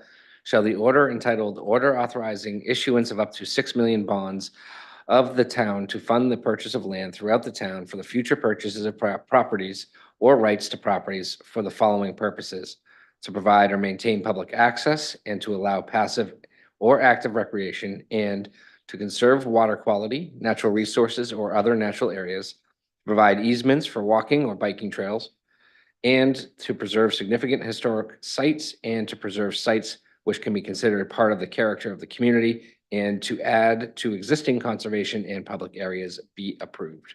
Tom? Yeah, the only new thing, different thing I'd say about this, the language, which you just recited, which are the authorized purposes. These, to my knowledge, given my 16-year tenure through, I think this is my third bond, I wasn't here for the original. Those purposes have always been consistent, and I believe them to be intended to provide kind of maximum flexibility, not knowing what interest and opportunity may exist. I would say my strong sense is the vast majority of past approvals have in fact been used for conservation, but there have been occurrences where, like Alder Hall, we've used it for other purposes. And I think it's important to seek that approval from voters, so council does have that flexibility should an interesting opportunity exist. But my full expectation, particularly with your 30 by 30 challenge to yourself, the vast majority will likely go for conservation. I know I see Todd sitting in the back. He would love to do something, some more active recreation, and hopefully there's some partnership opportunities where we can accomplish multiple things in a single purchase. All right, we have opportunity for public comment. If you'd like to speak, please approach the podium.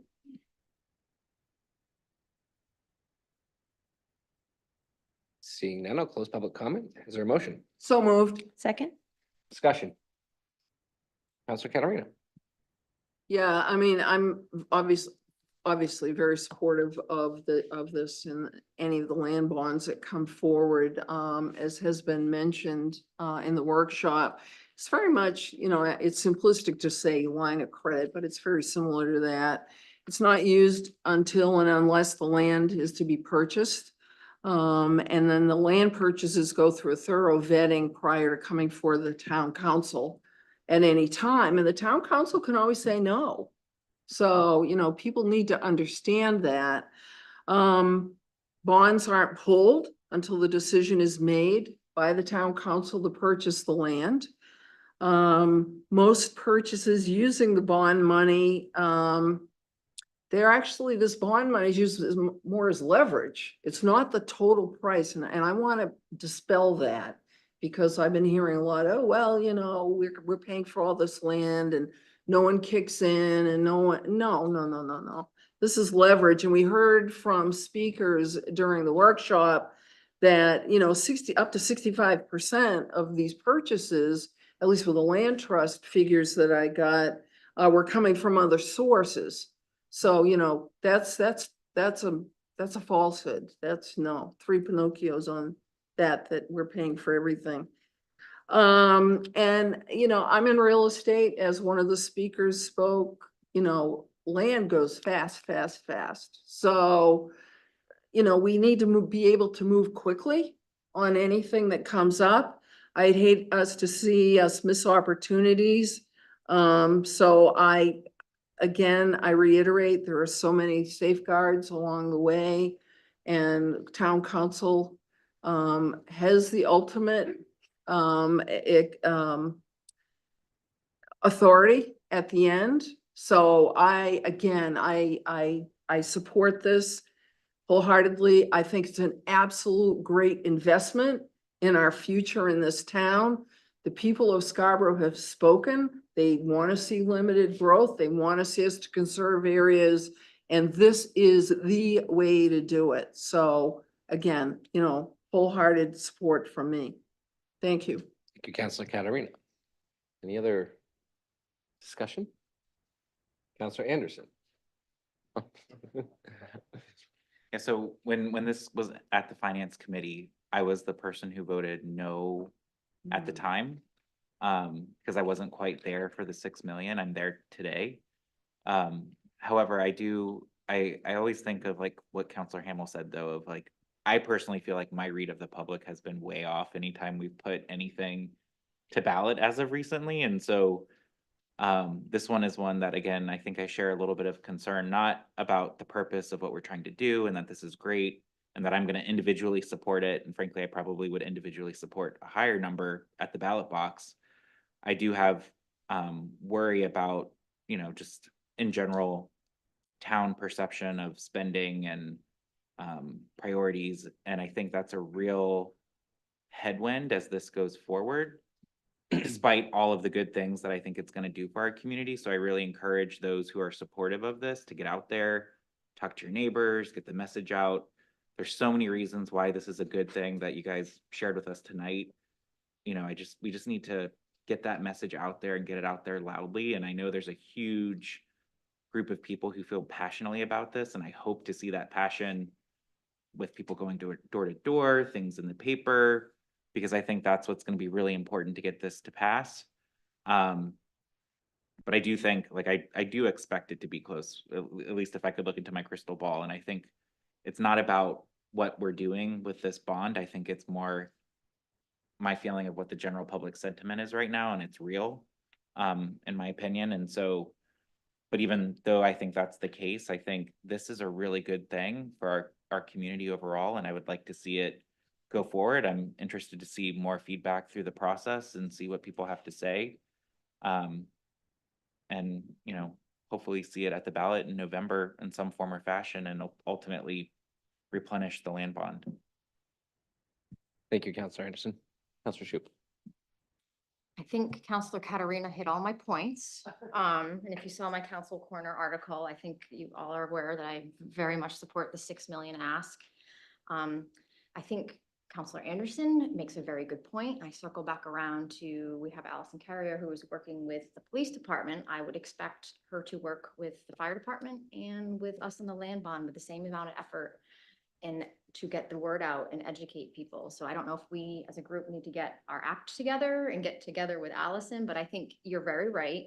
I think we can get the support, but I really think we need to get a campaign together and really work with staff and our volunteers and everyone to get out there to really educate people to support this. Councilor Seiler. So to Karen's point, as communications chair, we had the land bond as a standalone agenda item on our communications committee meeting last week to discuss a communication strategy. Again, we're not trying to pick winners and losers here. We have 3 very worthy bond items up for bid, and Allison is going to work with department heads on those. And she is going to put the same amount of effort into the land bond. From the council perspective, the communications committee level, we felt like because this was so closely tied to our council goals for 2025, that we could put additional effort into it in the form of doing a Councilor Corner Live, which is tentatively scheduled for Wednesday, August 7th at 6:30 p.m. following our special meeting. And I'll make sure I'm working with Allison. I'll do a video. We'll make sure that that gets promoted. I did talk to Andrew and made sure that people from the Land Trust would be available for that night because the Land Trust this is busy time for them in terms of their education and public outreach that they're doing.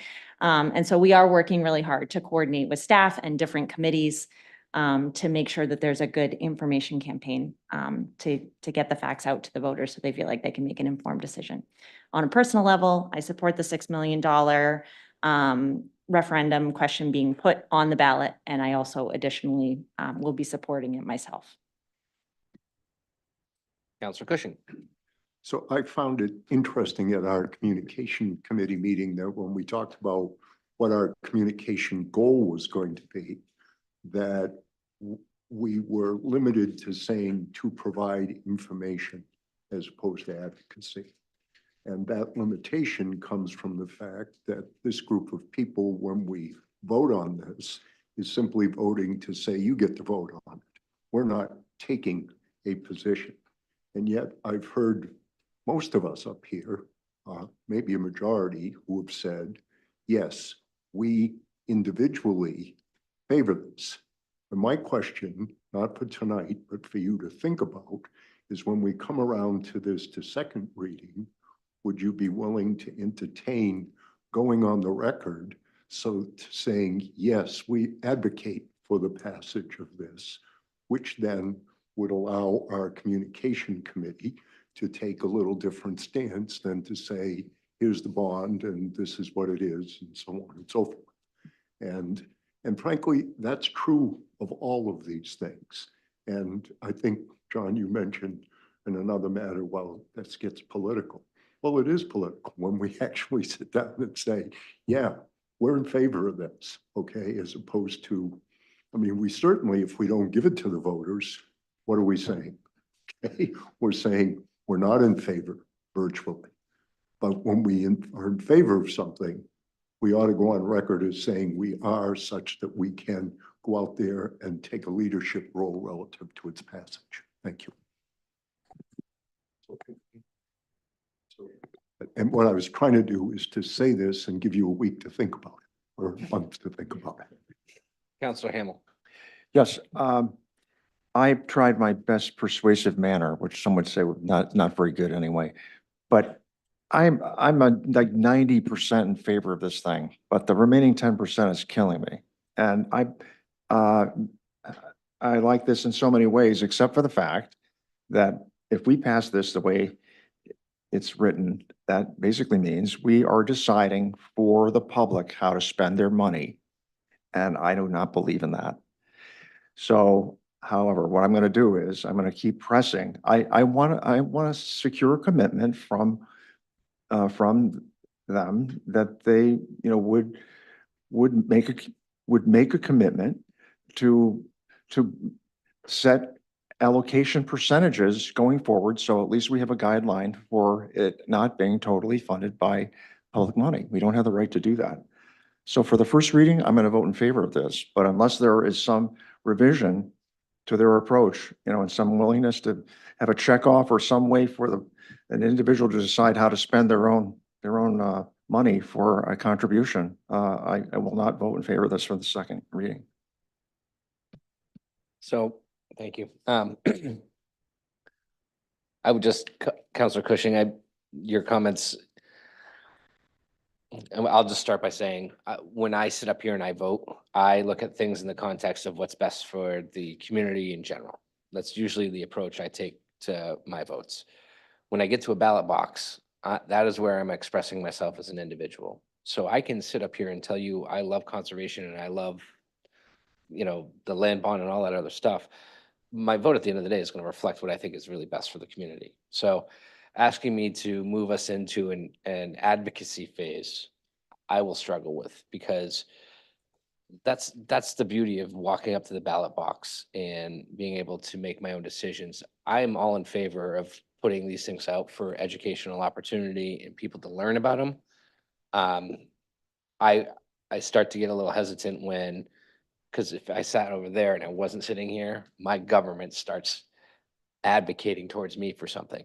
It makes me a concern, but that's probably because I'm a little bit libertarian at times. So I get a little nervous when government tells me to start doing things. So that's just my instinct. But I appreciate where you're coming from. And I know, just to give you a kind of an analogy, would be the schools, right? That went to ballot, and I can't say that everyone that was here supported the measure that was there in its entirety, but they put it on the ballot for people to discuss and vote on. And I would liken this to that type of situation. This might be, for anyone up here, this might be a great idea to have the public weigh in on, but it doesn't mean I want to see the government all of a sudden start advocating for it either. So just food for thought before you make your motion in a week or so. All right. In general, I'll just speak on this. I think the only concern I had, it's kind of, I think, aligned a little bit with Councilor Hamels, was the amount of money being requested. Not because I don't think $6 million is enough. I think there's, from what we know and learn, if the percentages stay the same as far as outside contributions, this is really, allowing us to buy almost, $18 million worth of land in Scarborough, which we all know is not cheap in Scarborough. And it's not all at one time, and it's there, it's that line of credit. So the only thing that makes me nervous is, and this is where the educational part of it comes in, is having the voter understand that it's not a $6 million one-time purchase, and that this is able to be leveraged with private funds and grant monies. But that average voter sees a number, and it's a big one. And that's my only concern. And so the only thing, and I'll be supportive of this because I think it's due its next steps. If it said 3 million instead, does that increase the likelihood that they have money? Because in my mind, one of the worst things we could be doing to Scarborough is having them run out of money to actually start conserve land, because what's that process to come back if it fails, right? If it fails, they're gonna come back and then they're gonna ask for a smaller amount, but you may have lost out on a year of buying time and power. So that was my only thought going into this, and it's not because I personally think 6 million is too much. I worry the perception of 6 million on a ballot. So just food for thought as we all carry forward. And with that, I've talked enough. Any other comments? Hey, did I hear a yeah over there? So I did have a question. One question. I have a question about us. Is it appropriate for us to be using town staff to conduct, communications around this? Is it, shouldn't we wait until until it's approved to do that? Otherwise, it seems like we're advocating a little prematurely, I would suggest. But Don, we're not advocating, we're explaining. Okay. So with that, all in favor? Opposed? Sure, that's unanimous. Point of order. We need to, I would like to motion to suspend the town council rule that we do not take up new business after 10 PM. Is there a second? Second. There's a motion to suspend. the rule. Motion to suspend the rule that we don't take up new business after 10 PM. Is it a second? Second. Discussion? All in favor? All right, we're continuing with new business. Order 24-065, an act on the request to adopt the FY 2025 school budget resolution as required by state statute. Nope. See, in my excitement, I wanted Chief Kinlan to stay just a little longer. All right. Order number 24064, act on the request from the fire chief to accept the main EMS stabilization and sustainability grant award in the amount of $118,538.14. Chief Kinlan. Thank you so much. First, I want to give credit to where it belongs to Deputy Chief Kevin Duras and Norm Kildow for really putting together this grant that we requested from the state of Maine. I'll be really quick. This grant was born out of a commission that was brought forward by the legislature that awarded the EMS services in the state $31 million to be used for sustainability and doing different things. There is no match to this grant. This is 100%.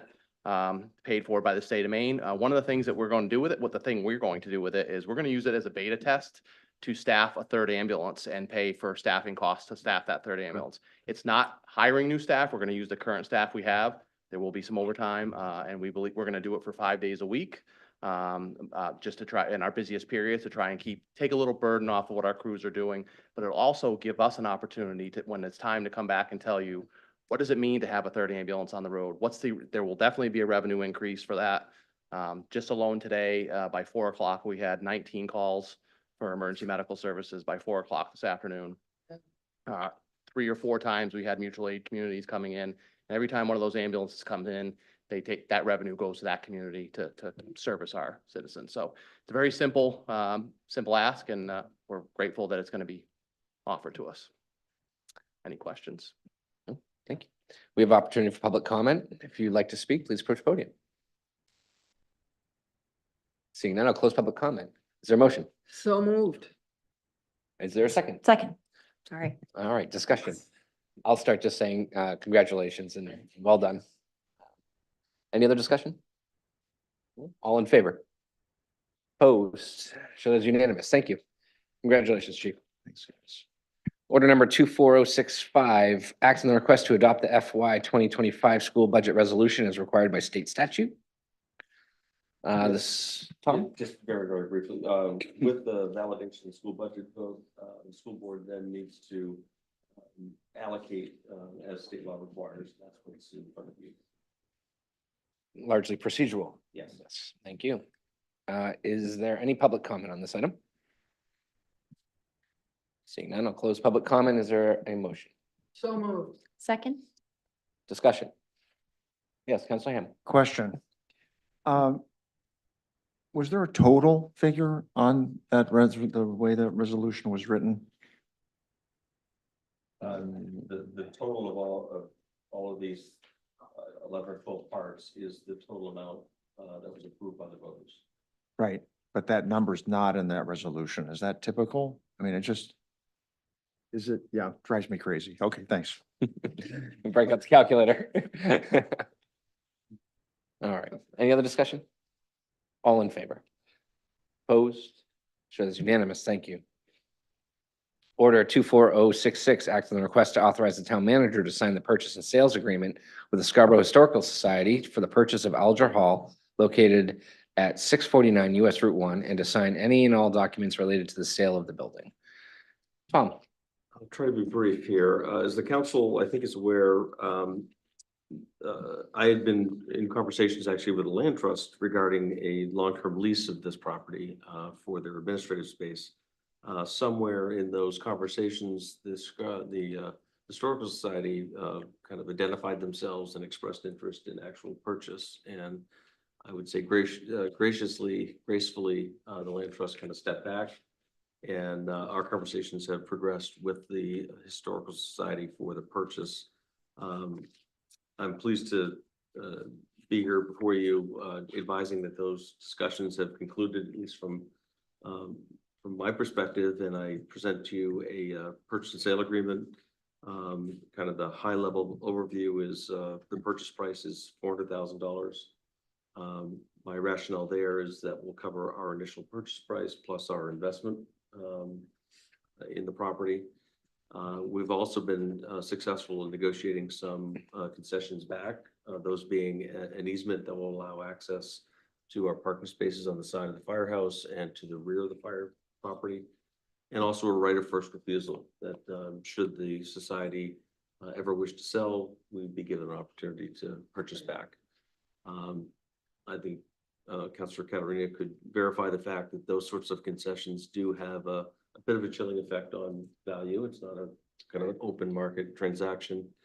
I will finally just suggest, in terms of justifying the price, I did independently go to the assessor, who of course has been going through a reval, has assessed the property at $418,000. So that was just kind of validation for me that our numbers were pretty much in line with market, frankly. So again, I seek your authorization to sign this. I believe they have sufficient resources, financial resources on hand, so I expect this to be a fairly quick close. The final note I would have is that there has been a request, and I would strongly endorse that request, that these proceeds go back to the Land Acquisition Reserve Fund and be available for consideration for other purposes. And if you wish, I'll come back and receive specific authorization in that regard. Thank you, Tom. We have an opportunity for public comment. If you'd like to speak, please approach the podium. Seeing none, I'm going to close public comment. Is there a motion? So moved. Second. Discussion. Councilor Hamel. Yeah, I'm pleased with the ultimate outcome here, and I gotta give Tom a lot of credit, because when he bought it with a thought that there would be some historical purpose for this. And the work that he's done to arrive at the price, I think also makes a lot of sense. Might have a great future as an assessor or a realtor. So, but I think this is a good. My next career. So, uh, so I'm in favor of this, and I will say, I give credit to Andrew Mackey, because I know this was probably not what he expected when we started the process, but I think he was very astute and patient about it, and you know, things have a way of working out sometimes. So nice job on this. Any other discussion? All in favor? Opposed? So there's unanimous. Thank you. Thank you. Order 24067, an act on the request of the School Building Advisory Committee to accept their final report. Guess I'll jump on this one. So more than half of you counselors are at the joint meeting with the school board, where we received the full presentation and report. If you haven't had a chance to look through it all, it is meaty and there's a lot of information in there. But I will tell you that we put 70 people in a room to start. We walked away with 56-ish at the end. That's good. That's not terrible. And to get 56-ish people rowing in the same direction is quite the feat. The amount of time and energy every Monday night for hours, they were there. And so I really appreciate the work that's gone into it. We have a recommendation. I know ideally when we had the phase 1 charge, we were hoping to get kind of a single path direction. This committee, I think, wisely decided that more information before they could get to that point. So they've got 4 ideas they're advancing and would like to be vetted further through a phase 2 process. So that's kind of the high and low of it for right now, but it was well done and a lot of work. So appreciate what the community gave, including staff. Did you want to just speak to phase 2 that we're going to meet next week? Yes. So phase 2, just so you know, the initial discussions, is it next week? I think it is. Yep.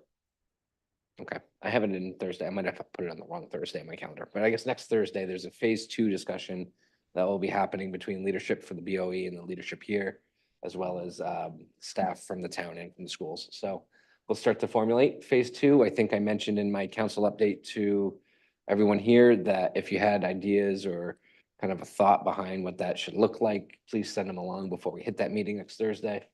I'm happy to discuss them. So I know one of the comments from the public this evening was a concern that there was no sense of urgency behind getting to it. The next phase, I don't think that's true at all, based on the phone calls I've received from my counterpart in the school board side.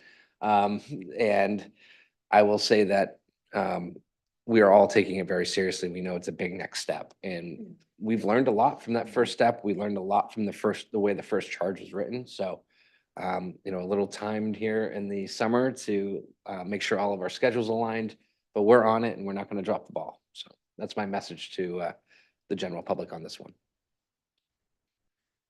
With that, there's ability for public comment on this item. If Norman is feeling frisky.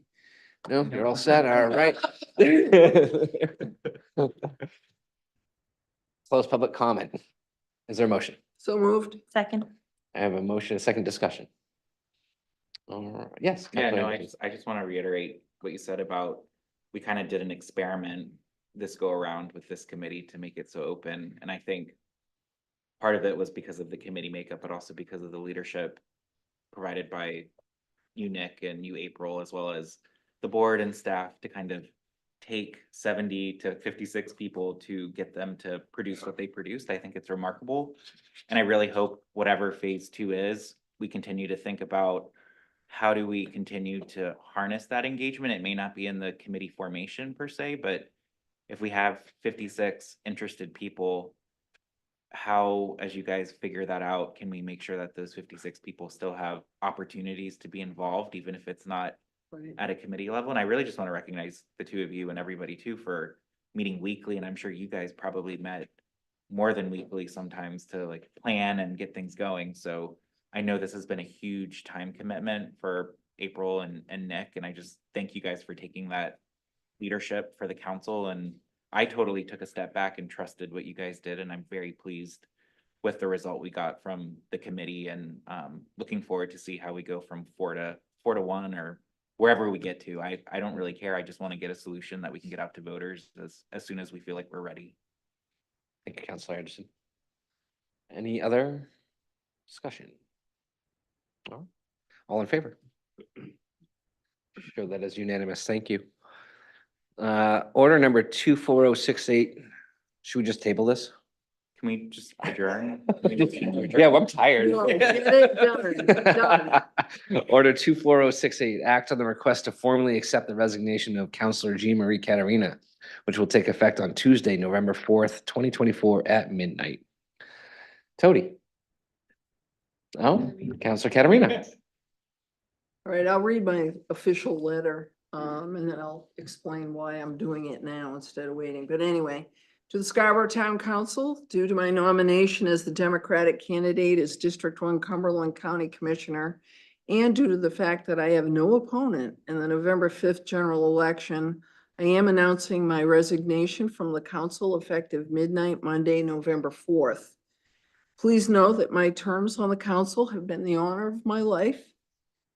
And I thank the staff and all of my fellow counselors over the years for their assistance and great debates. I'm looking at the guy next to me. In particular, I thank the people of Scarborough for their support since 2013.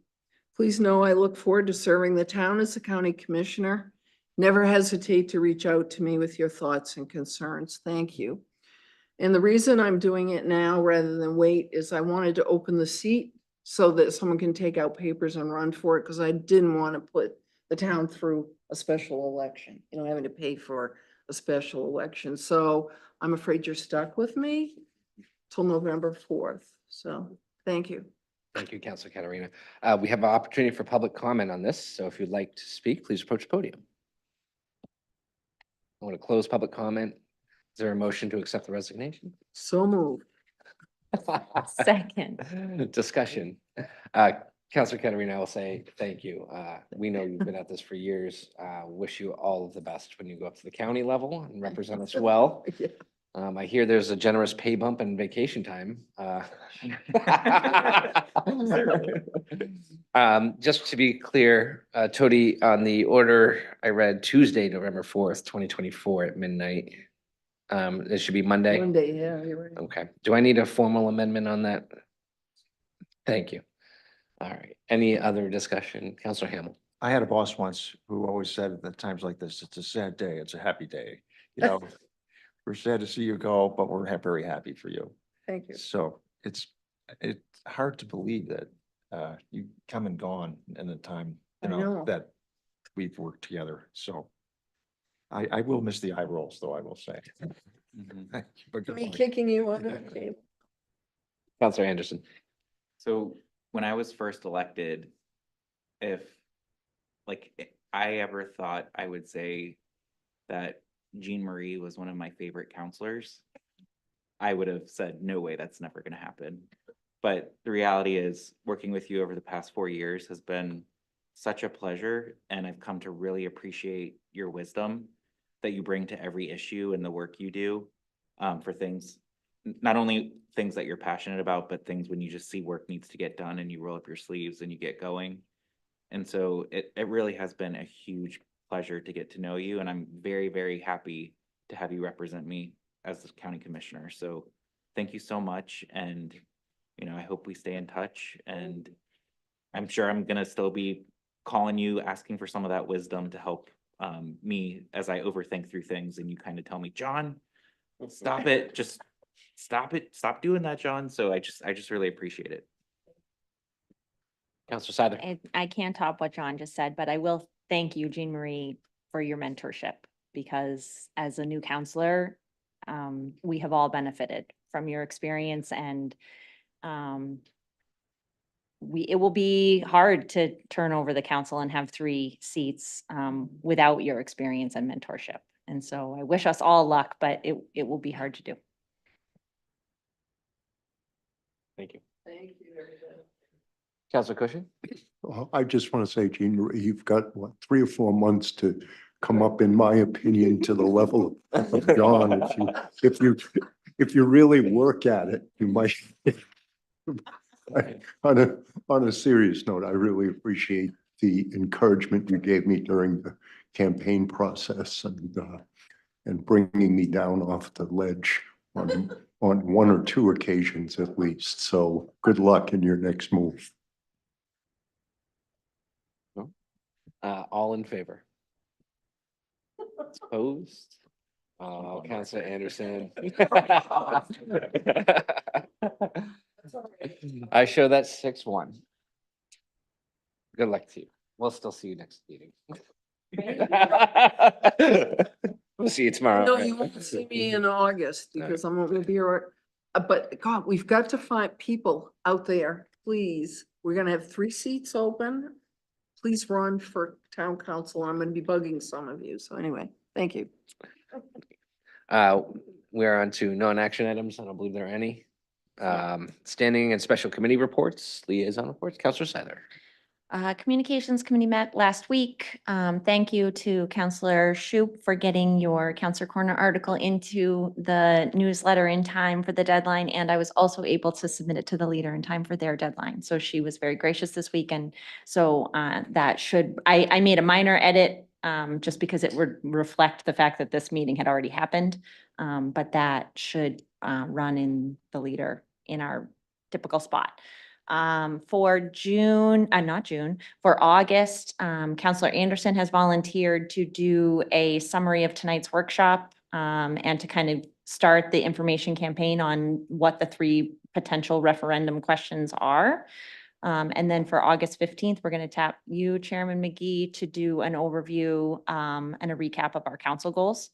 Since we're going to be refreshing those and taking our mid-year or, 8-month review of those. We thought it would be good to get those back out in front of the residents to remind them the good work that we're trying to accomplish. Additionally, we do have a Councilor Corner Live scheduled, as I mentioned, for August 7th at 6:30 here in Chambers after our special meeting. The topic being the land bond. I think that's all from Communications Committee. The Vulnerability Assessment Group met this morning for the second time. I think overall, everyone is really pleased with the consultants that we brought in. The residents are incredibly engaged and so knowledgeable. And, I know we say this all the time, but just we're so fortunate to have all of these experts in their fields who are willing to donate their time and serve on these committees. Specifically, I said that I would make sure that for public awareness, they have a meeting scheduled for August 12th at 6 p.m. here in council chambers as their initial public meeting to provide an overview of what the vulnerability assessment is and what their process has been up to this point. And then additionally, they also are scheduling neighborhood meetings with residents of Pine Point and residents of Higgins Beach. And so they are in contact with the associations in those areas of town. But if you are a resident who has concerns about the vulnerability and you want to learn more about the vulnerability assessment, the staff liaison to that project is Jamie Fitch. But I am also more than happy to link residents to any information that I can further provide. Thank you, Councilor Seiler. Councilor Anderson. At our last finance committee meeting, we talked a lot about the remaining council goals that we still have to address. One thing that we did do is we did take action on making adjustments to our unassigned fund balance policy.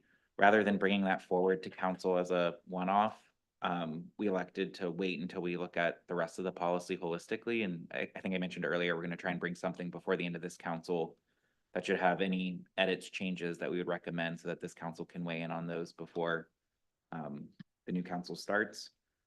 We started the conversation around how we want to approach the $5 million capital facilities goal that we have. And so we had some discussion and we've asked staff to come back with a plan of how we could potentially approach that. So again, if anybody has thoughts on what they would like to see, please let me know because I'm taking point from the committee to work with staff on that. Councilor Cushing is going to be working with staff on budget improvements that we would like to see in the process. So we aligned on 3 key things we would like him to work with staff on. And so he's going to be working with staff on some recommendations there, bring it to the committee, and then potentially bring them to the council based on how substantial they are. We also talked about the TIF goal and how we want to approach that. What we've decided is near term, we want to dig into the model that Karen Martin has put together that looks at the value of TIFs and CEAs for projects, specifically for the downs. And then also staff is planning to bring a recommendation on how we can adjust our TIF CEA policy so that it, one, I think, is to kind of clean it up, but two is to address the affordable housing piece, which kind of prompted the need to revisit the policy in the first place. And so those two things, the reviewing the TIF model and the TIF policy, will be the topics at our next meeting. I do want to share, though, from the model that Karen put together, I thought this was just a really important bottom line for the model that, you know, is a precursor of, as we validate it, the numbers may change. But according to the model today, for the downs, 17% of town revenue is projected to go to the downs as a result of the CEA. So we talk a lot about the 40%, but when you really look at the lifetime of the TIF and what we expect in terms of value as well as costs to serve, only 17% is going directly to the developer. And that the town is positioned to essentially make a profit of $120 million over the course of the 30 years. And these are taking old projections, taking real numbers, and now applying them to the model to try and increase the accuracy. So I think the bottom line for me is that the decision that was made was a good decision financially. There's other things that I'm sure people feel strongly about, but at least from a financial position, it looks like the town is positioned to you know, come out on top as a result, which is really the reason why we did it in the first place. So I'm excited to dig in with the finance committee to really pressure test that model and see if there are things we need to do to kind of make these numbers more accurate. But I trust the work that Karen has done. We've looked at the model already and we've kind of beat it up a little bit. I think with a real example, it'll be interesting to see where the committee goes and how we want to pressure test it. But I think it looks good. Thank you, Councilor Anderson. Councilor Shu? I think everyone got their open space plan public workshop flyer. I encourage everyone to come by on Thursday between 6 and 8. If you can't though, please just visit the website. You can give the same amount of feedback. It's really just about getting feedback from residents. So I encourage everyone, if they can't come, to at least at a minimum check out the website or stop by our table at the concerts. And then I also just wanted to note that the Community Center Committee has their final meeting tomorrow night, and then they'll be coming before us in August with their recommendation. So I'm looking forward to that. Thank you. Councilor Seither. I forgot to mention Summerfest. So I did sign us up for a table, the town council, to have a table at Summerfest, which this year is August 16th from 5 to 10. Hopefully we'll have nice weather and we can actually be outside, because last year, if you remember, we were all like huddled up at the high school. And we had planned to do cornhole with a counselor last year and it got rained out. And so I'm proposing that I will bring the cornhole boards and we'll set them up in front of our table and hopefully we can draw some engagement. I will send out a sign up genius and hopefully everyone who's going to be around that night can just take an hour shift and we can rotate through who stands at the table. So be on the lookout for that. Any other council updates? And we'll get into councilor comments. All talked out? Nope. Council. So tomorrow night, the most important night of our lives, the 11U All-Star team is playing against Augusta at 5:30. If you have Game Changer, you can watch. They're going to record it so that you can watch the video. Look for number 11. I hear he's amazing. If you want to watch, they're playing Augusta, and I think if they win tomorrow night, then they're the state champs. If they don't, then they play again on Saturday. And if they win, then they're the state champs. So hopefully if they are, we can do something like a proclamation or something like we did last year to just recognize the hard work that these kiddos are doing. It's fantastic. Is there a motion to adjourn? Second. All in favor? Those are yes. Thank you. Everyone have a good evening.